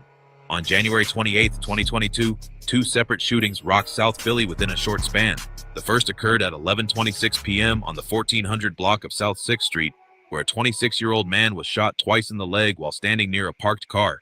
Less than 30 minutes later, another shooting broke out on the 700 block of Rittner Street, where two men, ages 25 and 27, were shot multiple times in their lower bodies. Surveillance footage captured a dark-colored sedan speeding away from both scenes. Investigators later tied these retaliation hits to 19-year-old Eli A3 Simmons, a known member of the Senders. He was indicted for multiple counts of attempted murder and conspiracy, along with VUFA 6106 for illegal possession of a firearm and VUFA 6108 for carrying a firearm in public. Authorities believe these shootings were just the beginning, a declaration of war in response to Lil Kai's death, but the damage had already been done. On January 29, 2022, 1 week after the shooting, Lil Kai succumbed to his injuries. The violence escalated further. On January 30, 2022, Philadelphia saw a string of shootings across different locations, all linked to the Senders. The first took place on the 200 block of Robin Street, where a 24-year-old man was shot twice in the leg. Shortly after, another shooting occurred at 8th Street and Snyder Avenue, where a 20-year-old man suffered multiple gunshot wounds. Later that night, on the 700 block of Rittner Street, 3 men, ages 26, 27, and 30, were shot in the legs while standing outside a residence. Earlier that evening, a Honda Accord was carjacked at gunpoint on the 2400 block of South 3rd Street, and the stolen vehicle was later used in one of the shootings. 19-year-old Eli Simmons, known as A3, and 21-year-old Ivan Williams were indicted for multiple counts of attempted murder, conspiracy, and carjacking. Simmons was also charged with VUFA 6106 for unlawful firearm possession, VUFA 6108 for carrying a gun in a public place, and VUFA 6110 for being a minor in possession of a firearm. On February 6, 2022, At 5:19 p.m., a 24-year-old man was shot twice in the stomach outside a corner store on the 1600 block of West Ontario Street. Surveillance footage captured two gunmen exiting a silver sedan, opening fire, and then fleeing. Investigators identified 19-year-old Eli Simmons, known as A3, and 21-year-old Carl Jarrett as the shooters. Both were indicted on charges of attempted murder and conspiracy, as well as VUFA 6106 for possessing a firearm without a license and VUFA 6108 for carrying a firearm in public. On November 8th, a shooting took place on the 3100 block of West Norris Street. 2 people were injured during the shooting. Then, on February 2nd, 2023 at 4:37 p.m., a mass shooting took place on the 4800 block of Pascal Avenue. With this, 7 people, 6 of them children, are shot after a gunman opens fire near a school in Strawberry Mansion. One of the children is only 2 years old. I'm Yuki Washington. I'm Jessica Cartalia. All 7 victims are being treated at the hospital right now. That shooting happened around 6 o'clock tonight at the intersection of 31st and Norris Streets, right near the James G. Blaine School. Siafa Lewis is live outside of police headquarters with the breaking details. Siafa? Jess Nuki, quite simply, the violence continues, as you've noted. 7 more Philadelphians are gunshot victims tonight. 5 of them are teens. 1 is just 2 years old. This shooting took place early Thursday evening in the city's Strawberry Mansion section at the intersection of 31st and West Norris. So again, we have one 31-year-old that we know of, and then the remaining victims are all juveniles, and those ages range from 2 to 17. 3 gunmen waited inside a stolen silver Hyundai near 31st and Norris Streets, targeting a group of teenagers. As the teens walked past a playground, the shooters jumped out and unleashed at least 30 bullets in just 13 seconds before speeding off. Shayna Moore was walking her 8-year-old son home from school, pushing her 2-year-old daughter Suhara in a stroller when gunfire erupted behind them. A bullet tore through her leg as she struggled to stay on her feet. Moore screamed for her son to run as she tried to push forward, blood rushing down her leg. She didn't realize Suhara had also been shot. The same bullet that hit her leg had lodged in her daughter's thigh. 5 teenagers were also shot in the attack. A 13-year-old boy was shot in the hand. A 16-year-old boy was hit in the arm and leg. Another 16-year-old was shot in the arm. A 17-year-old was grazed in the thigh. And a 15-year-old boy was shot twice in the chest.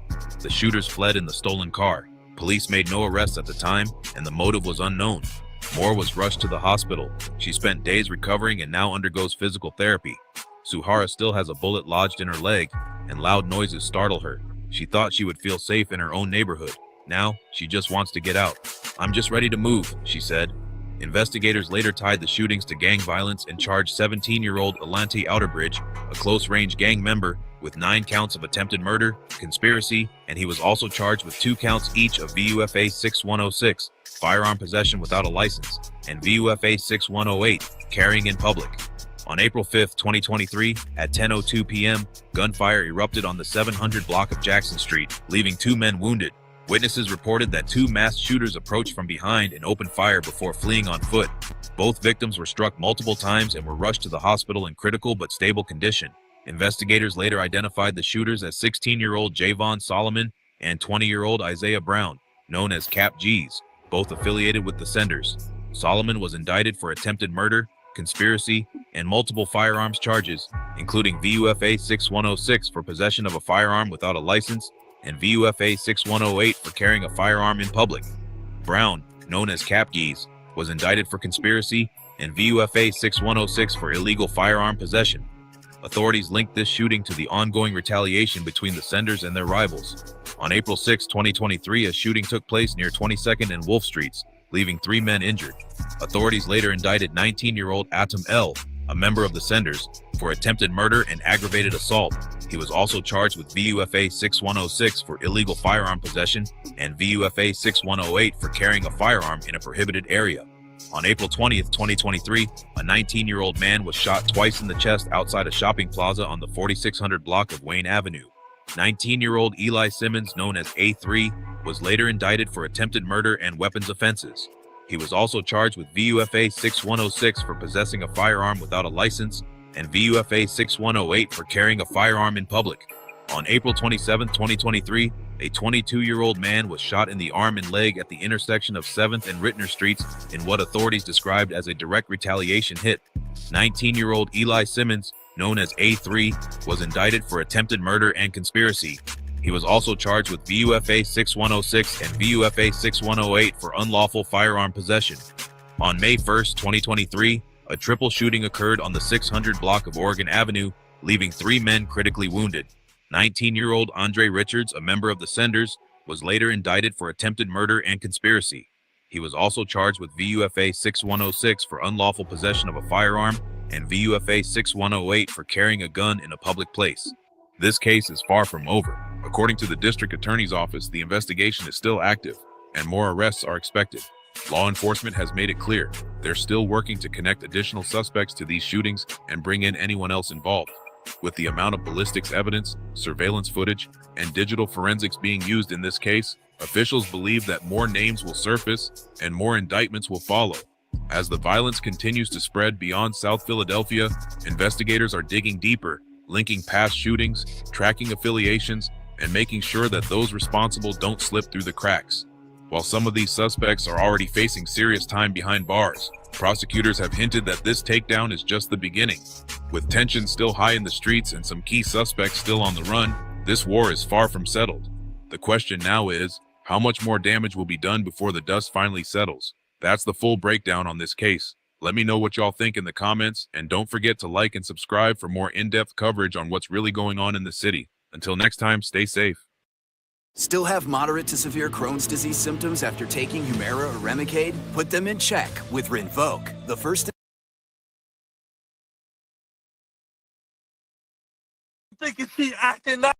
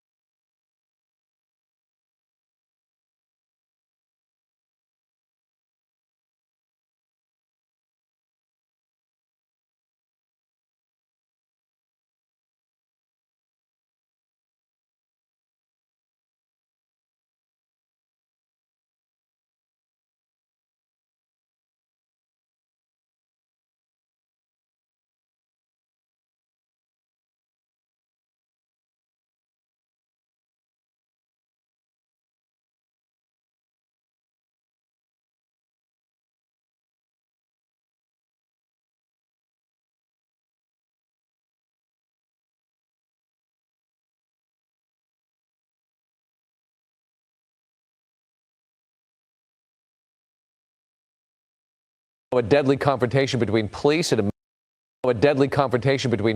a man with a large knife. And Chris Christie is live at Air 7 HD with more on what led to the moment officers opened fire. Chris? Yeah, that's right, David. That shooting happening after officers responded to a restraining order violation here in the Westlake District about 3:30 this afternoon. 7+ hours later, you can see a major crime scene remains tonight. Now, they were trying to coax the person out of the apartment in question right there on the left-hand side of your screen. They were negotiating for upwards of 15 minutes. But at that time, the suspect then produced a knife, at which point the officers utilized less lethal tools, including OC pepper spray and a taser. The suspect momentarily dropped the knife, but immediately rearmed himself, and then with a large knife, at which time the officers started firing, and that is when that suspect was killed. They did render first aid. We understand that the LA City Fire Department responded and immediately pronounced that suspect dead. And as you can see, again, a major crime scene investigation underway here as the Department of the LAPD's Force Investigation Division will be conducting this investigation. Reporting live from Air 7 HD, I'm Chris Christie, ABC 7 Eyewitness News. Hello, I'm Mark Brown. Get more great ABC. I'm finna get up out of here, y'all. I love y'all. Shout out to the mods. Y'all stay safe, man, and be blessed, man.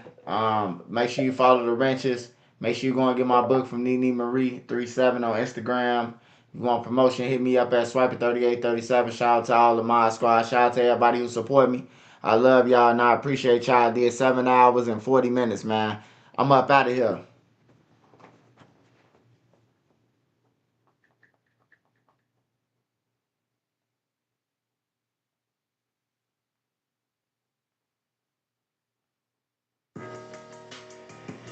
My nigga Glock made this shit.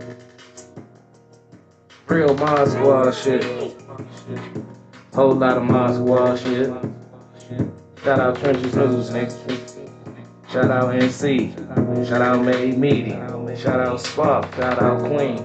Shout out B. Shout out Nene.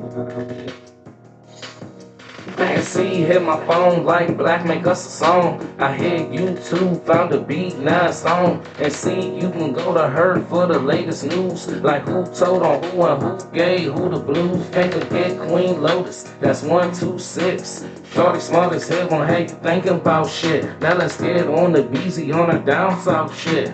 Shorty real as hell, she gon' tell you about your shit. And she dropping videos, go subscribe to her shit. Parks got the visuals of 99%. Made media out west, he a film mode nigga. Get that nigga, bring a chick, I bet she feelin' on that nigga. And shout out Savage Black, we gon' party on them niggas. Can't forget Nene, she catch bodies in the chat. It's that page figure real shit, shorty gon' check. She gon' come back to the chat, wipe his nosy out the chat. Can't forget Uncle Swipe, Mr. Miyagi to you niggas. You can call him Swiper Jordan or whatever, say you nigga. And to the ones that left, we ain't worried about shit. But make sure you like the video before you dip. Real Mod Squad shit, yeah. Real Mod Squad shit, yeah. Real Mod Squad shit, yeah. Make sure you like the video before you dip. Real Mod Squad shit, yeah. Real Mod Squad shit, yeah. Real Mod Squad shit, yeah. Make sure you like the video before you dip. Joe Boy Trap Lot. Throw the mob. Shout out all y'all. Street Code. All y'all, man. We out.